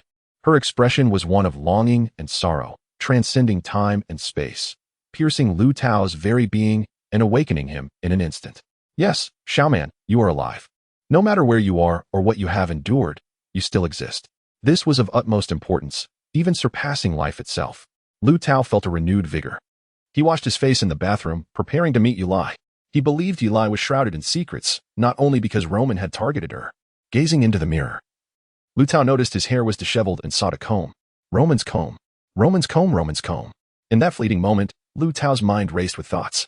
He first recalled that Roman's comb had been submitted to the police for DNA comparison. Then, he remembered it was a brand new sandalwood comb, and the hair on it could not belong to Roman, who was still alive. Finally, he remembered that Roman had always used a horn comb, a cherished gift from him during their travels, an item that combined utility and sentimentality. Yes, what of that horn comb? He recollected that when he had come to retrieve the sandalwood comb, something had felt amiss, yet in his turmoil, he had failed to notice. Now, he understood. The comb had been swapped surreptitiously before he took it. The hair on the sandalwood comb did not belong to Roman, which explained why the DNA results had misled everyone. Furthermore, the hair on the sandalwood comb belonged to a woman who perished in the fire, indicating that the incident held deeper implications. Liu Tao paced within the room. The absence of the comb signified more than just a missing item. What else had vanished? The laptop. The digital photographs displayed upon it. Liu Tao suddenly slapped his forehead. Of course, Roman's digital camera. Throughout this ordeal, he had entirely overlooked its existence. He recalled Roman's words on MSN. Tao, I bought a digital camera. From now on, you will often see the photos I take. Someone had taken the camera long before Roman's demise. Why hadn't they taken it along with the laptop? Was it to avoid raising Liu Tao's suspicions? No. That individual had discerned some of Liu Tao's secrets, prompting them to act decisively. Alternatively, perhaps this person intended to convey a warning to Liu Tao, indicating they were aware of his movements. Liu Tao paused his frantic pace, seated himself upon the sofa, and compelled himself to regain his composure. At 8 o'clock that evening, Liu Tao arrived punctually at the Red-Eyed CAF. This establishment was an unconventional venue, shrouded in darkness where patrons could scarcely recognize one another. Perhaps it was this very atmosphere that held its allure. Following the directions provided by Yi Lai, Liu Tao trailed behind an indistinct server, navigating a labyrinth of twists and turns until he reached a small private room. Upon pushing the door open, he discerned dim lighting and a girl vaguely seated upon a sofa. It was undoubtedly Yi Lai. Liu Tao took a seat opposite Yi Lai, faintly noticing a coffee pot and 2 small cups upon the transparent table. Yi Lai remained silent, lifting the coffee pot to fill Liu Tao's cup. The two of them silently consumed half a pot of coffee. Yi Lai eventually set her cup down, resting her chin in her hand, lost in thought. At that moment, Liu Tao had adjusted to the dim light, and Yi Lai's form gradually became clearer, to the point where he could discern the delicate hue of her lips. They were a lovely shade of pink, perfectly complementing the pink silk blouse she wore. Thank you for saving me, Yi Lai said slowly, still gazing downwards. Liu Tao chuckled softly. He found amusement in the fact that Yi Lai had not stuttered this time. He had previously thought that her silence stemmed from a fear of her own stuttering. Once he finished laughing, he remarked, You've thanked me several times already. Does Jinan know about this? Yi Lai shook her head vigorously. No, she doesn't. Liu Tao pressed further. What about your meeting with Ji Xianxian in the park? Does Jinan know about that? Yi Lai fixed her gaze on Liu Tao. You followed me, didn't you? Liu Tao lied without a flicker of hesitation. I did not follow you. I was following Ji Xianxian. Yi Lai's expression turned peculiar. You already knew Ji Xianxian was alive, didn't you? Liu Tao replied. So, you only realized she was alive when you met her? Yi Lai explained, to be precise, I knew before I met her. She called me to meet her in the park, and honestly, I was quite shocked at that moment. The astonishment still lingered in Yi Lai's expression. Liu Tao reiterated his unanswered question. Does Jinan know? Yi Lai remained silent, retrieving a box of cigarettes from her exquisite white handbag, expertly unwrapping it, while Liu Tao graciously offered her a light. Yi Lai expressed her gratitude and eagerly placed the cigarette between her lips, inhaling deeply. Liu Tao observed her smoking with a hint of surprise. He did not expect a girl like her to indulge in such a habit. In the dim light and swirling smoke, her face appeared enigmatic, igniting a strong desire within Liu Tao to unravel her mysteries. He felt that Yi Lai was an enigma from head to toe. After a few puffs, Yi Lai revealed. Xuan told me not to inform Jinan or anyone else, including Jianshan, that she is still alive before I meet her. But after meeting her, I learned that she intends to kill me. To kill me. Her fingers, clasping the cigarette, trembled incessantly, prompting Liu Tao to yearn to grasp her hand and offer her some strength. He sensed that this fragile girl might collapse without the support of the smoke. Liu Tao inquired, Why does Xuan want to kill you? Do you have a grudge against each other? Yi Lai shook her head. I don't know. Yet, her intense expression led Liu Tao to believe that she knew much more than she was letting on. Finally, he posed the question that had tormented him for days. Yi Lai, what transpired after I revived you by the lake? Who attacked me? Yi Lai continued to shake her head. I don't know. I couldn't see clearly. I only saw a person wearing a black mask appear behind you. I was so frightened that I froze. And by the time I regained my senses, you had vanished. Soon after, the ambulance arrived. This response left Liu Tao profoundly disappointed. He scrutinized Yi Lai's face, seeking clues to determine if she was lying, but her expression revealed nothing. Yi Lai was an intricate puzzle, akin to a tangled ball of thread that required time and patience to unravel. He watched as she finished the slender, white cigarette, extinguishing it in the ashtray. Then, She abruptly lifted her gaze and asked Liu Tao, "Is Roman still alive?" Liu Tao felt a jolt of surprise but maintained an outward calm. In a slow, sorrowful tone, he replied, "No, she has passed away." Internally, he thought, "She is gone, as is Xuan." Yelai responded with a sympathetic, "Oh," her eyes reflecting concern. "Was it Xuan who killed her?" Liu Tao replied ambiguously, "I suspect. It's possible, but not certain." Yelai nodded. "So you are tracking Xuan? You are seeking evidence of her killing Roman, aren't you?" Liu Tao regarded her non-committally. "Be careful, she may come after you as well." Yelai offered a fleeting smile. The first of the evening, and when she smiled, the shape of her eyes and lips was strikingly beautiful. She proposed, "How about you be my bodyguard?" Liu Tao replied, "I could be your bodyguard, but I fear someone might object." Immediately after speaking, he regretted his words as he noticed Yelai's expression shift. Yelai stated, "Please, do not mention him again. We have parted ways." Liu Tao was not particularly surprised. The scene in the restaurant at noon had hinted at this, but he had not anticipated the situation would be so severe.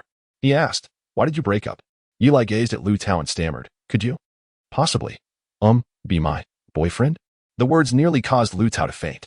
What was Yelai expressing? Was this her intention for inviting him this evening? Noticing the peculiar expression on Liu Tao's face, Yelai averted her gaze, but moments later, her eyes returned to him. As if drawn by an invisible force, for Liu Tao's beauty was captivating, increasingly so with each glance. The eerie red light within the CAF cast a strange hue upon Yelai's eyes, rendering them crimson. Was this the essence behind the CAF's name? At that moment, Liu Tao's thoughts did not dwell on whether to accept Yelai's heartfelt proposition, which struck him as rather peculiar. Seeing Liu Tao's lack of response, Yelai added, "Please don't misunderstand. My heart belongs to but one person, and that is Jinan. I merely wish for you to pretend to be my boyfriend before Jinan." Liu Tao found Yelai's slight stutter endearing. Had it not been for Roman's letter, he would have undoubtedly dismissed Yelai's absurd request without hesitation. Nevertheless, Liu Tao inquired, "Is there a fee for this performance? If so, I might consider it." Yelai chuckled softly, "How about this? During our relationship, I shall cover all expenses for meals, coffee, tea, anything you consume." Pouring himself a cup of coffee, Liu Tao raised it and asked, "Does this cup count?" Yelai nodded enthusiastically, believing he had acquiesced to her request. Rising shyly, she said, "Liu Tao, I need to use the restroom." As Liu Tao listened to Yelai's footsteps receding, he sipped his coffee and mused that shy girls were becoming increasingly rare. Yelai's bashfulness reminded him of Roman when he felt bullied.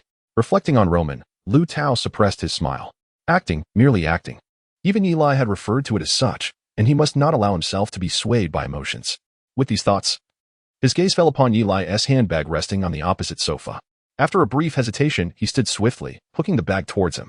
Zipping it open, he discovered the first compartment contained a makeup pouch, tissues, and a phone. The second held a keychain and a wallet. Liu Tao retrieved the wallet, flipping it open to find nothing but credit cards and cash, which he returned. Moving on to the third compartment, he swiftly extracted a book. Upon recognizing the familiar cover, he confirmed it was indeed Lilac. Chapter 6. The City of Mysteries. Early one morning, Xuan received a resignation letter, postmarked locally and signed by Xuan. The letter expressed her gratitude for Xuan's appreciation, stating that she had to leave for personal reasons and requested his forgiveness. Xuan read the letter multiple times, concluding that the situation was far more complex than it appeared. He knew Xuan well enough. She was kind-hearted and responsible, always considering others. Such a sudden departure was uncharacteristic of her. What could have transpired? As he pondered this question, an even more troubling development occurred. Xuan's father came to see him.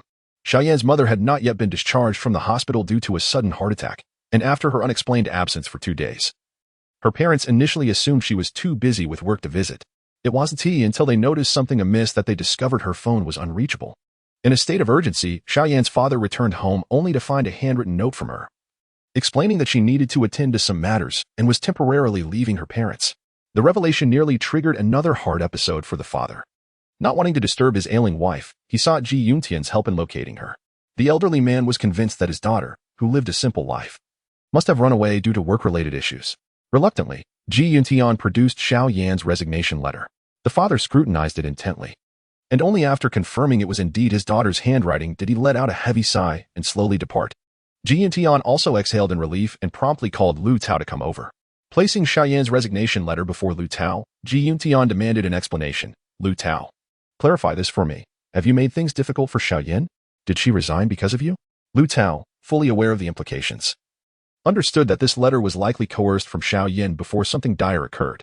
However, he feigned ignorance. Mr. G, Xiao Yan's resignation is clearly due to personal reasons.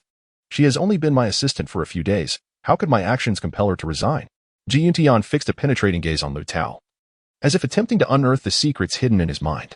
Despite feeling a sense of unease, Liu Tao maintained an air of composure. Mr. G, I have always believed you trust me. But Ji Yuntian continued to scrutinize Liu Tao for a prolonged moment before speaking slowly. Liu Tao?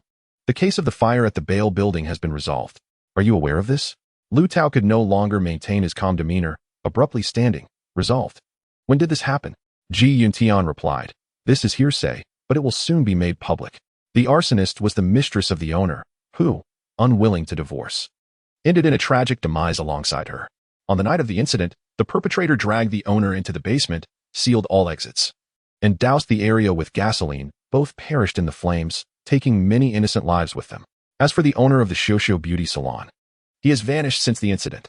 Listening silently, Liu Tao noted the striking resemblance of this rumor to recent societal whispers. Moreover, the content of this information aligned with a call made to the newspaper by a source known as Lightning. However, the alignment of these details only deepened the enigma, suggesting that the matter was far from straightforward. As long as Roman remains alive, what significance does it hold?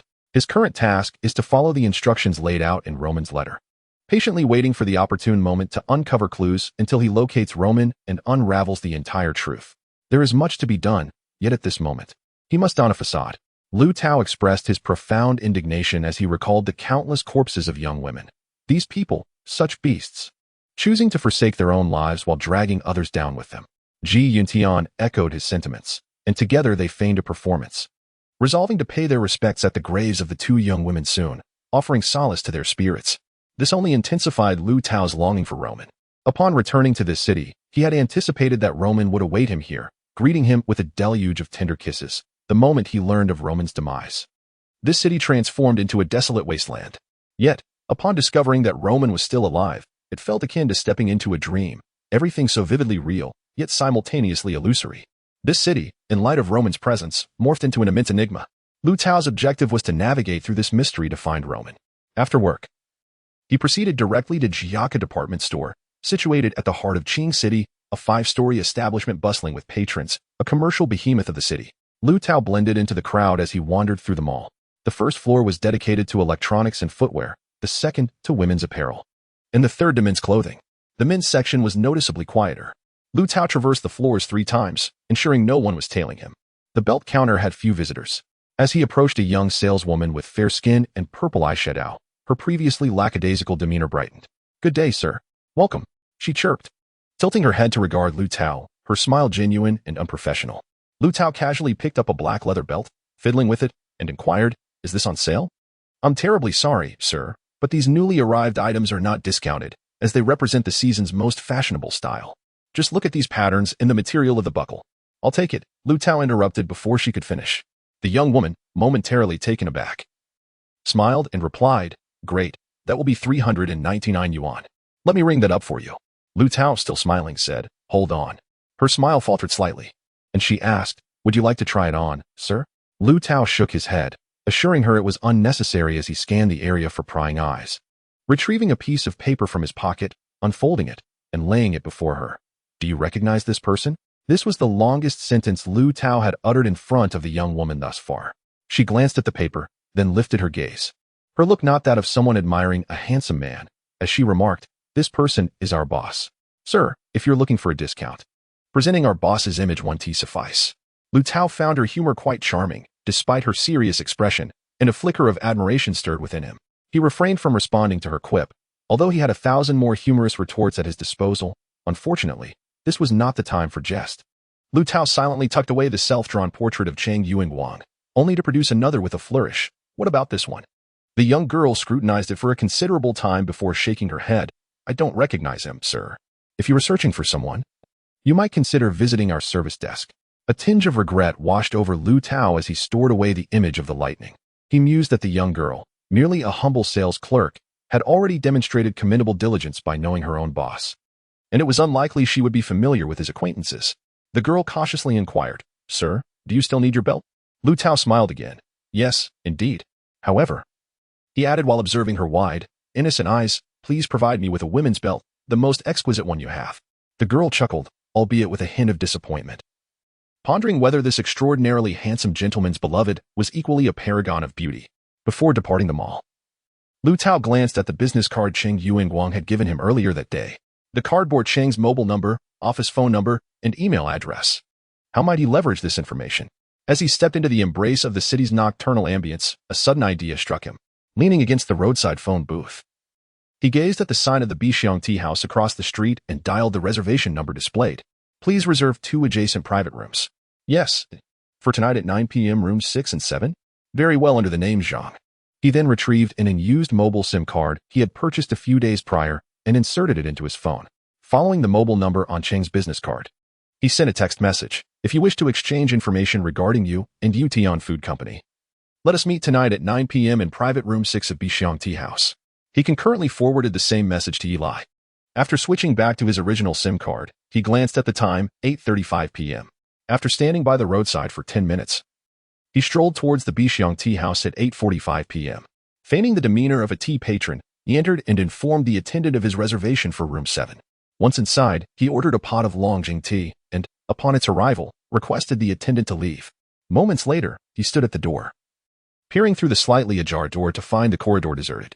He swiftly exited room 7 and pushed open the door to room 6. The appointed hour was drawing near. From his trouser pocket, he retrieved a voice recorder, activated it, and discreetly affixed it to the leg of the tea table with a small piece of tape. After hastily returning to the door and confirming the coast was clear, he swiftly re-entered room 7. Liu Tao glanced at his watch. His absence from room 7 had been less than a minute. He exhaled in relief, returning to the tea table to pour himself a small cup of the jade-green Longjing. He raised the cup to his lips, moving towards the door while remaining attentive to the sounds in the corridor, inhaling the fragrant aroma of the tea. The scent of Longjing was gentle yet invigorating, soothing Liu Tao's taut nerves. Just as he was about to take a sip, he heard footsteps approaching in the corridor. Continuing, he noticed the waiter who had just served him tea walking ahead, followed by a woman clad in a black lace top and a fuchsia short skirt, her long hair partially obscuring her face and adorned with oversized sunglasses. The two entered the adjacent room. Liu Tao's hand, which held the teacup, hovered in the air, frozen. This woman was not Yulai. Indeed, she was taller and slimmer than Yulai. Who could this woman be? He had not glimpsed her face. Could she possibly be? Liu Tao's hand trembled suddenly, the still warm tea spilling onto his hand, scalding slightly. The aroma of Longjing tea intensified in the air, prompting Liu Tao to return to the tea table, set down the cup, and retrieve his phone, replacing it with the previous SIM card. He sent a text to Eli. The meeting is cancelled. It is dangerous there. I will notify you about the rescheduled time. As he observed the confirmation of message sent on his screen, Liu Tao let out a slight sigh of relief. He then stood hesitantly in the empty room, uncertain whether to leave or. Hearing the sound of the waiter departing, faced with the silent corridor, he finally resolved to act. Opportunity must not be squandered. He was determined to take the plunge. To steady his nerves, he sipped the tea, now perfectly warm. The subtle bitterness and rich aroma slid from his tongue down his throat, filling his stomach. Truly exquisite tea, Liu Tao thought with a smile as he lifted the pot of Longjing and departed from room 7, knocking on the door of room 6. Please enter, came a woman's voice, sounding tense, as if she were somewhat anxious. Liu Tao pushed the door open and beheld a charming young woman seated with her back to the entrance, her long hair cascading over her shoulders, clad in black lace and fuchsia, exuding an air of allure. The woman did not turn around until Liu Tao approached and took a seat before her, at which point she raised her head. Their gazes collided in the air, sparks flying. Yet their expressions remained as calm as tranquil lakes amidst the haze of tension.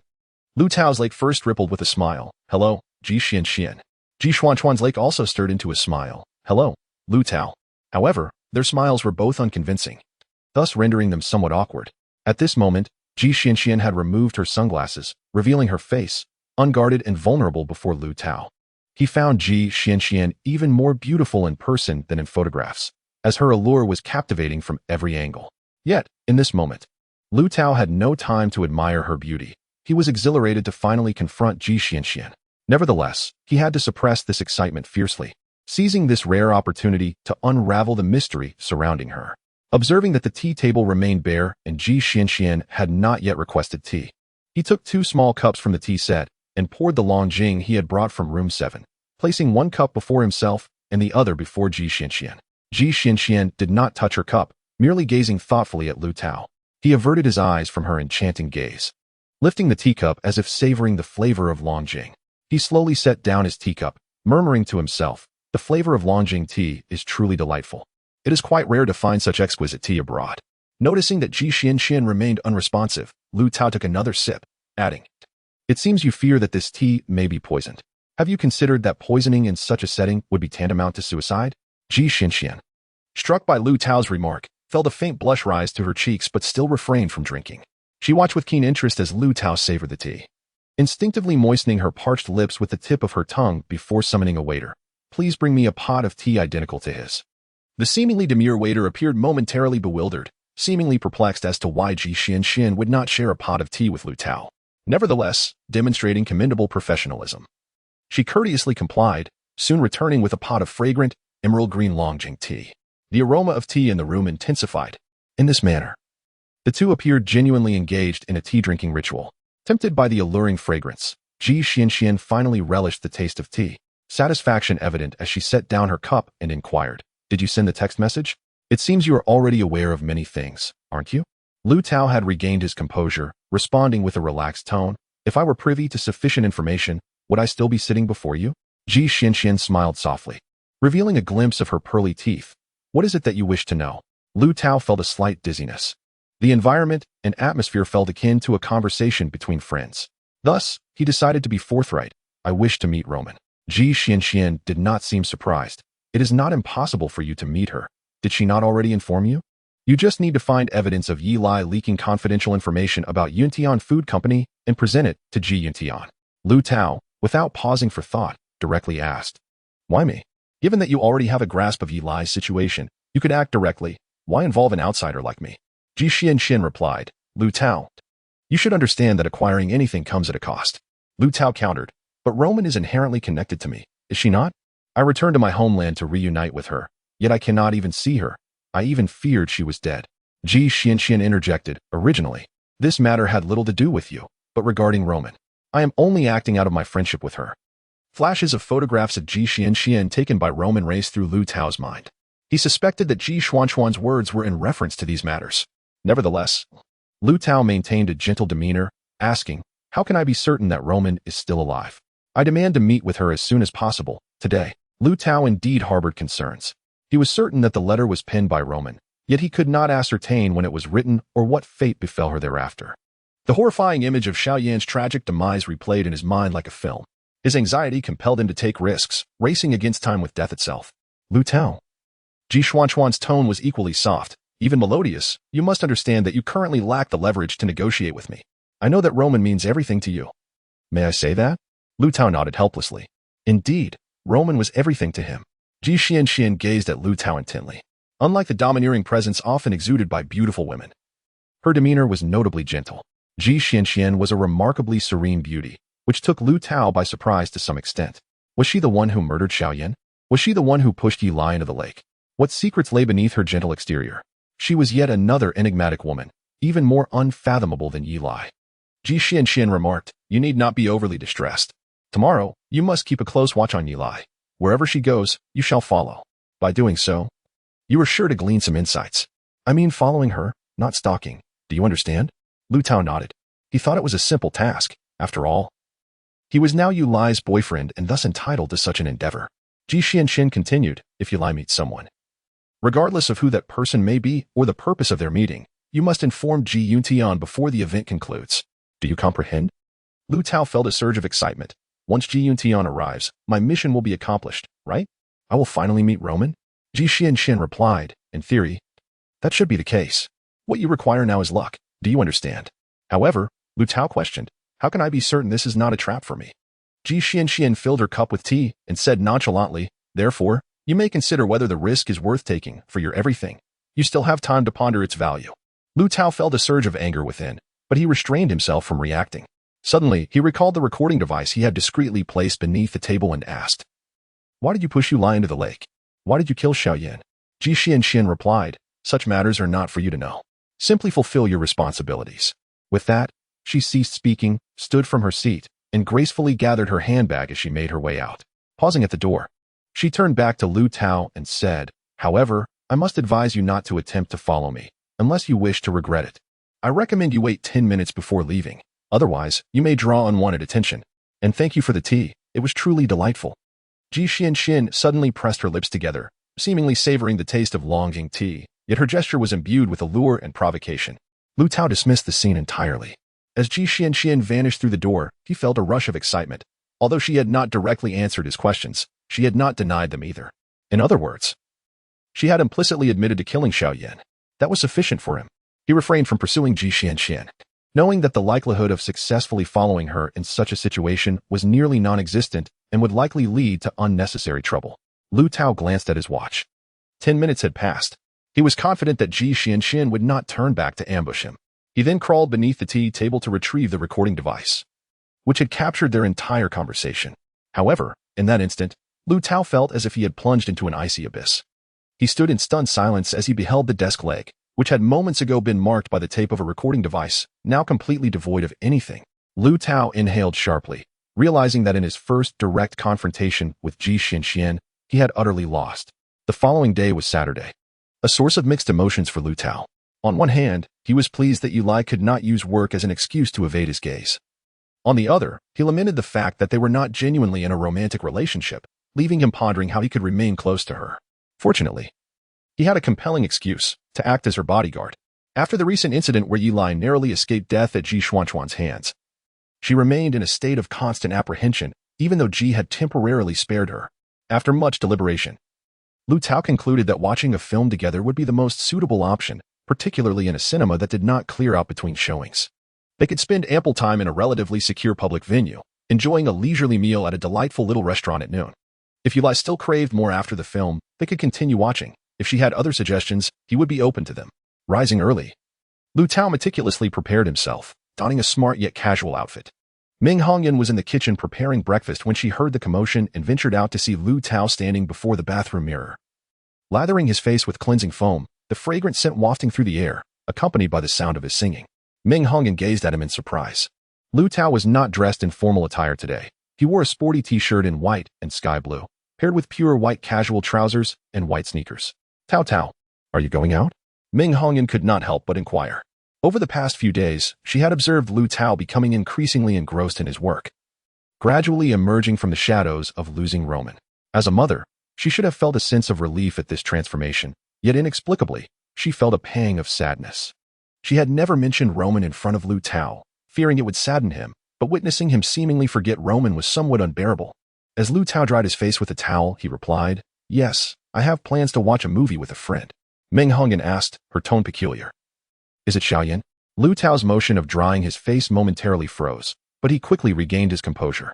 Hanging the towel on the rack, he stepped out of the bathroom and said, "Mom, the Xuan you mentioned has already resigned. I haven't seen her in ages." "Oh."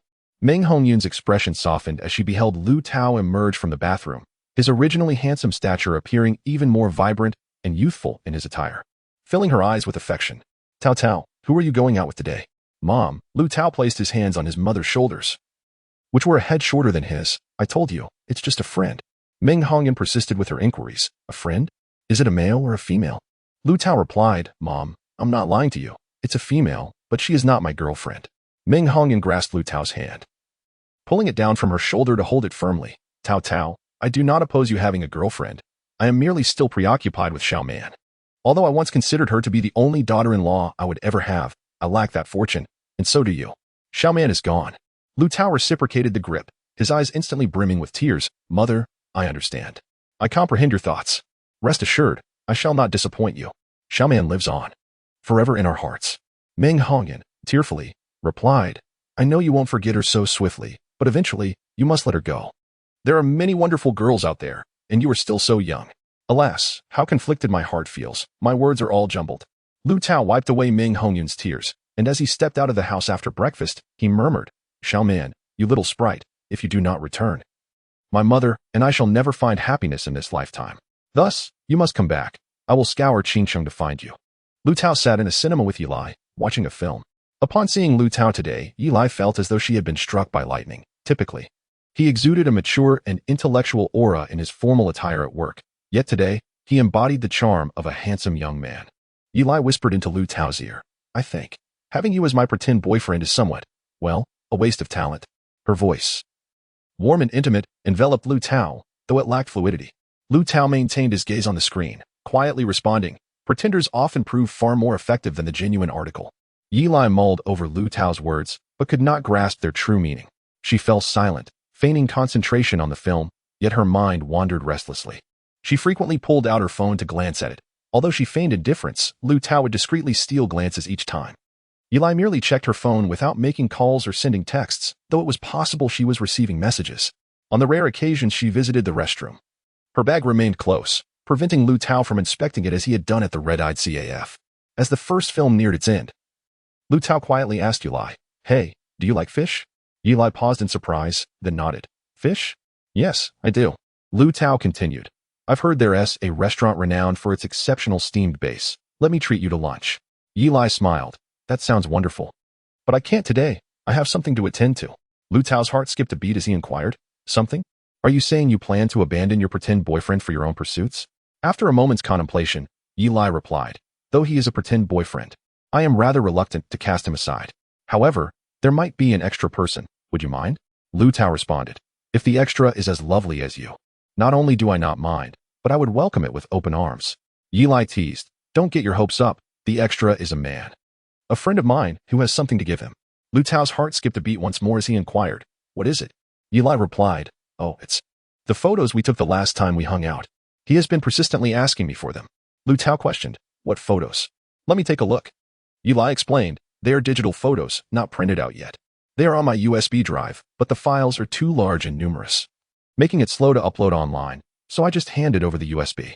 It's been a while since we last met. We should have a meal together." Liu Tao responded, "Sure, let us go for the three-people style base." However, Yilai interjected, "Let us not talk about base just yet. We agreed to meet at Fantasy Western Restaurant at noon sharp." Liu Tao murmured to himself, "After all this time, it turns out I am the third wheel." Inside, his heart was racing with mixed emotions. Yilai remained silent, stifling her laughter behind her hand, her body quivering with amusement. Liu Tao pretended to rummage through his pockets for a while, then said to Yilai, "I forgot my phone. Could I borrow yours for a moment? I need to call my mom and tell her I won't be home for lunch." Yilai fetched her phone and handed it to Liu Tao, holding Yilai's phone. Liu Tao feigned reluctance to disturb others watching the movie as he exited the screening room. In the lobby, seeing no one around, Liu Tao quickly scrolled through Yilai's phone. There were 2 messages in her inbox. The first was sent at 9:06 a.m., just as they had settled into their seats in the cinema. The message read, "You must hand it to me in person. Sending it by email will go through the website server, which is unsafe." The second message came at 10:30 a.m., Fantasy Western Restaurant. "I will be waiting for you there at noon. Don't be late." As Liu Tao memorized the sender's phone number, he placed a call to Ming Hongyun. This call was necessary to avoid arousing Yilai's suspicions.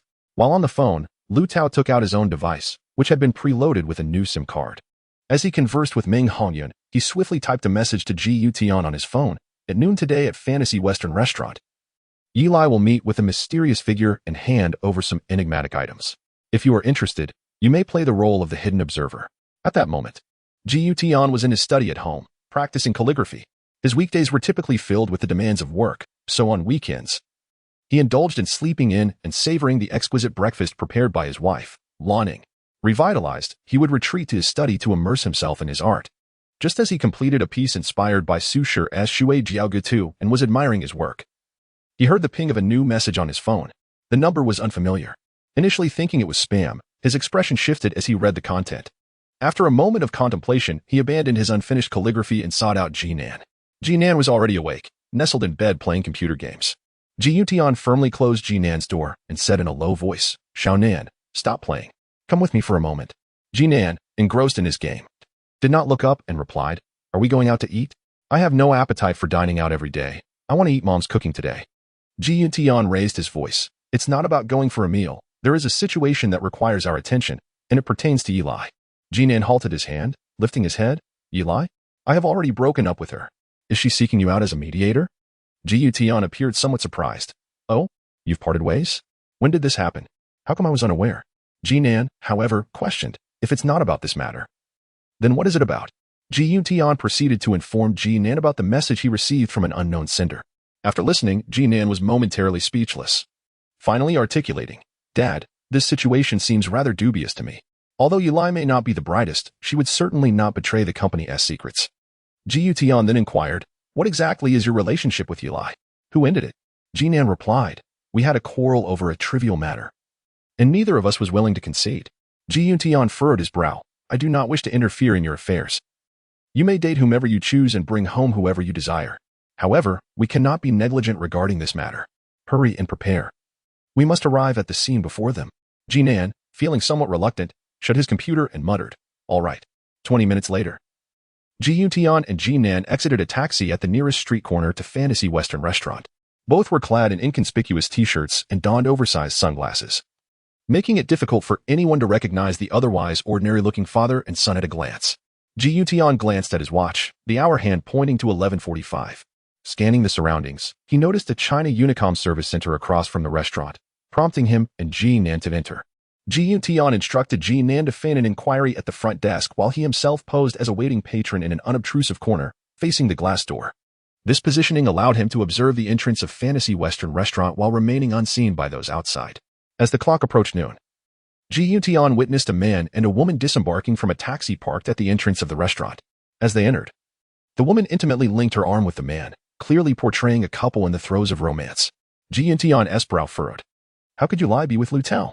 Could the mysterious figure mentioned in the message be Liu Tao? If so, Eli could have easily exchanged secrets with Liu Tao without the need for such elaborate scheming at the restaurant. Hence, there must be another individual involved. However, Eli and Liu Tao. Could it be that Jinan and Eli parted ways due to Liu Tao? Was Liu Tao the third party?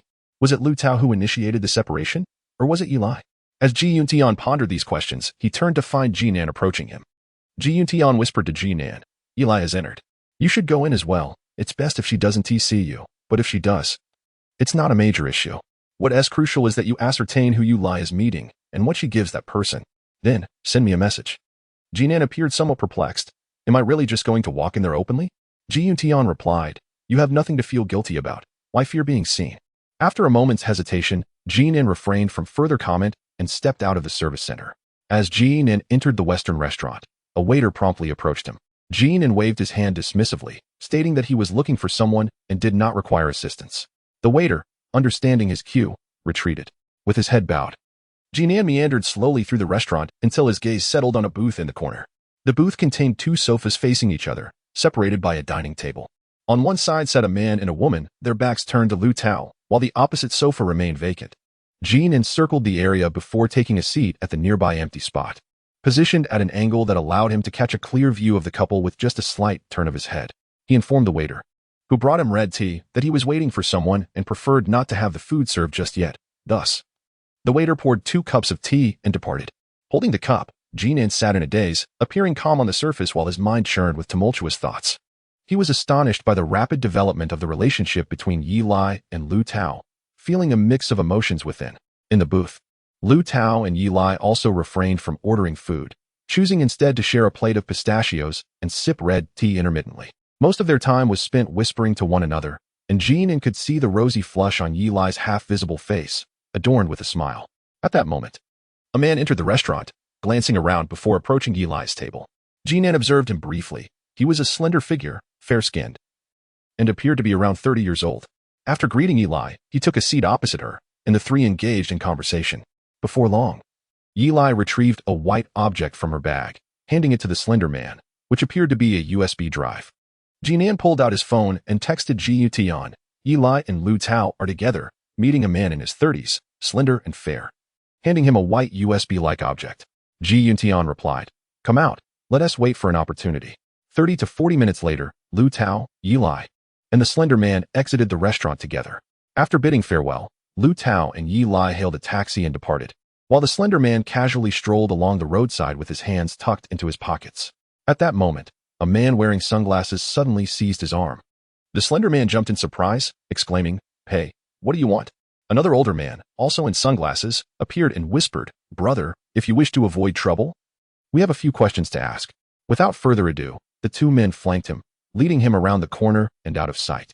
In a car parked in front of the restaurant, Ji Xianxian softly said to Roman, let's go.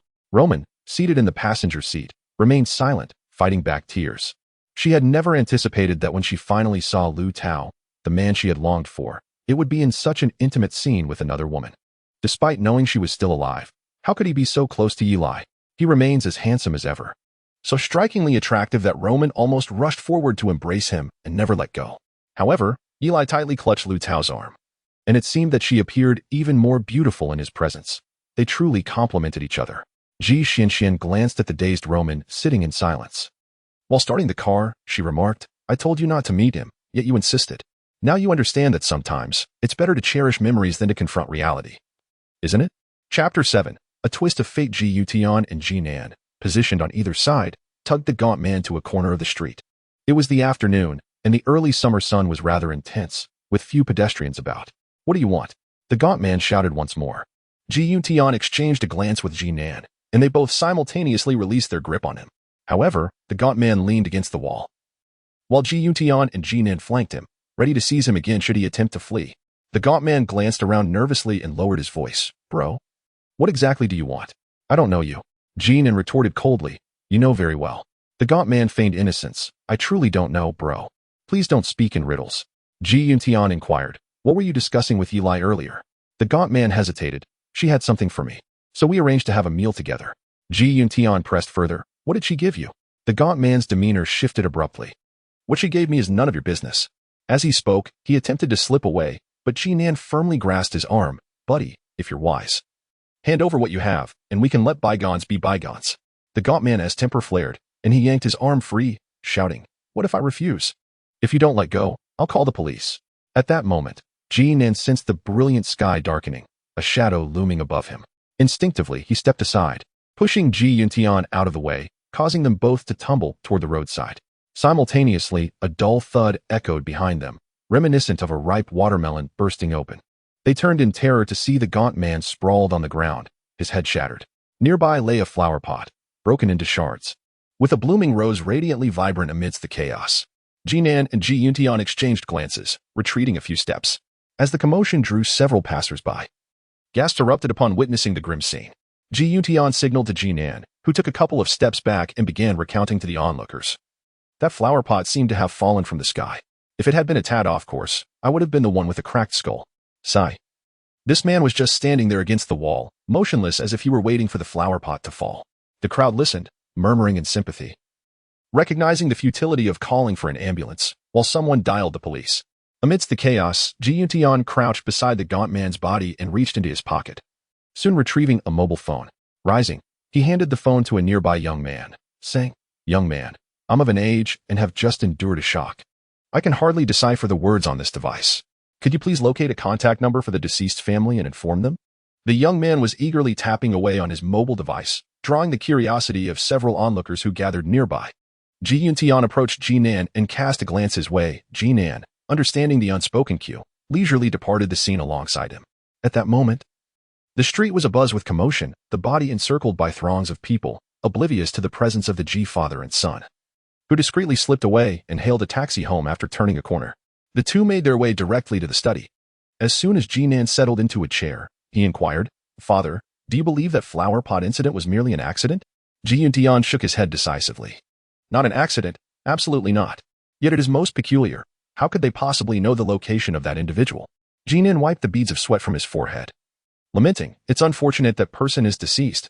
Otherwise, we might have finally unearthed the crucial lead." Ji Yuntian replied with a serene smile, "Son, you ought to be grateful that street lacks surveillance cameras. Otherwise, this matter would be exceedingly convoluted." He then took a seat at the desk, powering on the computer, and retrieved a white USB drive from his pocket. "Father, you found a USB drive on him," Ji Nan exclaimed, excitement evident in his voice. Ji Yuntian remained silent, methodically inserting the USB into the computer's USB port and clicked the mouse to access its contents. The two leaned in closely over the screen, only to pull back moments later. The files contained within the USB were the technical documents for the newly launched product of Yuntian Food Company, Longjing Tea Beverage. They exchanged glances, speechless for a protracted silence, until Ji Nan finally spoke, his tone heavy with realization. "I never anticipated it would truly be Eli." Ji Yuntian stated firmly, "I must understand why you and Eli parted ways." Ji Nan appeared somewhat aggrieved. "It wasn't I who ended things with her. She simply ceased to acknowledge me. A few days ago, I noticed something was amiss. One day at work, she abruptly declared she needed to meet a friend. But when I asked who it was, she refused to answer. Then, I caught her chatting online with someone else behind my back, and when she noticed me, she quickly closed the window. This led to an argument where she accused me of not trusting her and left in tears. I, however, thought little of it, expecting her to reach out for reconciliation, as she always capitulated first after our disputes. Jian's expression conveyed a mix of pride and melancholy as he continued after a brief pause. It turns out she has become involved with Liu Tao. You witnessed today's scene. What more is there to say? Moreover, having stolen the company's closely guarded secrets, how could she possibly have the audacity to aspire to be a daughter-in-law of the Ji family? Yet Tian countered, son, have you not considered that her approach towards you may have been solely to acquire the company's secrets? Her feelings for you may not have been genuine. Now that she has obtained our latest tea beverage formula and processing information, she has conveniently moved on to Liu Tao. Father, please stop, Jian exclaimed, discarding his glasses to the side and covering his eyes with his hands. Tian approached and gently patted his back. Have some fortitude. Mourning over such a woman is not worth it. Tell me, how should we exact retribution upon Yilai? Jian lifted his head, tear-filled eyes meeting Tian's, and sensed a glimmer of menace in his father's gaze, causing a shiver to run through him. He asked tremulously, Father, what do you intend to do with her? Tian replied, that depends on your feelings. If you despise her, simply nod, and I shall take care of the rest. If you still harbor fond memories, then shake your head, and I will devise another plan. Jian stared blankly at Tian, and after a long pause, neither nodded nor shook his head. Useless. Tian spat angrily before sweeping away. Shortly after, while at work, Liu Tao noticed Yilai's avatar illuminate on MSN. I have acquired the information. Sending it to you now, Yilai said, and subsequently transmitted a document to Liu Tao. Upon opening it, Liu Tao found it to be a scanned copy of Xuan's personal resume. The photograph matched precisely the one used during Xuan's funeral, albeit slightly reduced in size. Yet, at that moment, Liu Tao felt an unsettling chill run down his spine. Following Xuan's miraculous return, the image no longer evoked any sense of beauty, but rather an inexplicable eeriness. Liu Tao meticulously perused Xuan's profile, gradually gaining a comprehensive understanding. Xian, of Han ethnicity, born in 1982 in Qiqing. Attended primary and secondary school in Fengxian, later studied at a university in Singapore where she obtained a master's degree. After graduating, she worked for a company in Singapore and returned to Qiqing a year ago to join the administrative department of Yutian Food Company. The father's name filled in the form was Yutian, while the mother's section remained conspicuously blank. Liu Tao pondered, finding several aspects surprising. First, he had not anticipated that Xian was also a returnee. Second, why did Xian, born in Qingcheng, study in Fengxian, which was far away? This suggested that she and Yutian had never cohabited, which might explain Yutian's apparent lack of grief over Xuan's death. Thirdly, who was Xuan's mother? Was she not Jinan's mother? At the funeral, he had glimpsed Jinan's mother, an unremarkable yet dignified middle-aged woman, who had only shown her face briefly before departing. Liu Tao had assumed she was overwhelmed with sorrow, but now it seemed that was not the case at all. As these thoughts swirled in his mind, Liu Tao suddenly discovered the key to unraveling the entire mystery, Xuan's identity. He inquired with Yilai on MSN, but Yilai also expressed ignorance, noting that Jinan seldom mentioned Xian in his presence. This very silence only deepened the enigma surrounding the matter. Alone in the empty office, a profound sense of loneliness engulfed him like a malevolent specter. He felt adrift in an ethereal sea, desperately seeking assistance yet finding none. Jian, Jinan, Yilai, Xian, Cheng Yuan, the enigmatic lightning, and even Jian Yuexin from the adjacent office, each of them represented a dark riddle. And he needed to approach them to unravel these mysteries while simultaneously avoiding the venomous repercussions they might unleash. Only by navigating this perilous game unscathed could he hope to reunite with Roman, the unwavering force propelling him forward. Liu Tao felt a pang of thirst. A cup of rich coffee would not only quench his thirst, but also invigorate his spirit. As Liu Tao prepared instant coffee, he was suddenly struck by a wave of nostalgia for Xuan. A pang of heartache surged through him as he caressed the coffee cup that Xuan had once touched, and he resolved quietly within himself. He was not only determined to find Roman, but also to unearth the perpetrator responsible for Xuan's death.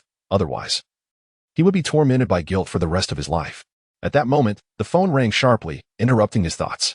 He picked up the receiver to hear the gentle tone of Jian Yuexin. Liu Tao, please come to my office. Upon entering her office, Liu Tao found Jian Yuexin sipping coffee.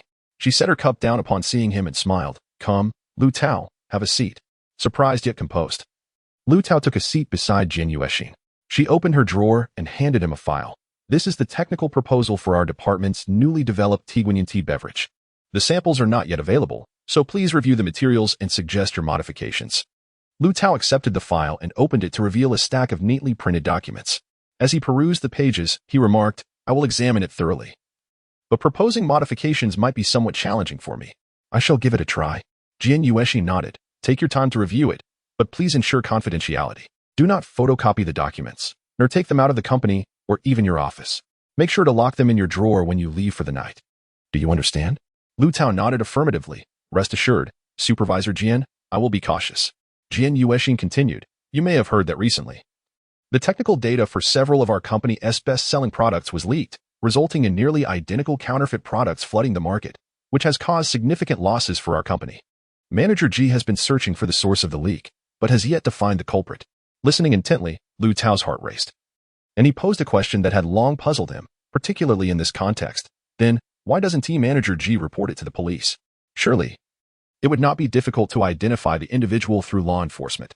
Jian Yueshi smiled faintly, hesitating before responding. "Liu Tao, it appears that Manager Ji holds you in high regard. If you work diligently, your future will be bright." Just as Liu Tao was about to express his gratitude, a knock interrupted. The visitor was Guodi from the administrative department, carrying a stack of letters. After handing Jian Yueshi her correspondence, Guodi suddenly remarked, "Oh, Liu Supervisor is here as well. There's a parcel for you that I've signed for. I'll pass it on." Liu Tao was taken aback as he received the parcel, saying, "Thank you for your trouble." After Guodi left, Liu Tao said, "Supervisor Jian, if there is nothing else, I'll let you get back to it." Jian Yueshi appeared reluctant to let him go, yet she nodded, observing his urgency. Before turning to leave, Liu Tao inadvertently caught a glimpse of Jian Yueshi's gaze, which seemed fixated on the parcel in his hands. This look left him feeling uneasy. However, he quickly cast aside the discomfort and retreated to his office to open the parcel. Inside were 2 plane tickets to England, dated for the day after tomorrow. Liu Tao scrutinized the parcel's exterior, but the sender's address was nonsensical, seemingly fabricated. At the moment when Liu Tao was enveloped in confusion, his phone rang, displaying an unfamiliar number. A message appeared. "Tao, it's me. We are heading to the UK together and want to be returning for a while, all right? There are 2 tickets, one for you and one for Mom. Just go directly to the airport. We'll meet on the plane. After work." Liu Tao returned home carrying a large bag. As Ming Hongyan opened the door, a delightful aroma wafted through the air. "Tao Tao, what smells so wonderful?" she inquired with curiosity. "Mom," Liu Tao exclaimed, his eyes sparkling with joy, "I'm treating you to dinner tonight." He then entered the dining room, placing the bulky bag on the table and, like a magical cat, began to unveil his treasures one by one. In no time, he had laid out a feast of delectable dishes: Thai-baked shrimp, Cantonese roast goose, foil-wrapped perch, steamed chicken feet in black bean sauce, durian pastries, egg tarts. All exquisite and delightful Cantonese cuisine. Ming Hongyan's appetite was piqued, and she eagerly went to fetch plates and bowls, along with a small pot of her homemade job tears and yam porridge. The two indulged heartily in the meal, with Liu Tao continuously serving Ming Hongyan. Eventually, she had to set down her chopsticks. "All right, Tao Tao, your mother is full now. Eating more would be indigestible."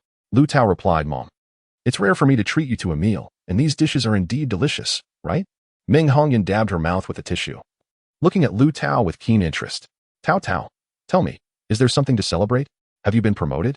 "Mom, as soon as I joined Yintian Food Company, I became the deputy supervisor." Ming Hongyan smiled slightly and said, "Well then, are you preparing to introduce a girl to me?" Liu Tao chuckled. "Do I really need to curry favor with you beforehand to bring a girl home?" Ming Hongyan gazed at Liu Tao with affection. "All right, I won't pry any further. Just seeing you so happy is enough for me." As Liu Tao savored an egg tart, he leaned closer to Ming Hongyan and whispered, "Mom, you guessed it correctly. I do plan to bring a girl for you to meet." Ming Hongyan was somewhat astonished. "Tao Tao, is that true?" Liu Tao remained silent, finishing his egg tart and magically producing 2 plane tickets from his hand. "Mom, how about we go to the UK together the day after tomorrow? Haven't you always wanted to see the place where I study? You used to worry about affecting my studies and hesitated to go. Now, let us go together, shall we? Fortunately, my passport and everything were prepared in advance, so we can leave anytime." Ming Hongyan was even more surprised. "Tao Tao, you're not working anymore?" "Mom, you know I still have some matters to attend to in the UK, and it happens to be a slow period at the company. So my boss granted me a few days off." Ming Hongyan suddenly understood. "I see. There aren't just 2 people going to the UK. There are 3. Liu Tao joyfully embraced Ming Hongyan's neck. "Mom, you're just so clever." Ming Hongyan refrained from inquiring about the 3rd person, and Liu Tao kept it to himself. It wasn't merely to surprise his mother, but rather a fear that, should any unforeseen circumstances arise, the disappointment would weigh heavily on her. That night, Liu Tao found himself unable to sleep as the contents of the phone call from earlier replayed incessantly in his mind. Upon receiving the text message, he had immediately dialed the number, only to be astonished when the call connected. For a few seconds, it felt as if he had neither heartbeat nor breath, and certainly no thoughts. In that fleeting moment, he believed he had perished, only to miraculously resurrect. The reason for his disbelief was the realization that Roman, the one he had longed for day and night, was indeed on the other end of the line. "Is it you, Xuan? Is it really you?" The words did not emerge from his throat, but rather sprang forth directly from his heart, infused with the rhythm of his pulse. In stark contrast, Roman's voice was remarkably calm. "Liu Tao, it's me." Clutching his phone with both hands, as if fearing Roman might vanish, he implored, "Xuan, where are you? I need to see you. Right now." Roman replied, "Liu Tao, now is not the time to meet. I just want to tell you that what I told you is true." Liu Tao, in a state of incoherence, echoed Roman's words. "It's true, it's true. How wonderful." Roman then stated, "All right, I'm hanging up." Her voice retained that same tranquility, creating a stark contrast with Liu Tao's fervor. Just as he uttered, "Wait, Xuan." The call ended. Liu Tao stared at the disconnected phone for several seconds, then redialed only to be met with a recorded message indicating the user was unavailable. He tapped his head, striving to calm himself from the overwhelming excitement. At that moment, he realized Roman's calm demeanor was likely due to the presence of others around her. She could not express more, nor could she afford to be overly excited. Nevertheless, her composure did not seem feigned. Liu Tao forced himself to accept this understanding. Ultimately, what mattered was that her words were true, which meant that in just a couple of days, they would reunite on a plane and embark together to England.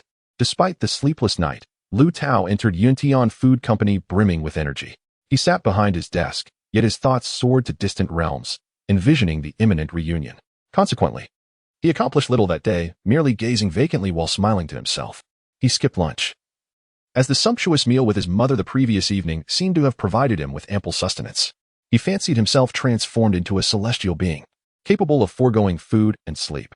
The day felt interminable, dragging on like a year. 5 minutes before the end of the workday, the office phone rang, abruptly rousing Liu Tao from his reverie. He answered to the voice of Jian Yuexin. "Liu Tao, how's the progress on the product technical modification plan I assigned you yesterday?" Liu Tao momentarily found himself at a loss for words. Since his conversation with Roman, his mind had been solely preoccupied with thoughts of their reunion, leaving no room for recollection of any product technical modification plan. Yet, faced with Jian Yuexin's inquiry, he could hardly admit to having forgotten. Hesitantly spoke, "Manager Jian, the revision plan has yet to commence. Today, I merely reviewed the materials you provided, intending to thoroughly understand them before proceeding." Jian Yuexin interrupted him. "Yes, do take your time to study. However, tomorrow is Saturday, a day off. So please do not take the materials out of the office. For precautionary measures, why not entrust them to me for safekeeping? I have a safe in my office." Manager G has emphasized that this document must not encounter any issues. As nodded in agreement, he fumbled for the key to open the drawer. With a click, the drawer sprang open, but in an instant, found himself plunged into a state of despair. The document was nowhere to be found. His mind went blank as he frantically searched through the disarray of files and folders, but the elusive document remained absent. Struggling to maintain his composure proved futile. He was acutely aware of the implications of its loss. Clinging to a sliver of hope, he said to Jian Yuexin, "Manager Jian, the situation is as follows. I am single, so I have no plans for the weekend. I intended to work overtime to review the materials and finalize the revision plan promptly." Jian Yuexin replied, "I have no objections to your working overtime, but the document must remain with me. This is also Manager G's directive. Should any unforeseen circumstances arise, neither of us could bear the consequences. How about this, Xuan? Could you please go to Manager Liu's office and retrieve the document for him? Please wait for Xuan. She will be here shortly." After hanging up, sprang to his feet, realizing he needed to leave the office immediately, lest the repercussions be dire. However, just as he opened the door, he found Tan Lin already waiting at the entrance. With a cheerful smile, she said, "Manager Liu, Manager Jian sent me to collect the document." Replied, "Oh, I understand. Please, come in and have a seat. I need to make a quick trip to the restroom." Tan Lin, unsuspecting of his intentions, nodded cheerfully. "All right." She then entered the office. Seeing that the corridor was devoid of anyone else, hurriedly made his way toward the elevator. However, just a few steps later, the door to Jian Yuexin's office swung open, and she emerged. Instinctively, halted. He realized that from this moment onward, he would lose his freedom due to the incident involving the missing document. Did this mean he might not be able to meet Roman at the designated time and place tomorrow? With only a minute left until the end of the workday, Yuntian, usually busy at this hour, appeared unusually relaxed today. His spirits were high. 10 minutes prior, his wife, Luo Man, had called to ask if he would return home for dinner, as she had prepared his favorite dish, sauerkraut fish. Xuan responded lightly that he would head home for dinner as soon as work concluded. Thus, he had already shut down his computer, gathered his files, picked up his briefcase, turned off the air conditioning and water dispenser, and was walking toward the door when the phone rang. His hand was already on the doorknob when he hesitated and quickly returned to his desk, setting down his briefcase to answer the phone. On the line was Xuan. Her voice urgent yet gentle. "Mr. G, this is Xuan. I have a matter of utmost urgency and significance that requires your immediate presence in Supervisor Liu's office." Although Xuan sensed the heavy clouds of doubt, he refrained from inquiring further over the phone and soon arrived at Liu Tao's office. Inside, Liu Tao was seated, while Xuan stood. Upon noticing Xuan's arrival, she invited him to take a seat and promptly secured the door. Xuan cast a glance at Liu Tao, observing a stark departure from his usual composed demeanor, as anxiety was evidently etched upon his face. "What is the matter, Liu Tao? What has transpired?" Xuan inquired with concern. However, it was Xuan who spoke up. "Mr. G, allow me to explain. According to your instructions, I submitted the technical documents for our company's new tea beverage to Supervisor Liu yesterday, requesting his suggestions for improvement. Yet, just now, adhering to the company's confidentiality protocol, I asked Supervisor Liu to return the documents to my office before the end of the day, only to be met with the alarming revelation that the documents are missing." Xuan's expression shifted dramatically as he turned to Liu Tao. "Is this true?" Liu Tao replied, "I apologize, Mr. G, but I failed to safeguard the documents. I locked them in the drawer yesterday, but upon opening it just now, I found it completely empty." Xuan interjected, "That cannot be correct. After placing the documents inside yesterday, you did not even check on them again?" Liu Tao awkwardly nodded in acknowledgement. Xuan, growing anxious, pressed, "Then pray tell, what have you been occupied with in the office all day?" Liu Tao stared blankly at Xuan, at a loss for words. He certainly could not confess to having spent the entire day in the office daydreaming about a reunion with Roman. When he received both the documents and the plane ticket yesterday, he instinctively locked the documents in the drawer and had not touched it since. Thus, the documents had been lost during the span from yesterday morning until the end of today. At that moment, regret washed over him like a tsunami, leaving him devoid of any strength to struggle. Xuan finally spoke. "Supervisor Jian, I understand the situation now. You may return, and I will handle this matter with Liu Tao." Xuan hesitated. "Mr. G, you mean?" Observing the genuine cloud of distress on Xuan's face, which seemed far from feigned, she gently nodded. "Very well, Mr. G, I shall take my leave." She cast a final glance at the taciturn Liu Tao before departing. As soon as Xuan left, the stormy clouds on Xuan's face began to dissipate. He looked at Liu Tao with a gentle expression, even adorned with a trace of an elusive smile, and said, "Liu Tao, do you have time this evening? Come over to my place for a simple meal. My aunt has prepared sauerkraut fish. Do you enjoy fish?" Preoccupied with his own troubles, Liu Tao was momentarily taken aback by Xuan's words, staring blankly at him. Xuan had already risen and was walking towards the door, saying, "I will wait for you in the car."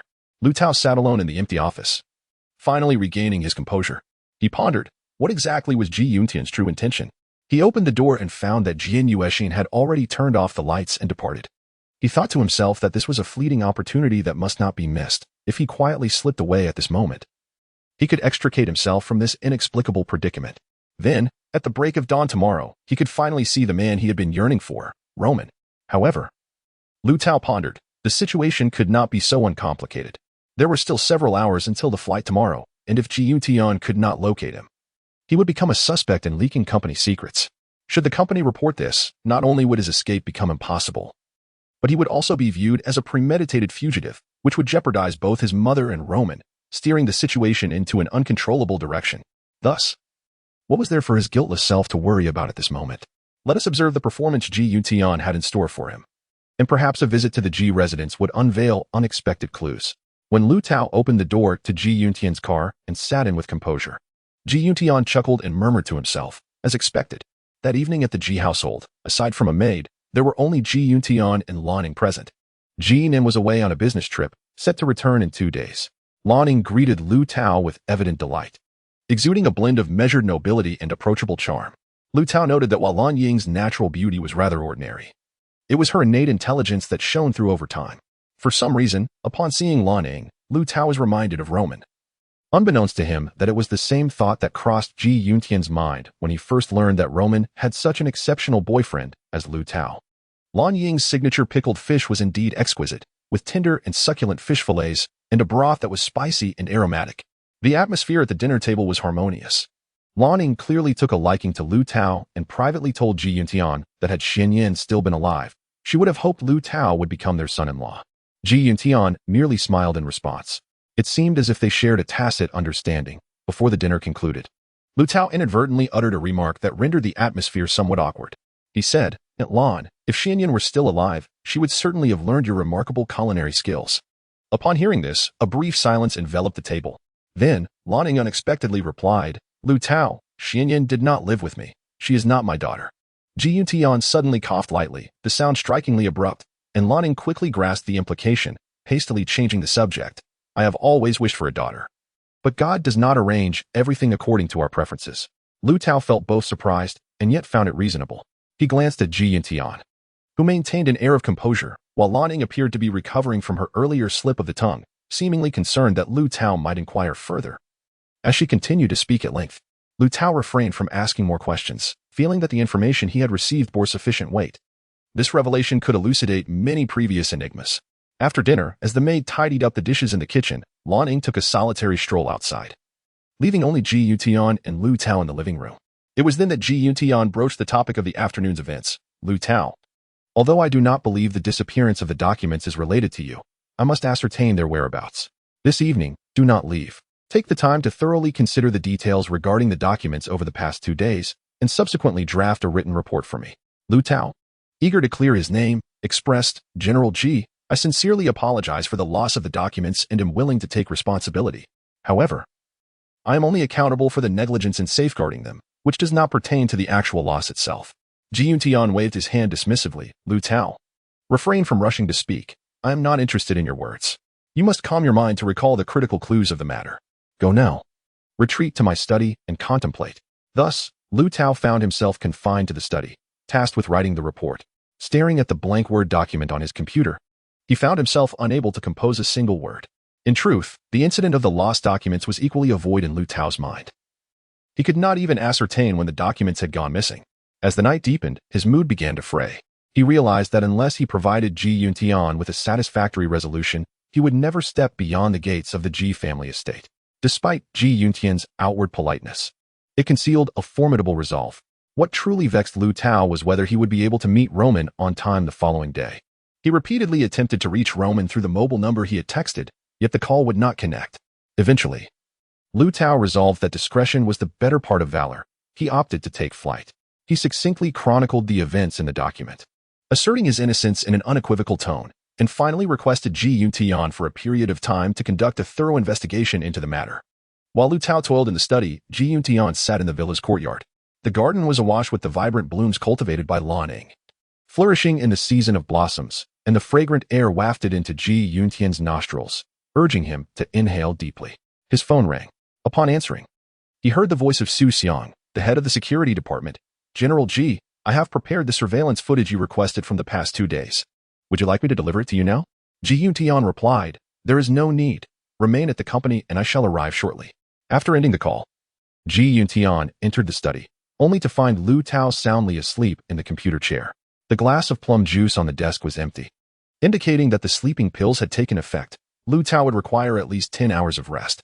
On the computer lay the report Liu Tao had prepared.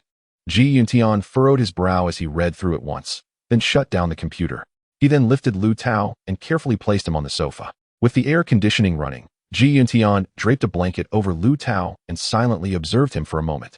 Ji Yuntian locked the study door behind him. As he passed the bedroom, he heard the soft sounds of Lan Ying's slumber.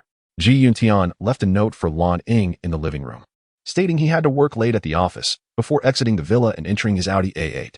The car made its way towards the Yutian Food Company. Ji Yuntian, in accordance with the account provided by Jian Yuexin and Liu Tao, reviewed the surveillance footage from the previous evening until the morning. The cameras were positioned in the lobby on the first floor, capturing every employee's entrance and exit. Ji Yuntian had previously suggested installing cameras on every floor, but faced unanimous opposition from middle management, ultimately preventing its implementation. In contemporary society, individuals often place great importance on their privacy. However, As the proprietor of the company, Ji Yuntian prioritizes the interests of his business. While reviewing the surveillance footage, he contemplated the installation of additional cameras. Given that the only existing surveillance covered the lobby on the first floor, it was deemed inconclusive whether the documents had been misplaced the previous day. As employees coming and going at any hour during the day was not considered unusual. Thus, Ji Yuntian resolved to first examine the recordings from the night. The most straightforward approach would have been to inquire with the security guard on duty the previous night. However, Su Xiang, the head of the security department, informed him that one guard had taken leave to return to his hometown, while the other was likely asleep at home, his phone perpetually switched off. Dismissing Su Xiang, Ji Yuntian settled down alone in the monitoring room to scrutinize the footage. He fast-forwarded the video, meticulously observing and noting each individual entering or exiting the company premises. After 8 p.m., the number of people dwindled, with only the occasional silhouette emerging from the entrance. Ji Yuntian recorded their names and whether they were carrying briefcases or similar items. By 10 p.m., the area was almost entirely deserted. Ji Yuntian accelerated the playback to its maximum speed. After half an hour, he paused the footage upon seeing someone enter the building, rewinding to replay the segment, and was taken aback to discover that it was Yi Lai. Dressed in a white skirt and carrying a beige handbag, she had entered the company at midnight. Typically composed, Ji Yuntian found it difficult to remain still, forcing himself to continue watching the video. 5 minutes later, which in real time amounted to 40 minutes, Yi Lai exited. Ji Yuntian froze the frame, his gaze fixated on the beige bag slung over her shoulder. The bag was roughly the size of a 14-inch laptop case, ample enough to conceal 10 highly confidential documents. He chose not to continue watching, shutting off the video and lighting a cigarette as he paced the room. Amidst the swirling smoke, he reflected on all the impressions Yi Lai had left on him over the past 2 years. Initially, he had paid little attention to the tall, slender accountant who spoke little. That changed when he saw her in Jinan's car. Their expression suggested they were not merely driving but soaring through the skies. Subsequently, he invited Yi Lai to dinner at their home. Although she spoke sparingly in Ji Yuntian's presence, her demeanor was always appropriate, and she appeared to share a harmonious relationship with Jinan. Moreover, Lanning held a fondness for Yi Lai's obedient nature, leading Ji Yuntian to accept her as a prospective daughter-in-law. Crucially, despite being in a relationship with Jinan for over a year, she had never hinted at leveraging their connection for career advancement or financial gain, consistently refusing any fixed assets while only accepting low-value consumables from Jinan. Such an outwardly innocent and seemingly guileless young woman had managed to deceive them all. Yi Lai had employed the strategy of overtly maintaining appearances while subtly executing her plans. With a deep exhale of smoke, Ji Yuntian attempted to dispel his frustration, though it proved futile. Ultimately, he made up his mind, hastily departing the company and driving out of the city to a tranquil suburban community. This property was known to scarcely anyone. Each year, Ji Yuntian and Lanning would retreat here for a few days, seeking solace in its seclusion. In ordinary circumstances, this place is unguarded, with only a cleaner coming periodically. Within the company, only Ji Yuntian is aware that Jinan is not actually on a business trip today. Following a prearranged plan with Ji Yuntian, Jinan has brought Yi Lai to this location to record her statement in solitude. Jinan's task is to unearth all of Yi Lai's secrets over the span of a day and a night, employing both threats and emotional leverage. Convinced that he can subdue her, the residence is devoid of light and sound. Ji Yuntian muses that Jinan has likely achieved his objective and that both of them have tiredly succumbed to slumber. Calmly, Ji Yuntian opens the door and switches on the living room light, only to find everything orderly and devoid of any presence. He explores the first floor but discovers nothing. It appears they must be on the second floor. Before ascending, he calls out Jinan's name several times, pondering that they are, after all, recently separated lovers. And it is not inconceivable that something might have occurred under such circumstances. Yet, there is still no response from above. Anxiety begins to creep in. Has something gone awry? He hastens up the stairs, searching room by room, until he finally finds Jinan unconscious in the cramped bathroom. Jinan lies on the floor, his hands bound behind him, and his feet similarly restrained. A wave of panic washes over Ji Yuntian, which only subsides when he confirms Jinan is still alive. He hastily unties the ropes, wrings out a damp towel, and splashes cold water on Jinan's face. Gradually, Jinan regains consciousness, and upon seeing Ji Yuntian, a look of guilt flickers in his eyes. With a stern expression, Ji Yuntian helps the limping Jinan to the sofa outside, pours him a glass of water, and silently observes him from the side. Jinan drinks the water in one gulp, wipes the corner of his mouth with his hand, and avoids Ji Yuntian's gaze. Dad. I'm sorry. Ji Yuntian sighs. Xuan, speak frankly with me. Is this a fade of suffering? Jinan instinctively rubs the back of his head where pain lingers. Shaking his head, he bitterly replies, It's my fault for being soft-hearted. I was fooled by her tears and sobs. She was quite ruthless. Xuan interrupts. What did she say? Jinan responds, nothing substantial, I mean. She hasn't said anything useful. Xuan continues. The fiancé you found for me not only sold our confidential information in broad daylight, but also, at midnight yesterday, went to the company alone and stole top-secret documents from Liu Tao's office. Jinan stares in disbelief for a moment, then mechanically nods. Dad. You need not doubt any longer. The person we have been searching for is indeed Eli. Xuan asserts. This is not mere suspicion. If I had any doubts yesterday, today they are wholly confirmed. When did she knock you out? Jinan glances at the calendar clock on the wall, ponders, and replies, probably right after lunch yesterday. Xuan laments, it's my fault for trusting you too much. I should have called you. Several hours have passed. And now Eli could be anywhere on this planet. Jinan remains silent, his head bowed low. With a heavy sigh, Xuan retrieved his phone, muttering, it seems I have no choice but to report this. Eli had signed a confidentiality agreement with our company, and I must sue her for the crime of leaking company secrets. As Xuan began to dial, Jinan suddenly lunged at him. Startled, Xuan's hand trembled. And when he looked back at Jinan, he found him kneeling before him, both knees on the ground. Jinan clung to Xuan's knees, pleading, Dad, please spare her. His face buried in Xuan's thigh, Xuan sat rigidly, feeling Jinan's tears soaking through his trousers, hot and scalding. All right, get up. Xuan said, his tone cold yet trembling slightly. Jinan lifted his tear-streaked face and implored, Dad, although I do not understand why Eli has acted this way, I know she must have her reasons. We once loved each other genuinely. She is the only girl I have ever loved in my life. I promised to let her go, and she has vowed to leave and never wrong our G family again. I do not concern myself with the nature of your agreement. Xuan replied. What matters to me is the whereabouts of the confidential documents our company has lost. If they can still be found, there may be a chance for redemption. But now, his tone grew harsh once more. Jinan's face was a mask of remorse. Dad, I was wrong. As Xuan stood up, he declared, I will monitor your phone. I do not believe you have severed all ties with her. I can promise not to report you for now, but I will not let her off the hook. If you still regard me as your father and care for our company, you should realize how misguided you are. Take care of yourself. With that, he departed. As dawn broke, Xuan drove through the sparsely populated streets, suddenly feeling dizzy and fatigued. Indeed, at his age, to toil daily for his career, his health had already waved a yellow card. How could he withstand a sleepless night coupled with mental strain? He regretted not taking a nap in that quiet home earlier. Just as he contemplated returning, he remembered Jinan was still there, which filled him with a sense of gloom. His son had truly disappointed him beyond measure. Upon spotting a lush bamboo grove by the roadside, his heart felt a moment of tranquility. He vaguely recalled how he and Lanning often visited such bamboo forests during their courtship.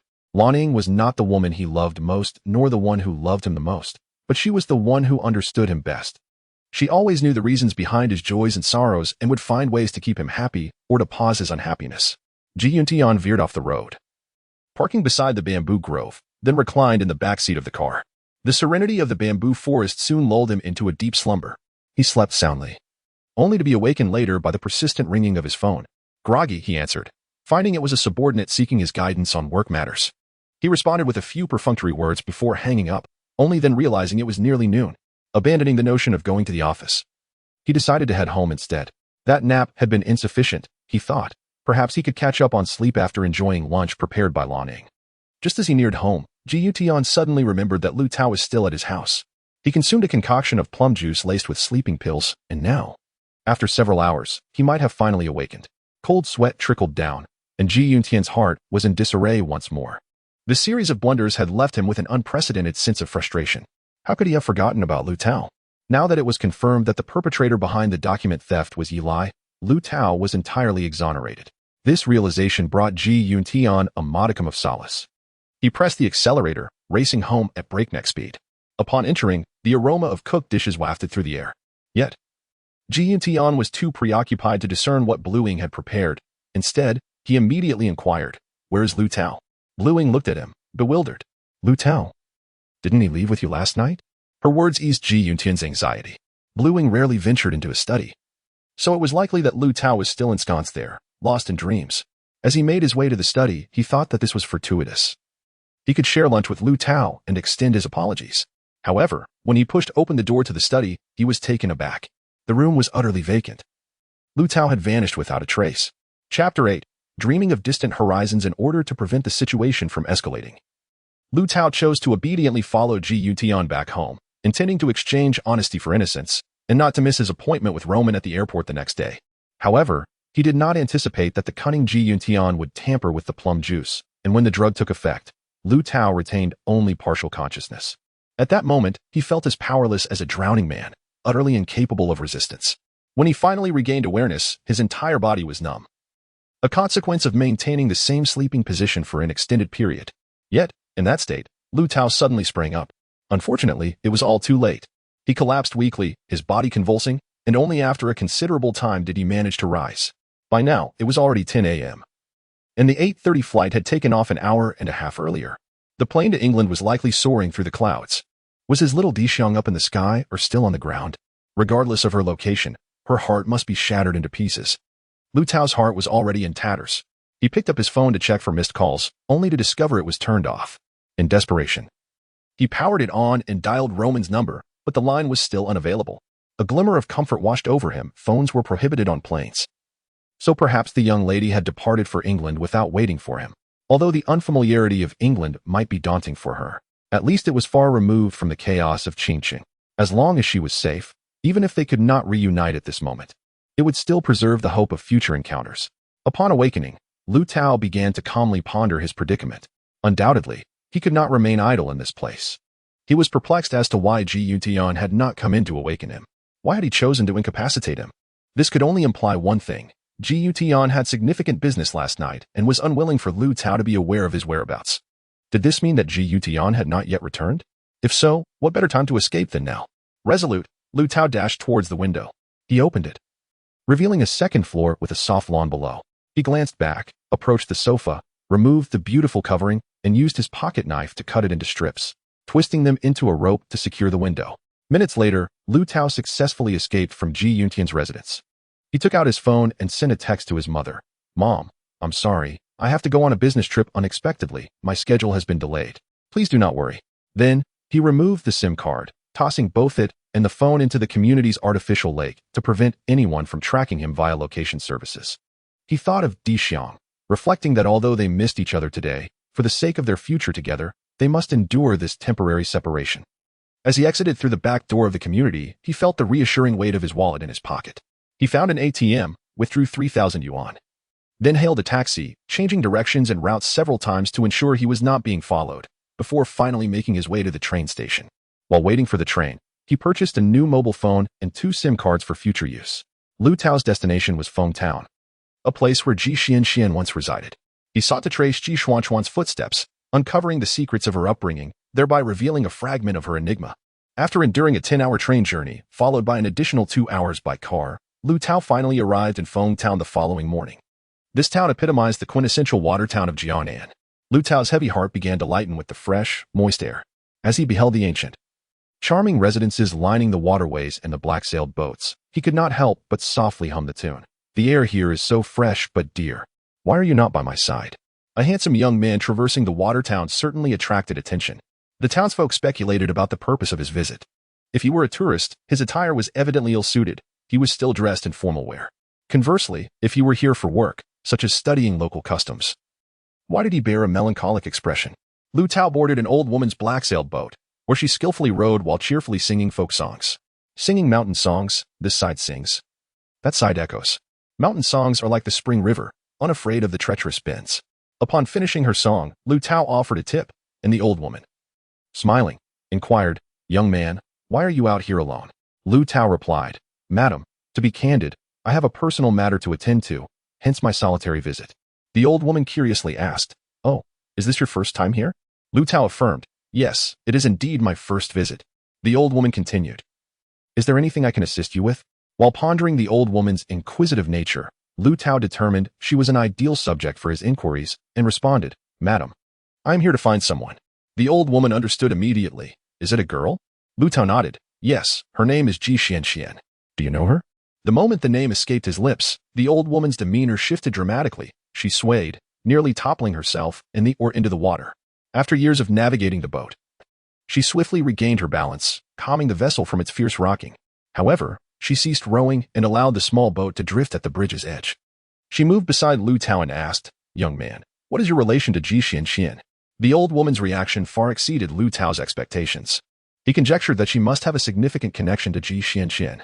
Could she be Ji Xuan's biological mother? That night, Ji Yuntian's wife, Lan Ning, had openly admitted that she was not Ji Xuan's biological mother, indicating that Ji Xianxian was likely Ji Yuntian's illegitimate daughter. Thus, the identity of Ji Xuan's birth mother became shrouded in mystery.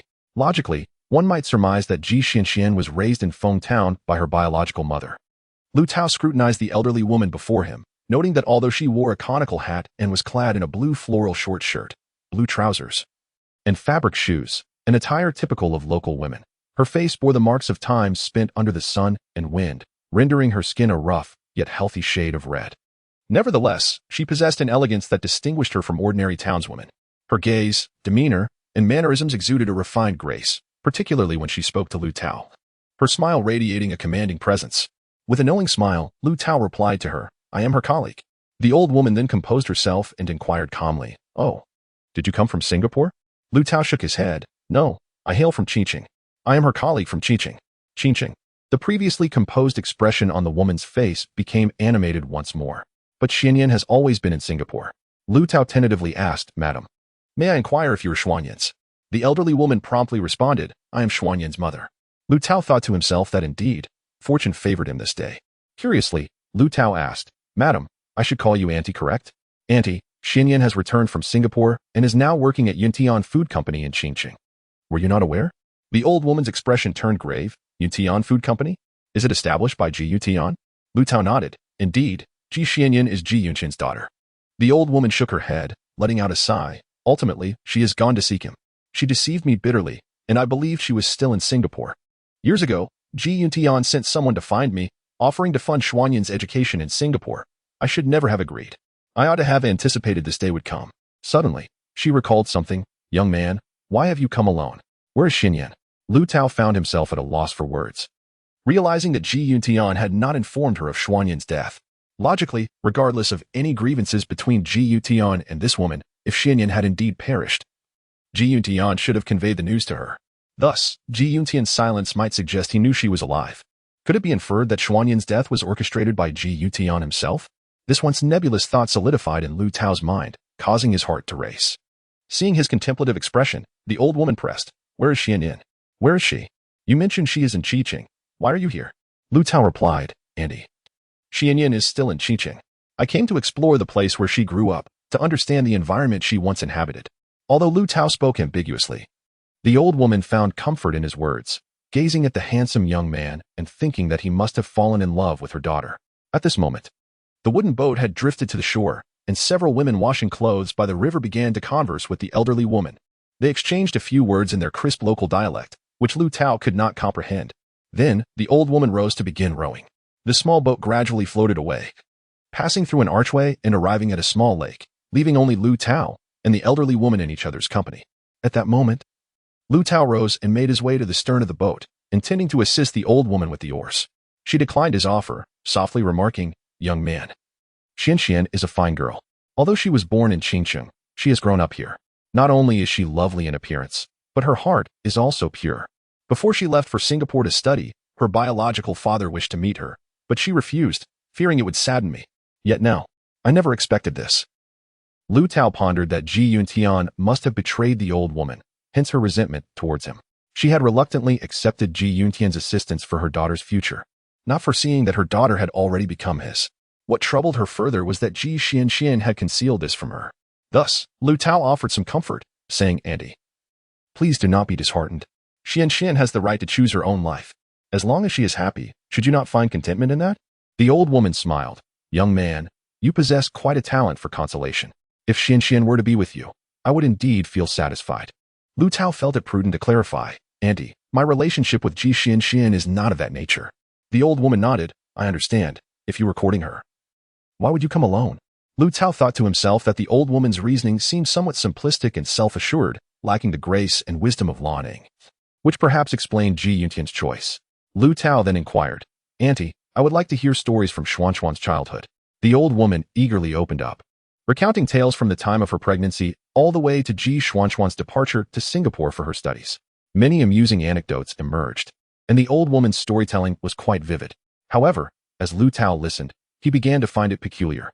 For the Ji Xianxian described by the old woman was a naive and timid girl with a simplistic mindset, occasionally displaying endearing foolishness. Her timidity manifested in her fear of strangers. She would lower her head and remain silent in their presence. Her gentle disposition led her to obey her mother faithfully, never once defying her wishes. This was not the Ji Xianxian that Liu Tao knew. Liu Tao said, "Auntie, I would like to see photographs of Xianxian from her childhood." The old woman readily replied, "Certainly. Look, our conversation has almost brought us to noon. Why not join me for lunch at my home? I will prepare fish for you." Liu Tao hurriedly expressed his gratitude. "Thank you, Auntie." The old woman sang folk songs as she rode back home. Her abode was simply yet impeccably arranged, with a glass vase on the table holding a bouquet of wildflowers. She urged Liu Tao to sit down and handed him an album, saying, "Take your time to browse through it. I will prepare the meal." The album was of an old design, its edges worn, indicating that the old woman had frequently revisited it throughout the years since Ji Xianxian left home. As Liu Tao turned to the first page, he was taken aback. The first image depicted a girl of about 12 or 13, clad in a blue checkered dress, sporting a student hairstyle with bangs. Her fair skin, oval face, large eyes, and small mouth displayed a youthful shyness unique to her age. This beautiful young girl bore a striking resemblance to Ji Yuntian, although her attire was somewhat outdated. One could easily believe she was his biological daughter if placed beside him. However, this girl was clearly not Ji Xianxian. Alternatively, she is Ji Xianxian, yet not the Ji Xianxian known to Liu Tao. It was not until the old lady called for dinner that Liu Tao regained his senses. He closed the photo album and observed the old lady entering, loosening her apron. By this point, she had removed her straw hat and blue cloth coat, replacing them with an elegantly hued silk blouse, transforming from a boat-pulling grandmother into a refined matron, to the extent that Liu Tao nearly failed to recognize her. As Liu Tao followed the old lady into the living room, he noticed the table was already set with rice and fish soup. The aroma wafted into his nostrils, igniting his appetite. They conversed casually while dining. It was then that the old lady inquired about Liu Tao's name and some details about Ji Xianxian's life in Qingqing. This revelation diminished the flavor of the fish soup in Liu Tao's mouth. He had to resort to a mix of deceit and coaxing. Fortunately, the old lady was rather simple-minded, believing everything Liu Tao said without harboring any suspicions. However, when Liu Tao attempted to learn more about her story, the old lady merely smiled faintly and remained silent, prompting Liu Tao to refrain from pressing further. Liu Tao focused on understanding Ji Xianxian's life in Singapore, even inquiring about the schools she attended and the places she worked. He pondered whether the real Ji Xianxian was still alive and if he could find her in Singapore. Liu Tao asked, "Auntie, how do you usually keep in touch with Xianxian?" The old lady set down her bowl and handed Liu Tao a relatively modern mobile phone, saying, "Xianxian contacts me using this. We send each other messages." Liu Tao inquired, "Do you not speak on the phone?" The old lady chuckled, replying, "I find international calls too expensive, so I don't let her call. She suggested buying me a computer for online chatting, but I thought learning that would be too exhausting, so I declined." As Liu Tao examined the phone, he noted how carefully the old lady preserved the text message history. The number was local to Singapore, and the messages were filled with warm, familial exchanges. Liu Tao scrutinized the most recent messages, finding nothing amiss. The last message was sent just last week. When he returned the phone to the old lady, he had memorized the number. He contemplated that the simplest approach would be to bid farewell to the old lady and call this number to ascertain whether the owner was the genuine Xianxian or an imposter. After lunch, Liu Tao excused himself to take a solitary walk, seeking out a secluded alley. He retrieved an unused SIM card and inserted it into the phone, dialing the number. The line was disconnected, since the old lady and Ji Xianxian last exchanged messages a week ago. This ruled out the possibility of Ji Xianxian's SIM card being inactive for an extended period. Thus, despite his disappointment, Liu Tao remained convinced that persistent attempts to call this number would eventually yield results. However, he resolved not to text the number from an unfamiliar source for fear of alerting the imposter. It seemed that his journey to Fengxian had been quite fruitful. At the very least, he had confirmed that the Ji Xianxian he encountered was a counterfeit. Therefore, Liu Tao planned to bid farewell to the old lady, intending to contact his classmates in Singapore to locate the true Ji Xianxian while also returning to Qingqing to investigate the fake Xuan's whereabouts. The old lady, however, insisted that Liu Tao stay for the night, expressing that it would be a great pity to miss the enchanting evening in the water town. As he gazed into the eyes of the elderly woman, filled with longing, Liu Tao sensed that she truly wished for his company to alleviate her solitude. He He felt a deep reluctance to deny her, especially as he could also relish the enchanting ambience of the water town at night. Moreover, after days of fatigue and tension, he genuinely required a night of restful slumber. However, their shared hopes were dashed. For Liu Tao soon found himself comfortably drifting into sleep on the bed at the old woman's home, and he remained ensconced in dreams until the late hours of the night. He slept soundly and deeply, likely due to the moist and refreshing air of Xuan, which significantly enhanced his sleep quality. Had he not been stirred awake by the elderly woman, he pondered whether he might have slumbered until the sun was high in the sky. In that moment of hazy consciousness, he beheld the old woman's wide-open eyes and was startled, jolting awake instantly. Liu Tao sat up and inquired, "Auntie, what time is it?" The old woman did not respond to his question. Instead, she quietly asked, "I wonder if your name is truly Liu Tao. Let us call you that for now." "Are you really here alone?" Liu Tao, perplexed, replied, "Auntie, I am not deceiving you. My name is indeed Liu Tao, and I can show you my identification. Furthermore, I genuinely arrived alone." Now fully awake, Liu Tao noticed the dim glow of a small lamp in the room, realizing he had slept far longer than intended. Yet, it seemed the old woman had awakened him not to share the beauty of the night or engage in conversation, but rather due to her own insomnia and growing suspicions about the simplicity of the situation she had perceived. With a somber expression, she declared, "You are lying to me. I just saw your companion." Liu Tao, taken aback, exclaimed, "What? My companion? Where?" The old woman replied, "She ran away." Liu Tao asked, "Ran away?" She nodded, "Yes, it was a girl. The room you occupy is the one I usually stay in. The one I occupy now was once inhabited by Xian. Since that room has been unoccupied for a long time, it has become somewhat damp, and I feared you might not be comfortable. However, in the middle of the night, I saw a shadow standing at the foot of my bed. I am usually a light sleeper. Even the slightest rustle awakens me." Liu Tao listened, captivated. I sat up suddenly, and she was startled, letting out a scream before fleeing. I am slow to react, and by the time I turned on the light and chased after her, she had already vanished. Curiosity piqued. Liu Tao asked, "Auntie, are you certain you did not miss? Was it a woman?" The old woman replied, "I cannot be entirely certain, as it was too dark for me to clearly discern her features, but I recognized her scream. It was indeed a girl." Liu Tao blurted out, "Could it be that Xian has returned?" Instantly, he realized how foolish his question sounded. The old woman responded, "It certainly cannot be Xian. I would recognize her presence and voice without fail. Young man, I assure you, this girl is someone I have never encountered before." With that, she fixed her gaze upon Liu Tao, as if scrutinizing whether he had deceived her. Liu Tao thought to himself, "It seems a false Xian has appeared. Could she have been tracking me all along? Thus, it is for the better. He can continue to reside in this picturesque Jiangnan water town, no longer needing to traverse vast distances back to Qiqing in pursuit of the whereabouts of the counterfeit Xian. Furthermore, he merely needs to bide his time here. It is likely that the impostor Xian intends to engage in some endeavor, and since she was unsuccessful tonight, she shall undoubtedly reappear tomorrow evening." Consequently, Liu Tao remarked, "Aunt, I propose this. I shall remain here tomorrow and await the arrival of this individual. I will forego sleep tomorrow night to ensure I am present when she arrives. At that moment, I shall capture her, and the truth will be revealed." The old woman pondered for a moment before responding, "Very well, let it be so. But you mustn't deceive this old woman." Despite her words, her tone was considerably lighter. She then inquired, "Is Xian truly well in Qiqing? I was unable to reach her by phone during the day, and she hasn't replied to my messages." Liu Tao replied, "I have also failed to make contact. We shall continue to call her tomorrow."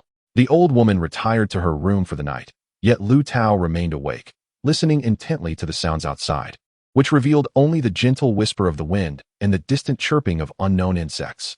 He opened the wooden window and beheld the moon casting its soft glow upon the water's surface, the moonlight rippling like a small boat from a fairy tale. A yearning stirred within him, compelling him to wander amidst the enchanting night.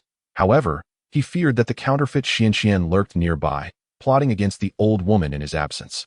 Thus, he could only sigh softly and murmur, "Xuan, where are you? How wonderful it would be if we could be together on such a night."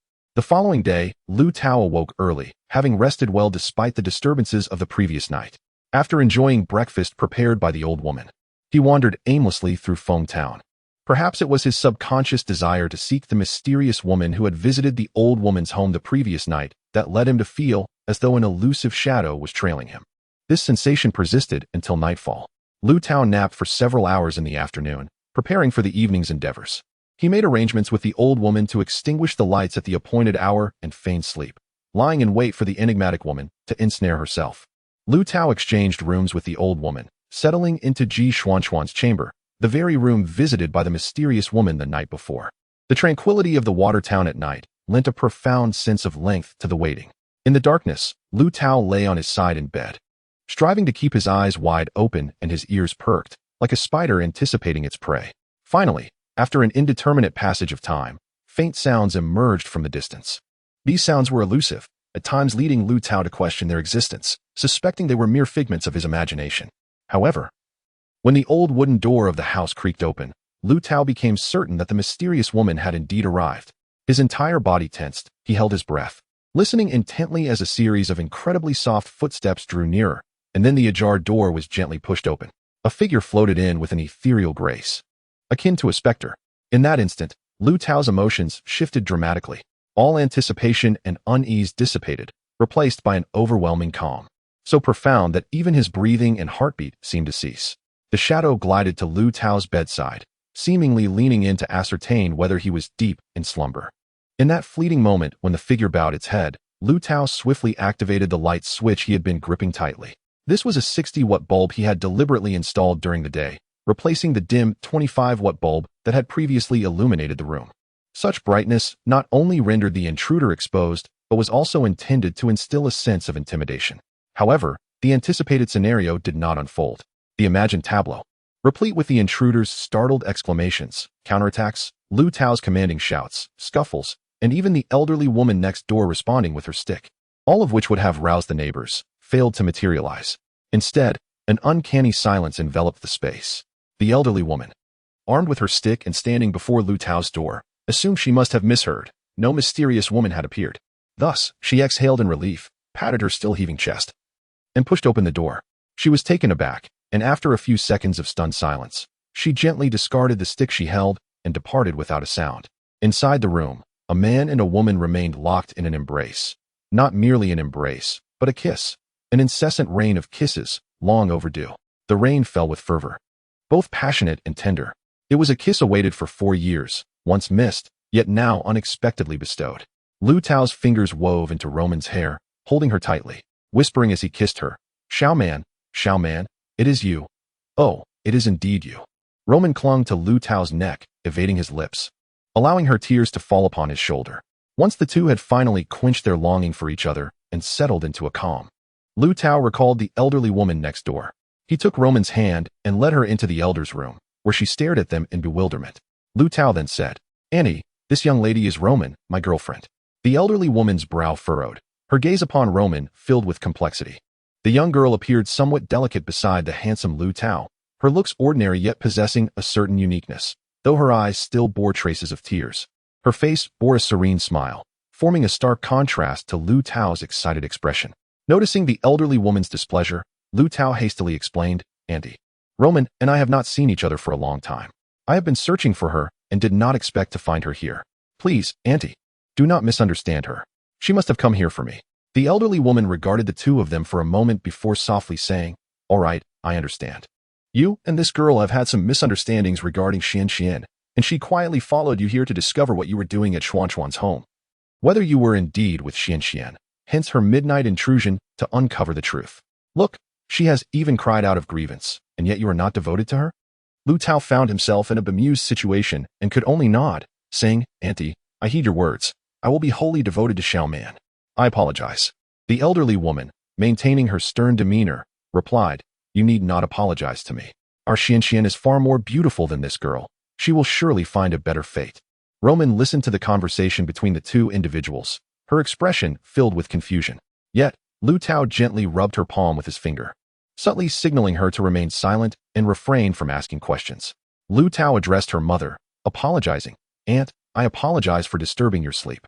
I have something to discuss with Xuan. We shall take a brief stroll outside." With that, he swiftly led Roman out. They walked along the riverbank, initially at a brisk pace, which soon transformed into a sprint.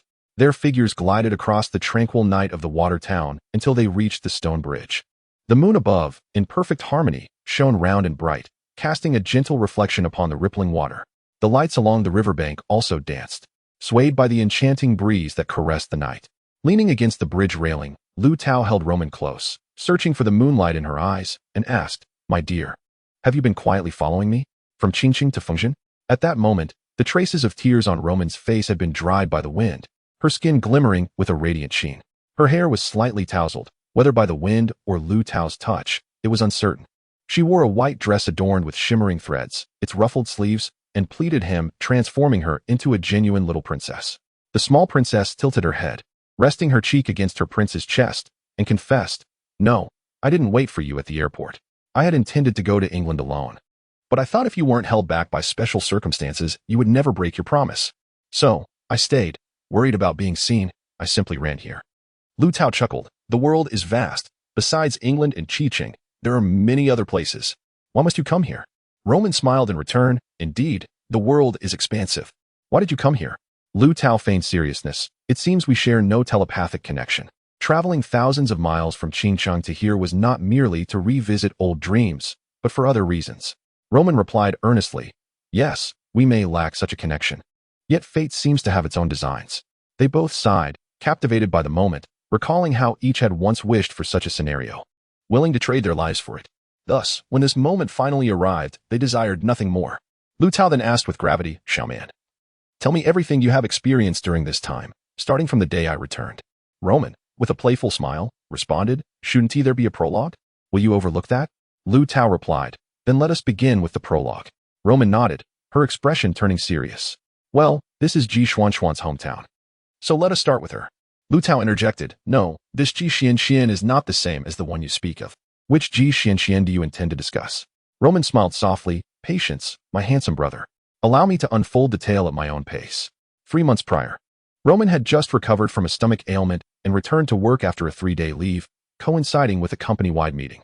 Xuan presided over the gathering, and after a brief introduction, he stated, "I recall asking during our last meeting how many of you regularly check the company's document management system, and how many have actually read and remembered its contents.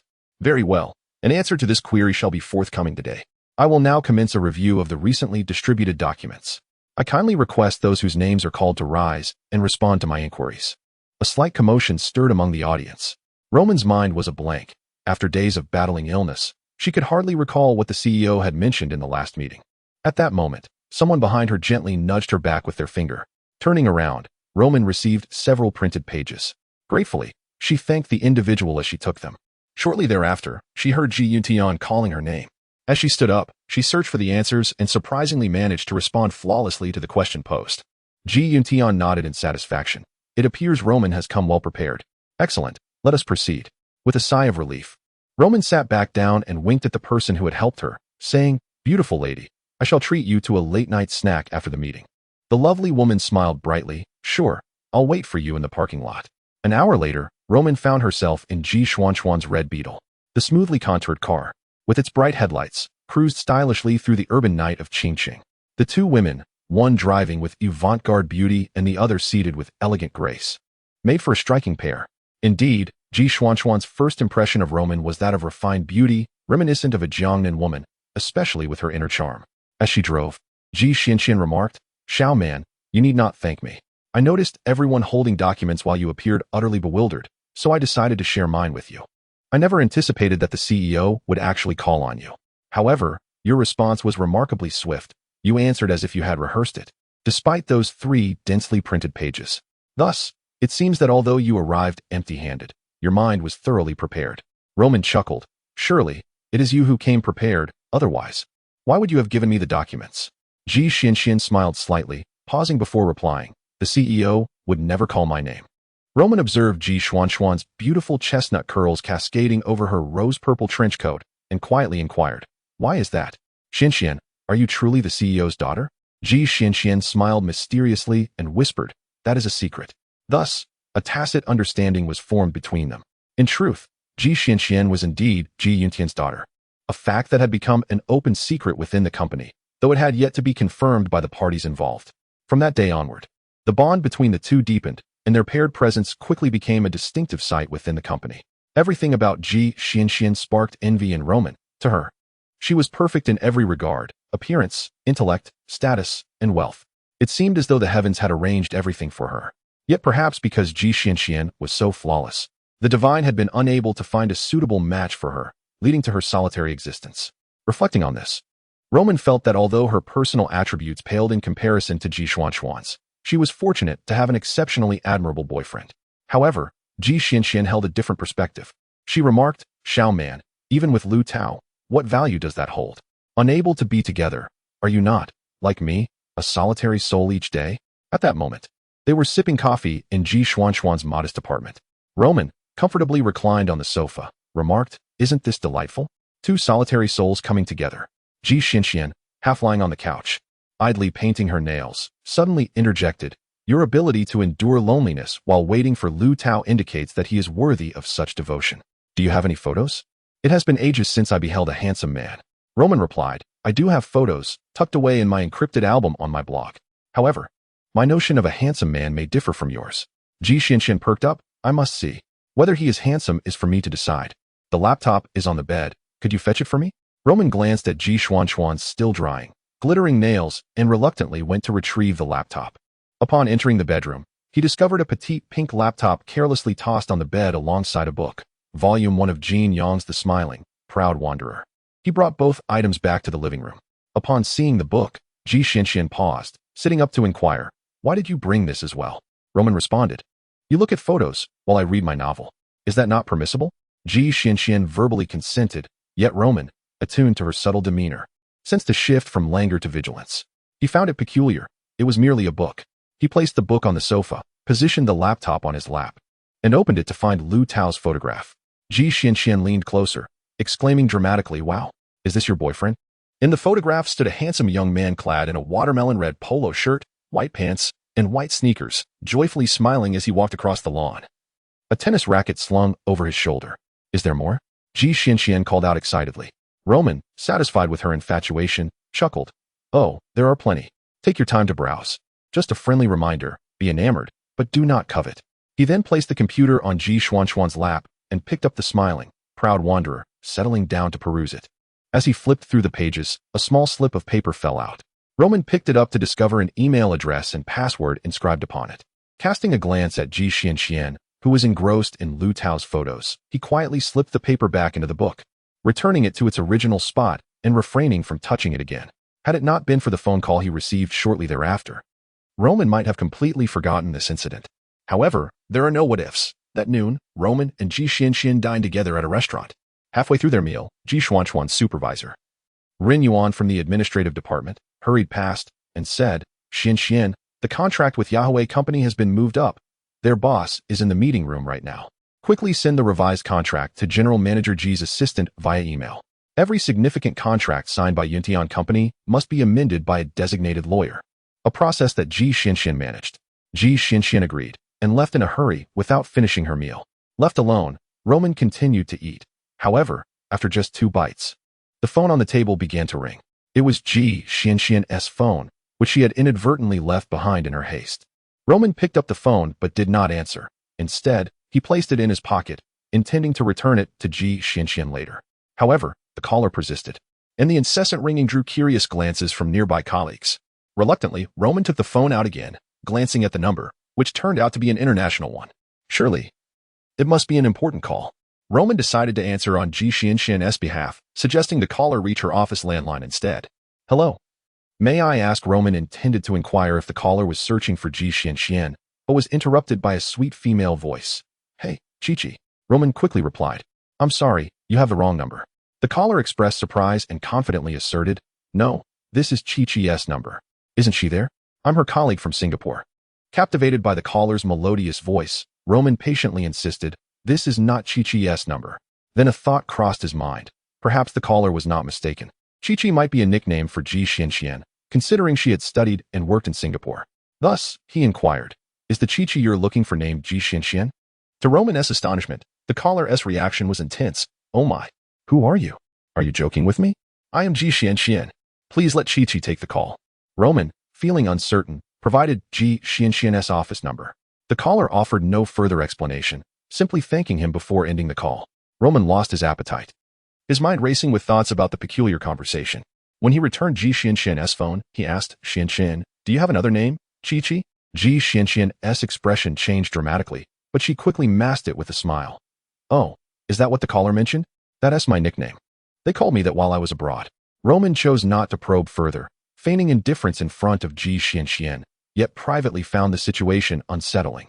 That evening, while logging into his email, Roman suddenly recalled Ji Xianxian's email address and password, which he had seen in the smiling, proud wanderer.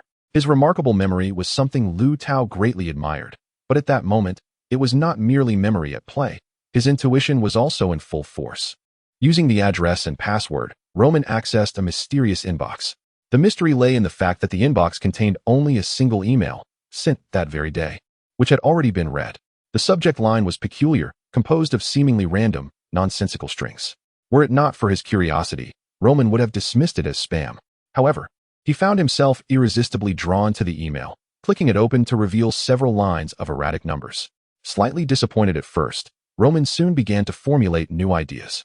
Yet, compelled by the late hour, she reluctantly succumbed to slumber, burdened by her thoughts. The following day, during the lunch break, Roman hurried to the bookstore and procured a copy of The Smiling, Proud Wanderer, identical to the one she had glimpsed at Xuan's residence. Upon returning home that evening, Roman commenced her endeavor to decipher the enigmatic email using this very book. During her romance with Liu Tao in their homeland, they had once indulged in several espionage films that featured akin scenarios. Although Roman found it astonishing that, in this era of remarkable advancements in communication, such a method of contact could still be plausible, perhaps the most secure approach was indeed the most rudimentary and primitive one. With a mindset of experimentation, she thought that should her attempt to decode it fail, she could still immerse herself in this novel. She was aware that this book was Liu Tao's favorite. Yet her lack of enthusiasm for martial arts literature had deterred her from reading it until now. As the deciphered words gradually emerged, Roman found herself rendered speechless. The message read, UFO. Information regarding Roman, an employee of Yuntian Food Company, has been acquired. A detailed discussion will take place at Yunshui Garden at 8 o'clock tonight. Chapter 9. Through the mist for a full 10 minutes, Roman stood in a daze, staring at the decrypted email. During this brief interval, emotions of shock, doubt, anger, and curiosity simmered within her like a hearty stew in a cast-iron pot. Yet, it was merely 10 minutes. The hardships of her childhood had forged in her a heart capable of confronting any adversity. While perusing books on psychology, Roman often encountered references to individuals with psychological flaws, shaped by significant events in their formative years. However, she was not one of them. Her extraordinary childhood experiences had rendered her mature, independent, and imbued with a rare decisiveness and sophistication among her peers. When faced with any situation, she granted herself a mere 10 minutes to recalibrate. Within that span, her reactions could be more intense than those of an ordinary person, yet after those 10 minutes, she would invariably discern her next course of action. Glancing at her watch, Roman noted it was already 7:45 p.m. She approached her wardrobe, selecting a seldom-worn black t-shirt, and let her hair down from its ponytail, tousling it with gel to frame her face. She then removed her contact lenses and donned a pair of long-neglected black-framed glasses. At that moment, the reflection in the mirror revealed a transformed Roman. Satisfied, she nodded at herself, stuffed her digital camera into her bag, and stepped out, hailing a cab that whisked her straight to Yunshui Garden. By the time she arrived at Yunshui Garden, it was just after 8:05. This establishment, a venue for dining and entertainment, was unfamiliar to Roman, who hesitated momentarily before the bustling entrance, but ultimately decided against entering right away. Her intention for the evening was not to unravel the entire mystery, but merely to ascertain the identity of the enigmatic figure. Having positioned herself near a telephone booth not far from Yunshui Garden, Roman feigned a phone call and soon spotted Xuan's striking red Beetle conspicuously driving into the parking lot. Shortly thereafter, Ji Xianxian exited the vehicle and hurried inside. Roman contemplated for a moment before leaving the booth and approaching the entrance, where a charming hostess greeted her warmly. With a slight smile, Roman inquired softly, "Could you tell me which private room the lady who just arrived is in?" "The one who drove the Beetle, tall and beautiful. I had an appointment with her, but I can't seem to reach her by phone." The hostess courteously replied, "Please hold on a moment, I will check for you." After whispering to a few fellow staff members, she returned promptly, saying, "Thank you for your patience. The lady is in room 201. Roman nodded in acknowledgement, "Thank you," and then strode purposefully inside. A nearby server offered to guide her, but Roman waved her hand dismissively. "No need, I know the way." What an astute young woman Roman was. As the hostess had inquired about the room number, she had surreptitiously noted that room 101 was the first room in the right corridor on the first floor, thus deducing that room 201 was positioned similarly on the second floor. With light, agile steps, she ascended to the second floor, where the door to room 201 stood ajar. A server had just exited, holding a menu, likely to report the order to the kitchen, and would not return in the immediate future. In the corridor, guests and waitstaff moved about, and Roman could not linger there for long without drawing attention to herself. She endeavored to appear nonchalant, leaning against the wall beside the door, positioned perfectly to glimpse the scene within the slightly ajar door. She caught sight of a table and the profile of an individual. Though she had never encountered this person before, he appeared to be in his 30s, sitting there looking rather short and slightly plump, with a darker complexion. Roman merely stole a fleeting glance, insufficient to discern his features, yet she was certain this individual must be Lightning. At that moment, he was focused intently on something in front of him. Stepping back, Roman retrieved her digital camera from her bag, just as she powered it on. A cheerful waiter approached her, though his eyes betrayed a hint of skepticism. "Hello, may I assist you with anything?" he inquired. Roman pointed to a piece of Xuan embroidery hanging on the opposite wall, saying, "Thank you, but I'm fine. I simply adore this painting and wish to capture it." The waiter, visibly relieved, nodded and walked away. Roman exhaled quietly, disabling the flash on her camera, and aimed it at the embroidery. After a few seconds, ensuring no one was watching, she extended the camera toward the slightly open door, quickly pressing the shutter, and then casually departed. She was acutely aware of the risk she had taken, but it seemed the only way to obtain clues and evidence. Uncertain whether the individuals inside had noticed her, she focused solely on her hasty exit. At the staircase landing, she glanced back at the door of room 201, noting nothing unusual, and promptly left the Yunshui garden. Upon returning home, Roman connected her camera to the computer, and the photo soon filled the entire screen. The image exceeded her expectations. Inside the room, Xuan's head was perfectly aligned with Lightning's, and his features were distinctly visible: a round, plump face, small eyes, a prominent nose, thick lips, and curly hair. Who was this person? Why did Xuan want him to investigate her background? What intentions did she harbor? Roman found herself engulfed in profound confusion and fear. The following days were hectic for Roman. She balanced her work with monitoring Xuan's movements, all while remaining vigilant against any indication that Xuan might sense her surveillance. Yet, Xuan treated Roman as she always had, with no apparent change in demeanor. They shared lunches at the cafeteria, occasionally shopped together after work, or visited the beautiful women's club in the Bell Plaza for fitness and beauty treatments. The club, which Xuan had recommended, was not crowded, and the atmosphere was pleasant.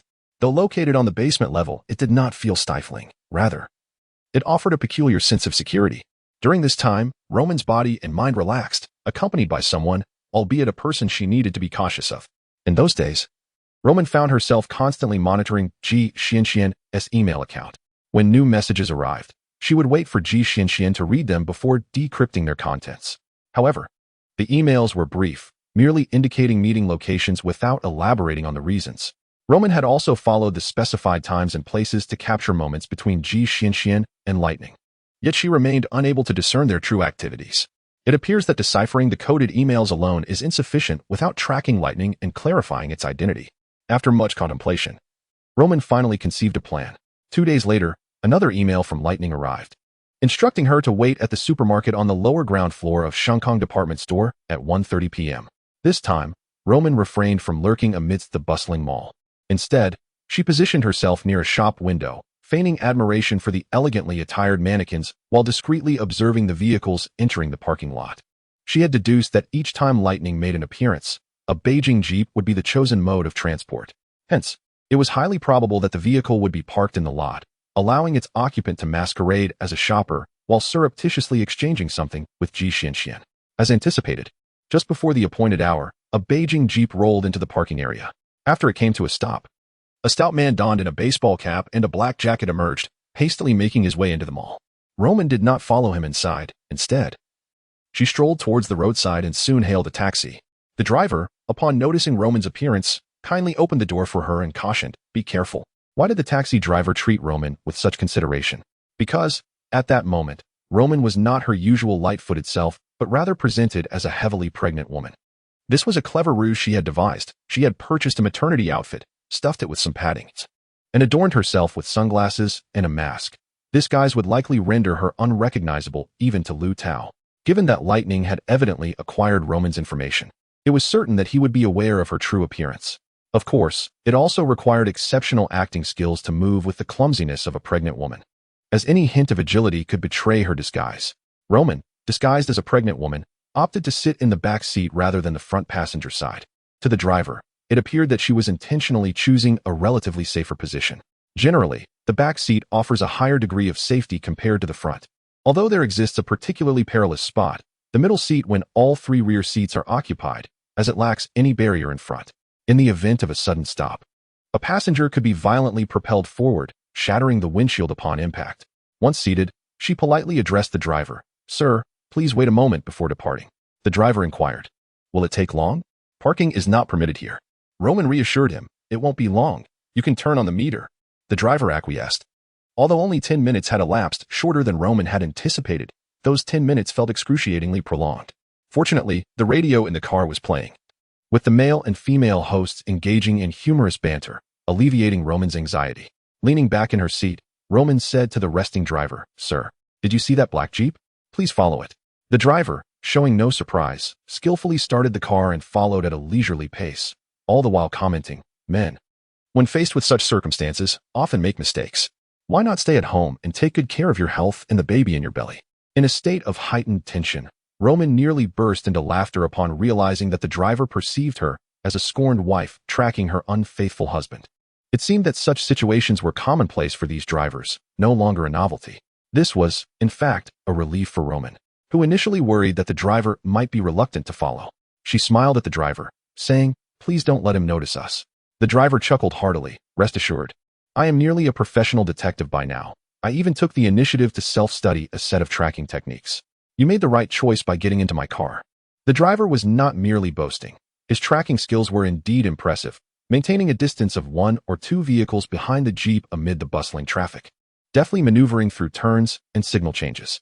Roman sat in the back seat, her eyes wide with excitement, as if she were watching a film. Finally, the narrative reached its climax when the Jeep turned at a commercial office building and headed toward a parking lot. The driver slowed down and inquired, "Shall we continue?" Roman replied, "I will get off here." She hastily tossed some money onto the seat and opened the door, exiting with a sense of urgency. The speed of her departure left the driver momentarily stunned. Realizing this, Roman glanced back at him with an awkward smile before slowing her pace and walking toward the entrance of the building. Roman surmised that lightning would likely arrive at this office building. As the surrounding structures were sparse, the intersection in front led to a green plaza behind, making it a plausible spot for him to park. She lingered in the lobby, pretending to wait for someone, until she spotted Lightning entering and making a beeline for the elevator, seemingly oblivious to her presence. This was precisely the outcome Roman desired. She held her stomach and followed him into the elevator, joined by several well-dressed professionals who graciously made room for her. At that moment, Lightning's gaze seemed to drift past her. Having removed his hat and glasses, his eyes swept across Roman like a blade, as if threatening to strip away her disguise in an instant. In that fleeting moment, Roman felt as though her soul was about to depart from her body. She held her breath and steadied herself to avoid losing her composure. Fortunately, Lightning's gaze soon shifted away as he pressed the button for the 10th floor, and the others also pressed their respective buttons. A striking woman with large eyes kindly asked Roman, "Which floor are you going to?" "The 8th floor, thank you," Roman replied. The elevator reached the 8th floor swiftly, and the occupants made way for Roman as she exited. She sighed with relief upon hearing the doors close behind her. With a lingering sense of unease, she glanced back at the elevator doors before opting for the stairs, her movements now considerably quicker, and she soon descended to the 1st floor. Roman recalled the layout map in the lobby and, upon inspecting it, set her sights on the bold lettering, 10th floor, Lightning Information Consulting. Only after leaving the office building did Roman realize that Lightning's true identity was that of a private investigator. Xuan had employed a private detective to investigate her. The afternoon weather was delightful, with sunlight enveloping her, yet a chill penetrated her heart. In the Human Resources Department of Yutian Food Company, there was a knock at the door early in the morning. Wu Ming, responsible for the company's payroll management, glanced at his booting computer and called out, "Come in." A demure young woman, clad in a yellow pullover and blue jeans, entered the room. "Roman, is there something you need?" Wu Ming, having joined the company alongside Roman, felt a closeness that transcended that of typical colleagues, despite their limited interactions. Roman approached Wu Ming with a natural smile, saying, "I have a favor to ask. Could you help me locate my personal resume from when I joined the company?" Wu Ming looked somewhat puzzled. "What do you need that for? There are so many people. It's not easy to find." Roman replied, "I remember filling out that form meticulously, providing plenty of personal details, but I didn't keep a backup. So I'd like to find it to make a copy." Wu Ming understood. "Ah, You're not thinking of switching jobs, are you? Which company are you considering? Anticipating Wu Ming's inquiry, Roman spoke vaguely. Well, that is confidential for now, but I promise to treat you to a meal later. If you're busy, you can just give me the form, and I'll look through it myself. Wu Ming scratched his thick hair and adjusted his glasses on his nose, finally nodding. All right, I'll get it for you. Just sit behind that partition and look through it without being seen by others. Wu Ming retrieved a set of keys from his drawer, unlocked a metal cabinet, and handed several file boxes to Roman. She expressed her gratitude and quickly retreated to the designated spot to search, while feigning interest in her own resume. Her true intention was to find Xuan's resume. That evening, as was customary, Xianxian and Roman went to a beauty club for fitness and pampering, followed by a late-night meal of fragrant soup dumplings and wontons. While enjoying the meal, Roman reminisced, when I was little, I didn't experience many delicacies. I vividly remember the most satisfying meal was when my father took me to a dilapidated little shop for wontons. They were incredibly delicious. I haven't tasted anything like them in years. Oh, your father took you for wontons? Xianxian replied somewhat absent-mindedly. Didn't you always say your father was harsh and that you resented him? Roman explained, I hated him because of how he treated my mother, always hitting her. When I was young, he was quite good to me, but later, after enduring my stepfather's harassment at my mother's house, I turned to my father, only to find he treated me as he had treated my mother. Xianxian set down her chopsticks and regarded Roman with sympathy. Fortunately, you're an adult now and can rely on your own strength to live. I hope you can forget those unpleasant memories. Xuan's gaze was sincere. If it weren't for the inexplicable circumstances, Roman would have believed that Xianxian truly cared for her. Roman remarked, Xianxian, you are happier than I am. Blessed with such a wonderful family, you seem like a princess. Suddenly, Xianxian's expression flickered with uncertainty. She gazed at Roman for a moment and inquired, Xuan, do you truly know nothing of my past? Roman retorted, is it wrong to know nothing? Then you must be utterly familiar with everything about me, right? An atmosphere of tension suddenly enveloped them, a tension that Roman had long been nurturing. Xianxian abruptly stood up and said, let's go somewhere else to talk. The car sped through the night breeze of Qiqing, with the windows down, Xuan's beautiful curly hair billowing gracefully in the wind, exuding charm. Finally, the car came to a halt beside a secluded square. Xianxian turned off the engine but remained seated, not even casting a glance at Roman. She merely asked, Xuan, have you noticed that I've been investigating you? Roman's heart raced uncontrollably, yet he maintained a calm facade, softly asking, Xianxian, please tell me. Why are you doing this? Xianxian suddenly smiled at Roman. I have just realized that my efforts may be unnecessary. You truly are the most suitable candidate. You are perceptive, intelligent, and composed. Even more remarkable than I had anticipated. What did you say? Roman was taken aback. Xianxian continued, Xuan, I won't hide it from you. I hired someone to investigate you. Please forgive me. I had to do this to ascertain your character before we could collaborate. Roman remained silent, merely listening intently. Xianxian explained, you must have heard that our company has been betrayed, leading to the leakage of vital technical information, resulting in enormous losses. However, Mr. G has been unable to identify the traitor, so I am ostensibly working at the company. But my true aim is to uncover the leak. Roman curiously asked, have you found them? Xianxian replied, not yet, but I have some leads.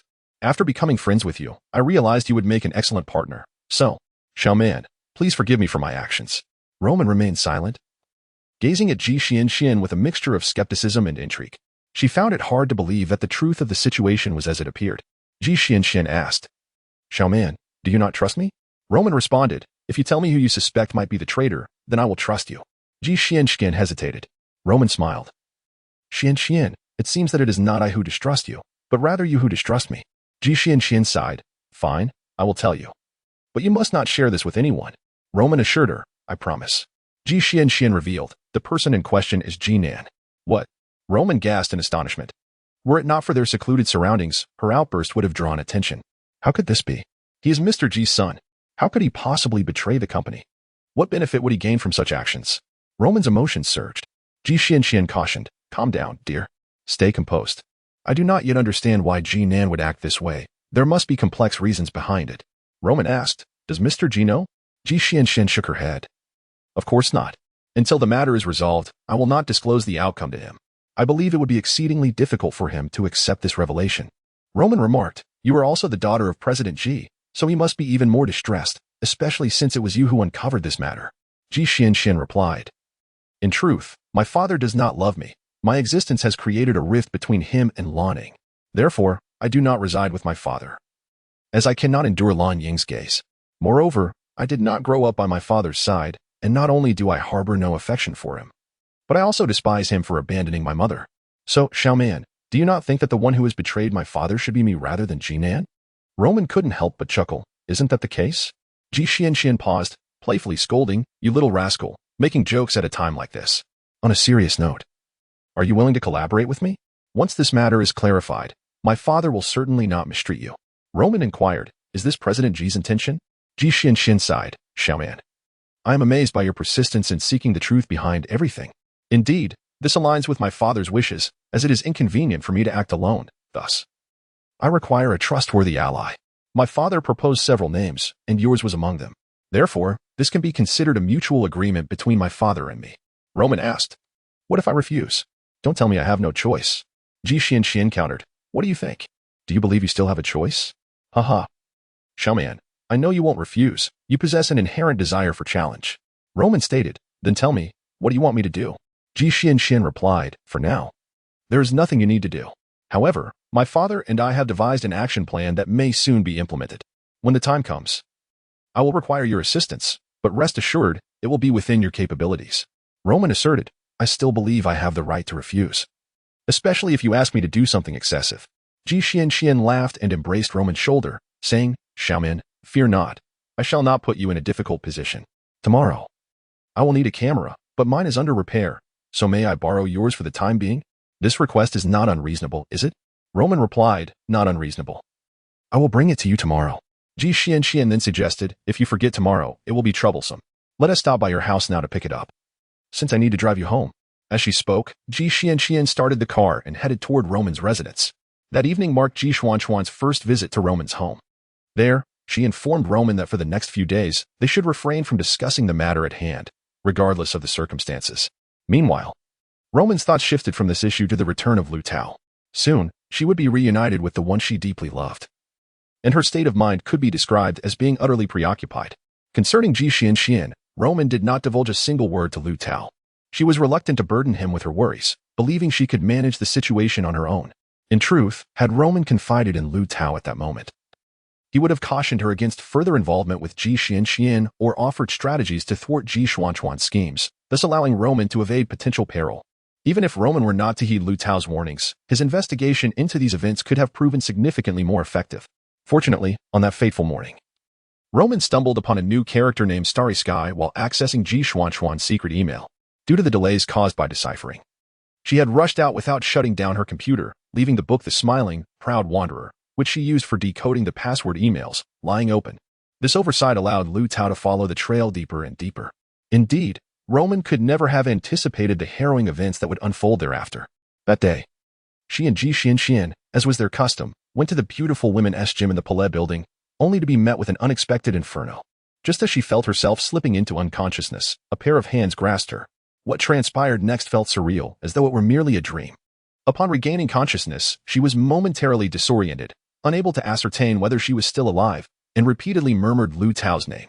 In a haze between sleep and wakefulness, she found herself running countless times along the path to the airport, yet she never seemed to arrive. As time slipped away, Liu Tao appeared like a cloud on the horizon, eternally drifting in a place forever out of reach. When Roman finally opened her bleary eyes, she beheld Ji Xianxian's visage. Ji Xianxian's thick-lashed eyes were close, imbued with a familiar gaze, one of concern and warmth. In her semi-conscious state, Roman inquired, "Am I dead?" Ji Xianxian reassured her, "Xuan, you are not dead. You have been feverish for an entire day and night, and it has just subsided. Are you hungry? What would you like to eat?" Startled by the realization of a full day lost, Roman bolted upright. A day and a night. Liu Tao's flight. Where is Liu Tao? Ah, Xianxian, the fire. Xianxian, you pulled me from the flames, didn't you? Just as she uttered these words, a wave of dizziness swept over her. Ji Xianxian steadied her, saying, "Xuan, eat something first, calm down, then we can go see Liu Tao, all right?" Roman found wisdom in Ji Xuan's words, and she consumed a bowl of egg porridge prepared by Ji Xianxian, regaining some strength. It was only then that she realized she was neither in a hospital nor at home, nor even at Ji Xuan's residence. She was in an unfamiliar room, clean yet dimly lit. Ji Xianxian informed Roman that she had pulled her from the fire after discovering her collapsed form. They were survivors of that devastating blaze, which had consumed numerous young lives. Ji Xianxian presented a newspaper to Roman, and amidst her anxiety, Roman felt an even stronger urge to see Liu Tao. She knew that at that very moment, Liu Tao must be frantic with worry. However, Ji Xianxian cautioned, "We cannot go out now, to everyone else. We are as good as dead." Roman, bewildered, responded, "Why? How have we become dead?" Ji Xianxian explained, "Because the fire was no accident. It was premeditated. They sought to extinguish us. Do you understand?" In terror, Roman asked, "Who are they?" Ji Xianxian replied, "It is Jinan. He must have realized we were investigating him. And thus he attempted to eliminate us in the fire, ensuring that the truth would be forever obscured." Roman gazed at Ji Xianxian's beautiful yet somewhat distorted face. And after a moment of silence, she ventured, "Xianxian, why don't we report this to the police?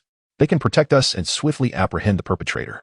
After all, those innocent lives lost in the fire are too precious to be forgotten." Ji Xianyan shook her head and said, "Xuan, allow me to explain. They will undoubtedly face repercussions for their actions, but the time for that has not yet arrived. Do you not perceive that our current status offers us the utmost security? Once we become witnesses, our circumstances will be perilously precarious. However, we are not merely waiting idly. After a while, we can continue our plans more discreetly until we are truly capable of overcoming them." Roman replied, "Xianyan, your reasoning is sound, but you are concerned about Liu Tao, are you not? Fear not, you merely cannot see him for a time. And I assure you I will facilitate your contact with him as swiftly as possible. Is it not agreeable for us to remain here for a while? No work. No bustling about, just the serene enjoyment of our own existence." As Ji Xianyan spoke, she meticulously arranged Roman's hair. Thus, Roman and Ji Xianyan resided in a place even Roman herself was unaware of its location. This place was devoid of the internet, television, and all modern communication tools. They seemed like two specters lurking within the bustling city, with neither day nor night to mark the passage of time. Occasionally, Roman would lose herself in sleep, awakening to find herself staring blankly at the calendar, uncertain of how long she had slumbered. Ji Xianyan would sometimes be absent. Yet Roman noted that the doors and windows had been securely locked. Upon Ji Xuanyan's return, she would inquire, "Xiaoman, why do you not escape?" Roman would respond with a gentle smile, "I will not leave. I promise to stay with you." Ji Xianyan gazed deeply into her eyes, asking softly, "Xiaoman, do you truly believe in me?" Roman smiled back, countering, "What do you think?" Thus, they would silently observe one another for an extended period, as though deciphering a riddle. "Do you truly trust Ji Xianyan?" Liu Tao questioned. Roman smiled and retorted, "What do you think?" Liu Tao continued, "Of course, you do not trust her.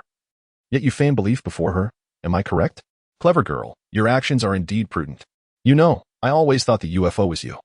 Who would have imagined it was Ji Xianyan? You were inadvertently drawn into this affair. Do you believe Ji Xianyan approached you intentionally, or by chance at the outset?" Roman replied, "I cannot ascertain. Ji Xianyan has always been inscrutable to me. Just before I fainted in the fire, the hands that grasped me did not feel like hers. Yet she insisted it was she, deceiving me all along. Nonetheless, regardless of Ji Xuanyan's actions, one thing is certain, she poses no threat to my life. Otherwise, even with multiple lives, I would have perished. Thus, I choose to remain by her side as a friend. The most perilous place can also be the safest." Liu Tao embraced Roman tightly, saying, "You were being foolish. Why did you not inform me beforehand? You must understand that had I known everything that transpired before the fire, it would have greatly alleviated my efforts to uncover the truth." Roman responded, "Tao, tell me, what have you done? What have you uncovered?" Thus, it was Liu Tao's turn to recount the tale. The manner in which he narrated differed greatly from Roman's vibrant storytelling. Instead, Liu Tao conveyed everything in a remarkably subdued manner. Nonetheless, Roman was still left aghast by Liu Tao's various adventurous exploits. When Liu Tao recounted the tragic demise of Xiaoyan due to his actions, tears welled in Roman's pale eyes. She repeatedly implored Liu Tao, "Tao, I was unaware of all this. Truly, I had no inkling. I must have been asleep in that dimly lit house at the time, correct? You suspect it was Ji Xianxian, don't you?" Liu Tao nodded. "If I had any doubts before, they have since dissipated. The evidence lies in the letter pinned by you that I found upon awakening. You were consistently with Ji Xianxian. She instructed you to write it, did she not?" Roman admitted, "Indeed, it was Ji Xianxian who urged me to write. I learned from her that you were undercover at Yuan Food Company seeking the truth. I was deeply concerned for you and hoped we could reunite swiftly. At that moment, I was uncertain whether you were aware of my survival. Thus, I would have complied with anything Ji Xianxian requested in that letter. Regardless of its content, the sole intention was to inform you that I was still alive. Later, when Ji Xianxian abruptly proposed that we flee, although I was skeptical, I clung to a thread of hope. When I arrived at the airport and found you absent, I resolved to escape at the last moment. However, I could not truly distance myself from everything, which is why I came here," Liu Tao remarked. So it appears we share an unspoken connection. Furthermore, does this mean you cannot be certain that Yilai is the one who leaked information? Roman responded. Ji Xianxian claimed that the informant is Ji Nan, and Yilai is his girlfriend, thus undoubtedly complicit. She asserted that Ji Yutian would never suspect Ji Nan as the informant since he is his biological son. However, he could accept that Yilai might be involved. Therefore, once Ji Yutian obtains evidence of Yilai's disclosure, he could interrogate her to uncover Ji Nan's betrayal. Liu Tao observed, it grows increasingly intricate. Both Ji Nan and Yilai are indeed elusive figures. Each is a riddle, and together they form a more significant enigma. Liu Tao continued to weave the narrative. Upon finishing, Roman pondered for a moment before saying, Tao, our experiences seem akin to two intersecting circles, sharing commonalities while also diverging drastically. By intertwining our histories, we can unravel many previously incomprehensible matters. For instance, I have long pondered who the starry sky represents, and now I realize it is Ji Yuntian. Tao, shall we summarize our findings? Liu Tao nodded. Xuan, you lead, and I shall supplement. Roman stated. The first conclusion is that Ji Xianxian is not the genuine Ji Xianxian. Our purpose in Fengtown aligns to ascertain the authenticity of Ji Xianxian.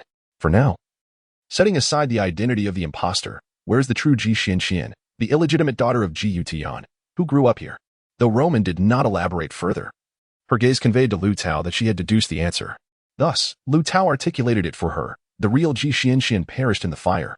Both shivered simultaneously, drawing each other closer.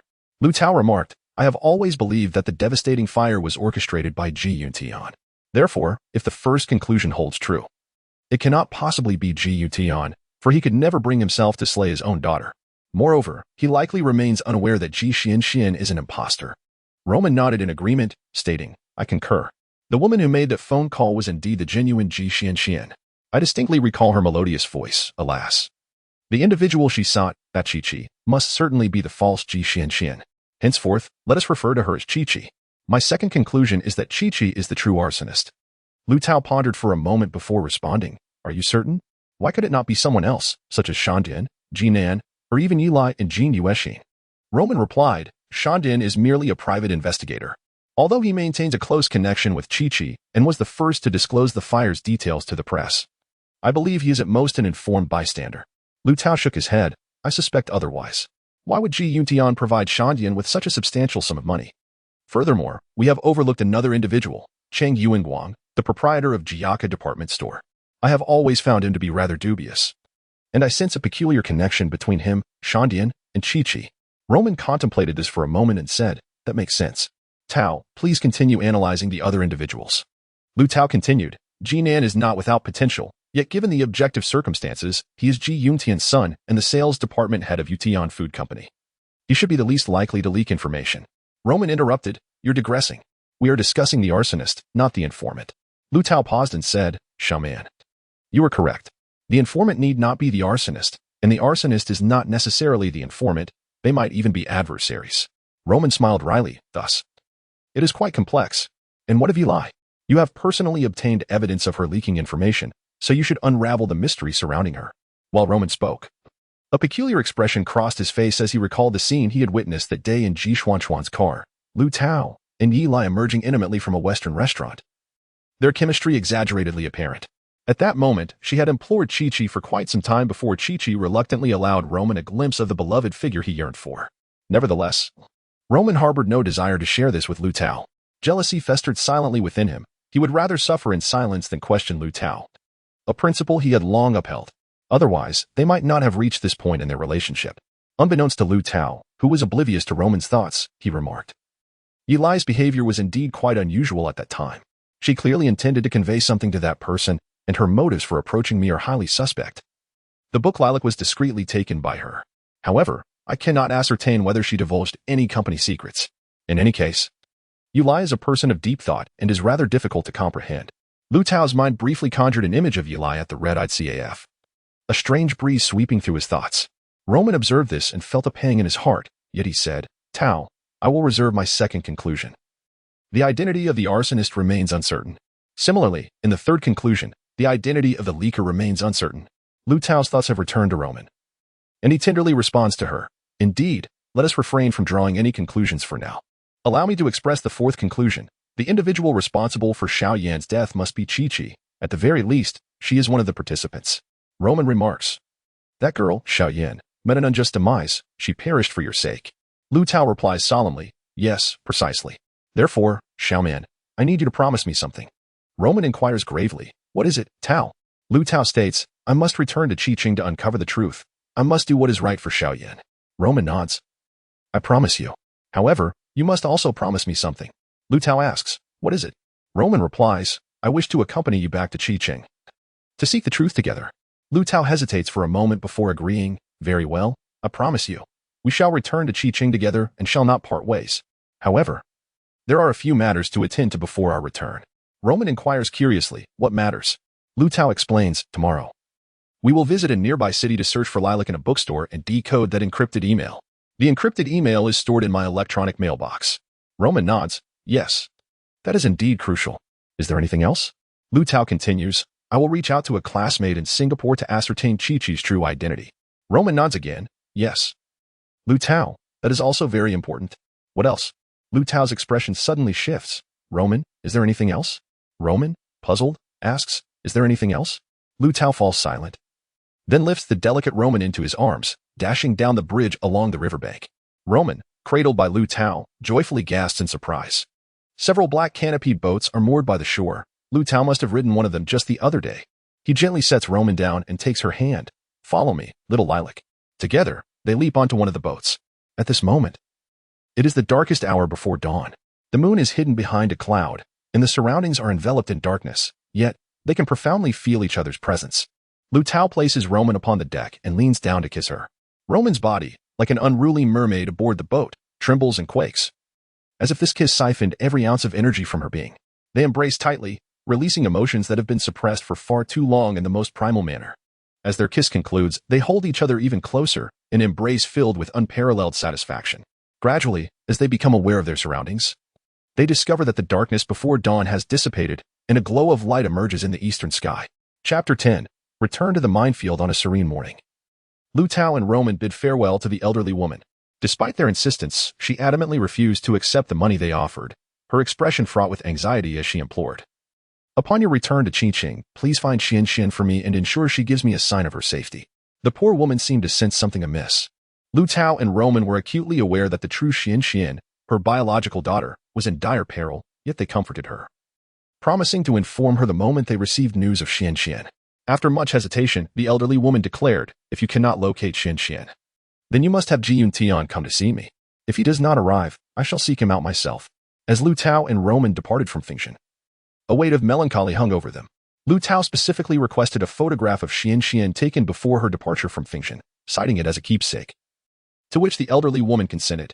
On the bus from Fengshan to Fengqing, Liu Tao made an overseas call to a classmate in Singapore, entrusting him to swiftly investigate the whereabouts of a woman named Xian and another by the name of Qiqi. The classmate agreed to expedite the matter. Upon arrival in Fengqing, they first visited a bookstore to purchase lilac, then headed to an internet CAF where they asked the proprietor to print the encrypted email. Following this, they shopped for clothing and daily necessities before settling into a quiet hotel. After bathing and changing, Liu Tao suggested that Roman take a brief rest while he worked on deciphering the email. However, Roman insisted that two minds would be swifter than one, and so they both laid on the pristine sheets, disregarding their fatigue as they unraveled the message. Indeed, Liu Tao had harbored doubts regarding the efficacy of lilac for decoding the encrypted email, but at this juncture, his doubts were dispelled. The decoded content was succinct, agreement among parties. Party A, Starry Sky Party B, Lightning Party C. UFO Party A entrusts Party B to assist in investigating the individual responsible for leaking confidential information from Yutian Food Company, with Party C tasked to aid Party B. All actions are to be carried out freely. Should Party C sustain grave injury or perish during this period, Party A is obligated to pay Party B 2 million yuan. Though the original text was composed of a lengthy string of numbers, it was ultimately distilled into these few concise statements. The two embraced in celebration before engaging in discussion. Liu Tao began. It appears that Starry Sky indeed commissioned a private detective for covert investigation, which is understandable, as private detectives operate more discreetly than police, facing fewer constraints in their actions. Furthermore, UFO, as the daughter of Starry Sky, is presumably a trustworthy individual. Roman responded, from Starry Sky's perspective, that is indeed the case. However, he remains oblivious to the fact that UFO is impersonating his daughter. Thus, UFO's intentions are glaringly clear. She seeks financial gain. Knowing that her impersonation of Starry Sky's daughter would eventually be exposed, she can leverage her death to secure 2 million yuan. Not only would her death yield this sum, but it would also permanently conceal the truth of her impersonation as an illegitimate daughter. Liu Tao pondered, but why would this 2 million yuan be paid to Lightning? A private detective? It can be inferred that there must be another transaction between UFO and Lightning. Lightning and the UFO are undoubtedly accomplices. Lightning's assistance in helping Stargaze identify the traitor is merely a faade, while their true scheme is to deceive Stargaze for the sum of 2 million yuan. Roman inquired. However, such an apparent ruse, why did Ji Yuntian fail to see through it? The act of handing over 2 million yuan to Lightning struck us as peculiar. Why did Ji Yuntian not find it unusual? Liu Tao suggested, Xuan, perhaps Ji Yuntian is fully aware of their conspiracy. Roman pressed, what leads you to that conclusion? Liu Tao replied, first and foremost, Ji Yuntian's reaction to his daughter's death was profoundly abnormal. He displayed not sorrow but at times exhibited a chilling indifference, indicating that he not only recognizes their deceit but also suspects that Ji Xianxian is an impostor. Roman paused, nodding vigorously, indeed. Ji Yuntian must be cognizant of everything yet pretends otherwise, orchestrating a funeral, albeit the deceased is likely his biological daughter. Furthermore, I wonder who the person was that died in my stead. Liu Tao embraced Roman, continuing, there are 2 additional points of suspicion. The DNA test results confirm that the deceased shares a blood relation with Ji Yuntian. Why, then, does he not find that odd? Moreover, to my knowledge, he has a degree of rapport with the police and should be aware that the test results are authentic. The second point of suspicion is whether the 2 million yuan was indeed given to Lightning. That transaction was disrupted by me. If Ji Yuntian is aware of Lightning's conspiracy, he would certainly not have transferred the funds. Yet, Jinan did engage in a transaction with Lightning, corroborated by a password-protected email from Ji Yuntian. Furthermore, Chi-Chi did not withdraw from this conspiracy, suggesting they may not have secured that 2 million yuan. Roman concluded, thus, Ji Yuntian remains an enigma we struggle to comprehend. Perhaps we remain oblivious to his true actions. The two exchanged bittersweet smiles. Liu Tao then remarked, Xuan, do you not find it curious that one individual is conspicuously absent from this document? Roman responded, yes, a meteorite, Jinan. Who would have traded the 2 million yuan with Lightning? Do you think Jinan presents any issues? Liu Tao mimicked Roman's tone, thus. Jinan too is an enigma we cannot decipher. Perhaps we are unaware of his true deeds. Roman chuckled, playfully wrapping her arms around Liu Tao's neck. Liu Tao held her tightly, saying, all right, Xuan, our analysis concludes here. We have not slept in ages. As he spoke, he pressed Roman beneath him, tugging at her clothing. A double entendre regarding sleep.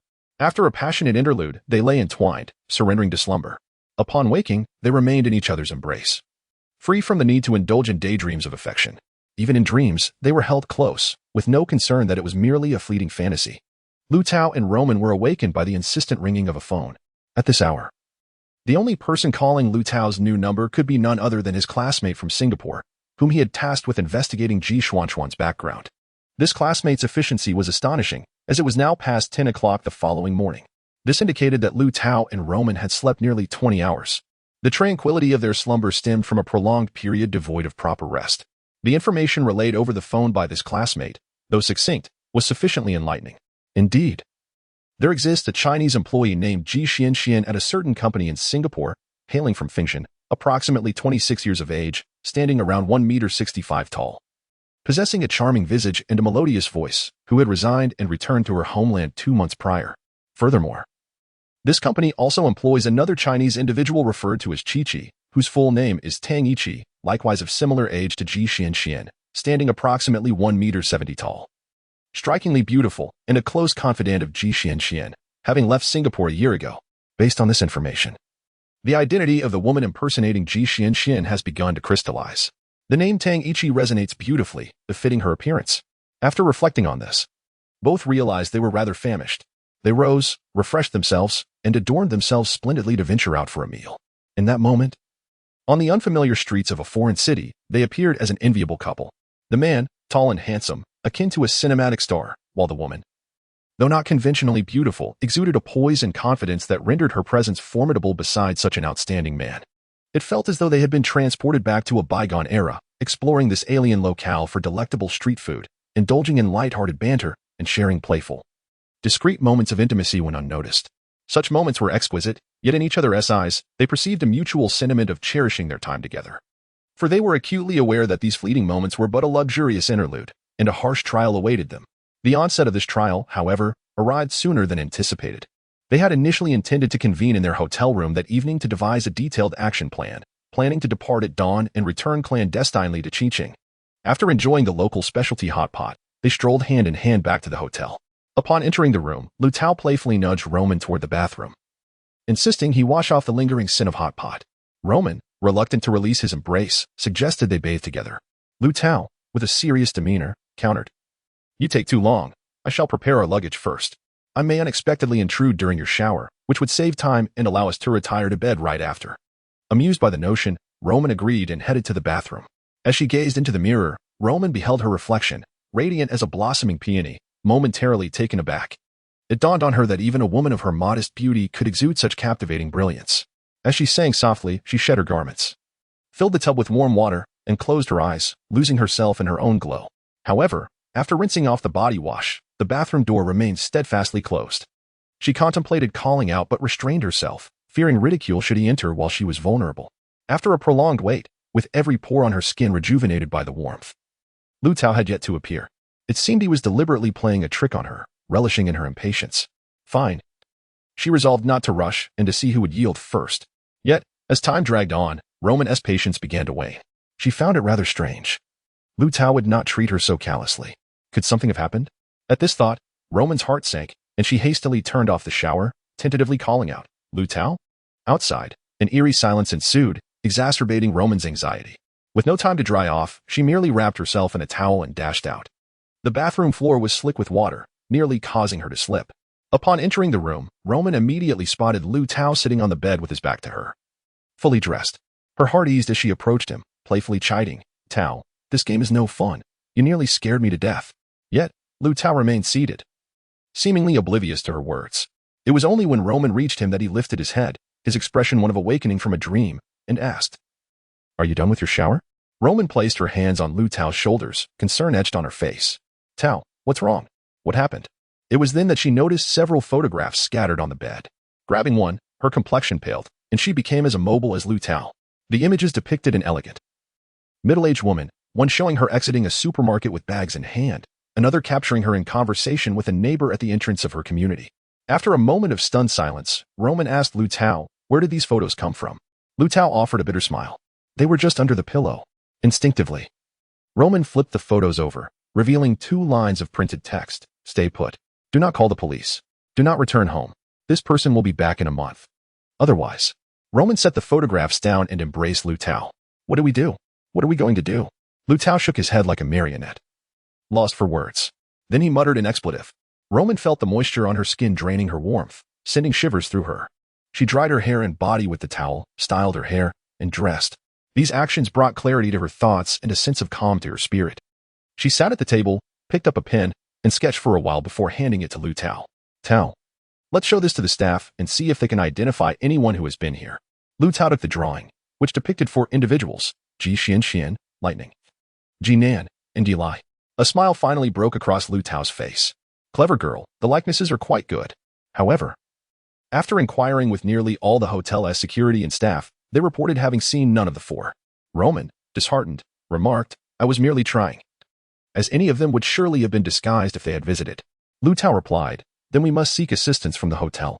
Xuan, stay in the room and do not venture out. Upon learning of the unknown visitor in Liu Tao's room, the hotel manager took the matter seriously, first inspecting the scene. He found the door securely locked and the windows tightly protected, indicating that the intruder's methods were extraordinary. Meanwhile, in the surveillance room, staff were shocked to discover that all footage from the day had been erased. The staff's attempt to recover data from the hard drive proved unsuccessful, leading to speculation that a hacker had remotely breached the password to the hotel's surveillance system and deleted the data from the computer. The hotel manager promptly suggested contacting the authorities, but Liu Tao declined, citing that his personal safety was not at risk. Consequently, the hotel manager repeatedly apologized to Liu Tao and offered to waive their accommodation fees as compensation, before reporting the incident to higher management to investigate vulnerabilities in the surveillance system and enhance security measures. In the dead of night, Liu Tao dialed his home phone. Upon hearing his voice, Meng Hongyan was filled with joy. Tao Tao, where are you? I've been so worried about you. Liu Tao exerted effort to suppress his inner turmoil and replied, Mom, I'm truly sorry for making you anxious. How's your health? Are you still having trouble sleeping? A sudden silence enveloped the other end of the line for a few agonizing seconds. Then, Meng Hongyan's voice emerged, slightly hoarse. Tao Tao, I've been sleeping well lately. No insomnia. Liu Tao exhaled in relief and responded, That's good to hear, Mom. Please keep an eye on the weather forecast and take care of yourself. I'm doing well, so don't worry about me. Ming Hongyan inquired, When are you coming back? Liu Tao replied, I still have some matters to attend to here. I'll return in a few days. Mom, you should get some rest. I'll hang up now. After putting down the phone, Ming Hongyan went to her computer, her hands trembling uncontrollably. Recently, while investigating the Roman incident, Liu Tao had sensed potential danger, and during a movie night about hostage situations, he had established a code with his mother for emergencies. The phrase, "Are you still having trouble sleeping?" signified that the other was in danger, while a negative response indicated all was well. The weather forecast referred to their email communication. During Liu Tao's studies in the UK, the mother and son primarily communicated through emails. At this moment, Liu Tao finally resorted to the previously agreed-upon code that had yet to be used. In truth, he had been concerned about his mother for days, but fearing that their home might be under surveillance or eavesdropping, he had refrained from calling, as it would expose his and Roman's whereabouts in Wind City. Now, with their movements already compromised, the phone call became imperative. Upon opening her email, Ming Hongyan indeed found a new message from Liu Tao's mobile account. Mom, first and foremost, I want to assure you that I am well. So please do not worry. However, you are now in danger. Upon reading this, you must immediately contact Ji Yutian, the president of Yutian Food Company. His phone number. He is the only person in Qiqing who can protect you. Mom, only when you are safe will I be safe. I apologize. I had no other choice. I will explain everything to you later. Please trust that we will reunite soon. Your son, Tao Tao. Ji Yuntian remained in his study until late, then enjoyed the pastries and milk prepared by Lanning before taking a shower, changing into his pajamas, and wearily entering the bedroom. Lanning was still awake, propped up against the headboard reading, and upon seeing her husband enter, she immediately set her book aside. It appears that she reads solely to pass the time while awaiting Ji Yuntian. The two share no verbal communication, not even a smile. Ji Yuntian reclines on the bed as Lanning turns off the light, and everything settles into a tranquil silence. A silence that is soon shattered by the sound of a ringing phone. This disruption is a familiar occurrence for them. Ji Yuntian's phone is perpetually on, leaving little room for personal time. Thus, Lanning merely closes her eyes and passively listens. When Ji Yuntian sees an unfamiliar number flashing on his phone, he is momentarily taken aback. Typically, calls at this hour come from acquaintances, unless it is a misdial. He answers with a polite greeting, but silence greets him in return. After calling out a few times, convinced it must be a wrong number, he prepares to hang up. Just then, a soft, deep voice emerges from the other end. Yuntian. It's Meng Ran. The usually composed Ji Yuntian reacts with surprising intensity. Meng Ran. You are Meng Ran?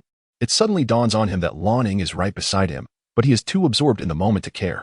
He steps out of the bedroom and descends the stairs, wandering aimlessly in the living room, his actions entirely instinctual. He hears her say, Yuntian. I need to see you immediately. Are you available? Ji Yuntian feels as though he is floating, repeatedly affirming, Yes, yes, where are you? After hanging up, he hurriedly changes his clothes in the cloakroom, only to realize he hasn't informed Lanning. Yet, returning now seems futile, so he resolutely continues on his way. At that moment, he unexpectedly encounters Jinan, who looks surprised. Dad, it's so late. Where are you going? Ji Yuntian, preoccupied, waves his hand dismissively. I have something to attend to. You should get some sleep. He then rushes away. At this juncture, it is Ming Hongyan who feels more disconcerted. After completing the call, she realizes the enormity of having summoned Ji Yuntian, yet she would do anything for Liu Tao's safety. She has been unable to reach Liu Tao for days, and her anxiety mounts. If he remains unreachable by tomorrow, she will have to ask Ji Yuntian for his whereabouts. Thus, she has no choice but to act upon Liu Tao's instructions. After a prolonged period of restlessness, she finally considers whether she should prepare herself, after all. When Ji Yuntian presses the doorbell, a wave of nervousness washes over him. As the door opens, a fragrant aroma envelopes him, and he feels as though he has traversed over 2 decades, disoriented as to his surroundings. It is not until he settles onto the sofa that he takes a moment to truly observe Meng Hongyan, who is pouring him tea. The tunnel of time seems to open once more. Over the past 20 years, Meng Hongyan has scarcely changed. Her skin remains taut, her figure unaltered. Clad in a black and white striped jumpsuit, her hair, styled in voluminous waves, grazes her shoulders. As Ji Yuntian accepts the teacup, he notices it contains his favorite Westlake Longyang, and he breathes in the aroma, his hands trembling slightly. Meng Hongyan sits beside him. As he drew closer, he gazed at Meng Hongyan's face, the delicate lines at the corners of her eyes revealing the hardships she had endured over the years. Ji Yuntian felt a pang in his heart, an impulse to smooth away those wrinkles. Ming Hongyan averted her gaze from Ji Yutian, and her first words were, "Where is Liu Tao? Is he in danger?" This question jolted Ji Yutian back to reality. He hastily set down his teacup, opened his leather bag, and pulled out a dark object, moving about the room with it. Ming Hongyan looked at him with confusion, remaining silent. After a moment, Ji Yutian returned to his seat, his expression easing somewhat. "Ran, our conversation is relatively safe now. No eavesdropping devices have been detected." Ming Hongyan's expression was grave. "Who would listen in on us?"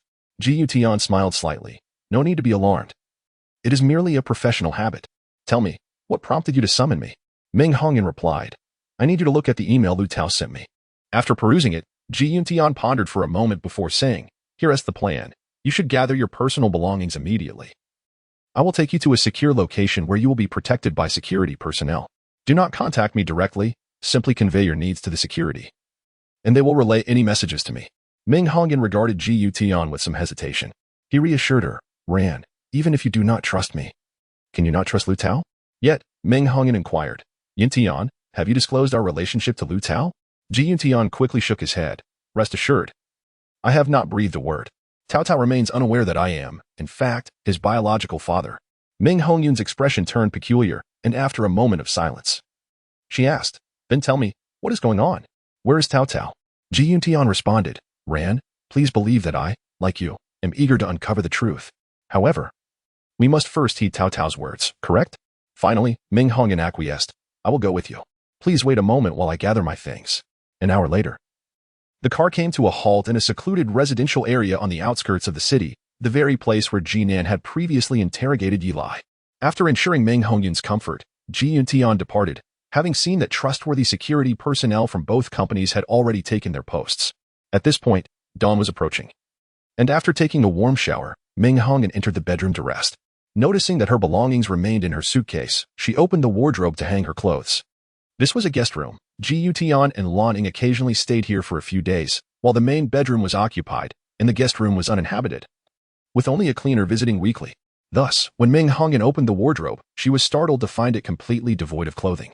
The absence of clothing does not equate to an empty wardrobe. It suggested that while the wardrobe contained no garments, it was certainly not vacant.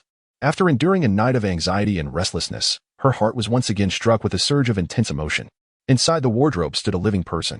As dawn approached, Ji Yutian finally returned home. At his age, he could no longer withstand sleepless nights, so he promptly went to bed upon arriving. At this moment, although Lan Ning had yet to rise, she had spent the night in restless wakefulness. The unexpected phone call had plunged her into an unforeseen turmoil.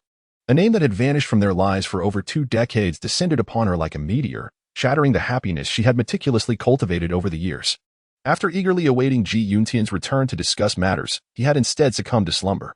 Lan Ning resolved to rise, freshen up, and, as was her custom, engage in fitness, flower arranging, and listening to music, before preparing meals for the day. In the afternoon, Ji Yuntian awoke. He bypassed the restroom in the dining area, instead diving into his study.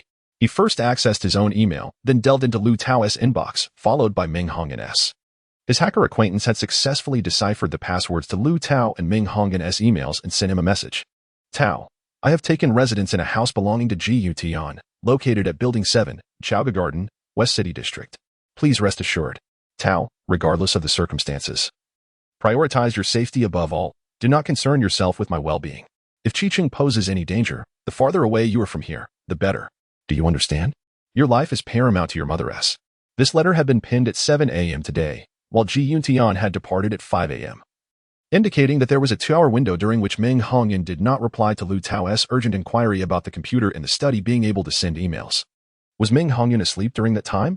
If she had been eager to sleep and fell asleep quickly, the insomniac Ming Hongyan could not have merely slept for 2 hours before awakening. If she were indeed restless, the 2-hour wait would have been excessively long. What then had Ming Hongyan occupied herself with during those 2 hours? Ji Yuntian pondered. Perhaps the 2 security guards stationed in the first-floor living room could provide an answer. Moreover, Liu Tao's reply to Ming Hongyan had come just 10 minutes later. It seemed likely that Liu Tao, too, had spent the night in wakefulness, waiting for news from his mother. "Mother, I apologize for having you stay there for a few days. Please trust that I will come to retrieve you home soon. Rest assured, I am safe. For the next few days, I will refrain from writing to you, but you must write to me daily. Mother, I love you. And you must take care of yourself. Your son, Tao Tao." During mealtime, Lan Ning's demeanor remained unchanged. with the dishes more sumptuous than usual. Yet, it was evident that Ji Yuntian's thoughts were elsewhere. Lan Ying casually inquired, "Today is Saturday. Do you still have to work overtime?" Ji Yuntian snapped back to reality. Shaking his head, "No overtime. What's wrong?" Lan Ying smiled gently, "I was just asking. If you had to work, I would prepare your clothes. If not, let us take a nap together. I didn't sleep well last night, and I suspect you didn't either." Her words were laden with unspoken sentiments. Her eyes sparkling with mirth as she gazed at Ji Yuntian, her tone tinged with a hint of playfulness. Ji Yuntian, well aware of his wife's feelings, recognized that the events of the previous night had undoubtedly wounded her deeply. His heart softened, and he responded with a hearty laugh, "All right, let us sleep together. You deserve a good rest," with a smile gracing her lips. Lan Ying no longer made any further requests but prepared the silver fungus and lily soup that Ji Yuntian adored. The soup was simmered to perfection, consuming her entire morning. After they finished the soup and set down their bowls and chopsticks, Ji Yuntian suddenly embraced Lan Ying, saying, "Come, let us retire for the night." Yet, this tender moment was soon interrupted by a phone call. Releasing Lan Ying, Ji Yuntian retrieved his phone, glancing at the unfamiliar number. Upon answering, he recognized Liu Tao's voice. Ji Yuntian was somewhat prepared for this call, much like when he awaited Liu Tao's arrival at the company. "Where are you?" he asked, striving for a casual tone. "Ji, I need to see you immediately." "Of course, I wish to see you as well," Ji Yuntian responded. "Then, let us meet in 2 hours at the Xiangyin Tea House in Forest Park." Ji Yuntian calmly replied, "Understood. I will be there on time." After ending the call, he looked up to find Lan Ying's face tinged with melancholy. She must have assumed the caller was Meng Ran, but how could he explain? She would not believe him. And moreover, he did not wish for her to know that he was meeting Liu Tao. He merely said, "You should sleep. I will join you later," before departing. 2 hours later, Ji Yuntian's vehicle arrived at the secluded tea house nestled within Forest Park, far from the city's bustle. The choice of this meeting place was likely Liu Tao's strategic thinking, for the remote road had few intersections and minimal traffic, making it difficult to be followed. On the way, Ji Yuntian managed to compose himself, reminding himself that this was not the moment for a reunion with Liu Tao. He must remain composed. However, upon entering the private room, everything he had meticulously organized was utterly thrown into disarray. Even someone as composed as Ji Yuntian could not escape the tumult within him. For he immediately spotted not only Liu Tao waiting for him but also Roman, who had perished in the fire, now standing gracefully beside Liu Tao.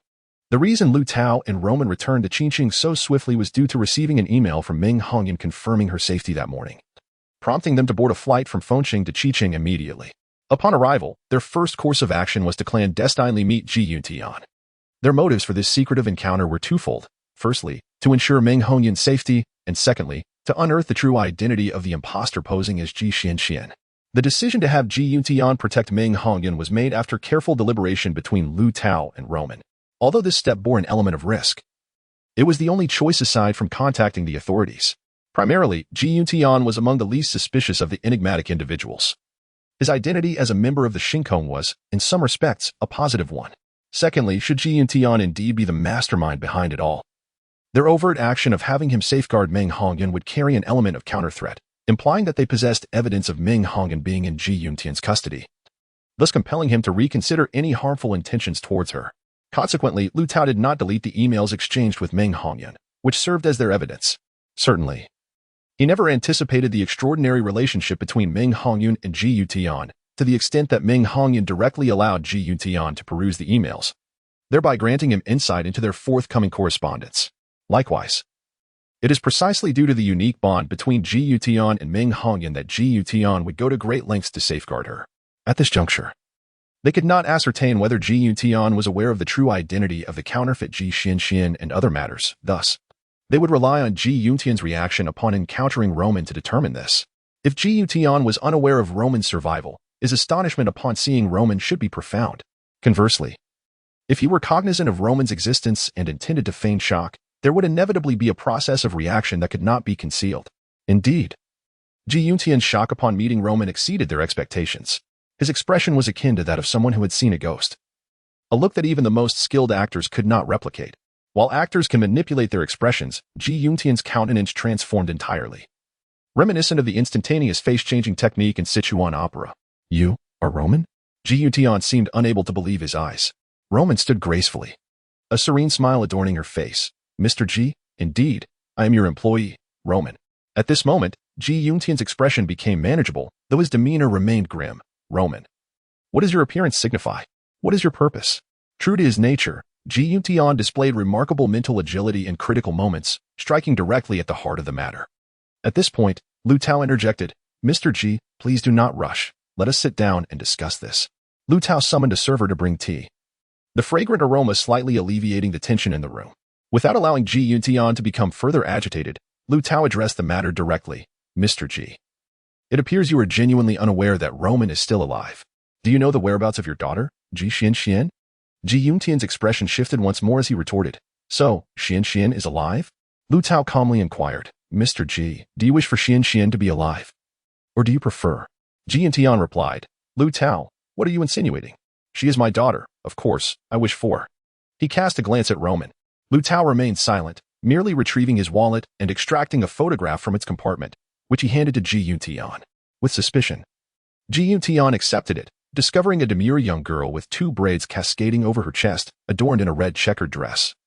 Smiling shyly against a backdrop of blue skies and white clouds, with a small bridge and flowing water. Xuan raised his gaze to Liu Tao. Who is this girl?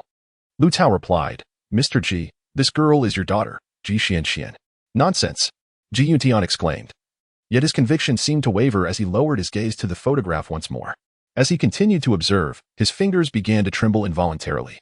Liu Tao said, Mr. G, are you truly unaware that the Xuan beside you is an imposter? Xuan slowly shook his head, asking, Liu Tao, what exactly are you trying to convey to me? At this moment, Roman could no longer contain herself. Mr. G, why do I feel you should not be so utterly uninformed? Xuan turned his face towards Roman and asked, should I know everything? At the very least, I was unaware that you were still alive. If you were to appear at my home in the dead of night, I might just be frightened into a heart attack. Xuan's just carried little humor, and as Roman exchanged glances with Liu Tao, he understood the implication of her earlier words. One must be cautious of Xuan. It was improbable that he knew nothing. Perhaps he was merely feigning ignorance to unearth more secrets from Liu Tao. Liu Tao, catching on, continued to question Xuan. Mr. G, if you were to see Xuan standing before you tonight, would you be afraid? Xuan replied, if my daughter were still alive, that would be the most joyous occurrence. How could I be afraid? I would be elated. As he spoke, Liu Tao and Roman exchanged yet another knowing glance. They were both acutely aware that Xuan's mind had regained its clarity, indicating that his initial shock had been genuine. Liu Tao then stated, Mr. G, Xuan is indeed not dead, but she is not your daughter. To put it more accurately, she is an imposter posing as Xuan. I believe you are well aware of this fact. What remains unclear to you is whether this impersonator is still alive, much like Roman, am I right? Xuan regarded Liu Tao, his expression non-committal. Yet, to Liu Tao and Roman, it seemed he was tacitly agreeing. Xuan shifted his gaze to the photograph in his hand and inquired, where did you find this photo? Liu Tao replied, Mr. G, you must be curious about where I have been these past few days, or perhaps you already know that Roman and I visited Feng Town. Oh? Xuan did not appear surprised. Feng Town was a beautiful place. Were you there for an early honeymoon? Liu Tao smiled faintly. Indeed, it is truly lovely. You must have visited as well, Mr. G? Xuan's gaze seemed to drift for a moment, as if he were lost in memories or attempting to grasp something elusive. He then picked up the photograph once more and asked, where is she? This marked Xuan's third inquiry regarding the photo. Liu Tao answered with deliberate clarity. She is missing. Xuan was taken aback, rendered speechless for a considerable time. Mr. G, Xuan's mother has requested that I convey her urgent concern. She cannot locate Xuan and is quite anxious. She insists that you contact her as soon as possible. Here is her mobile number, which I believe you possess as well. Liu Tao stated, handing Xuan a slip of paper. Otherwise, Xuan's mother will come looking for you. Xuan glanced at the note and waved his hand dismissively. No need. I already have this number. Thank you. Liu Tao, I have one more question. How much do you know about this matter? Liu Tao replied, Mr. G, to be frank, we have indeed identified the individual impersonating Xuan. However, Xuan interjected, however. What? Liu Tao answered, I need to see my mother.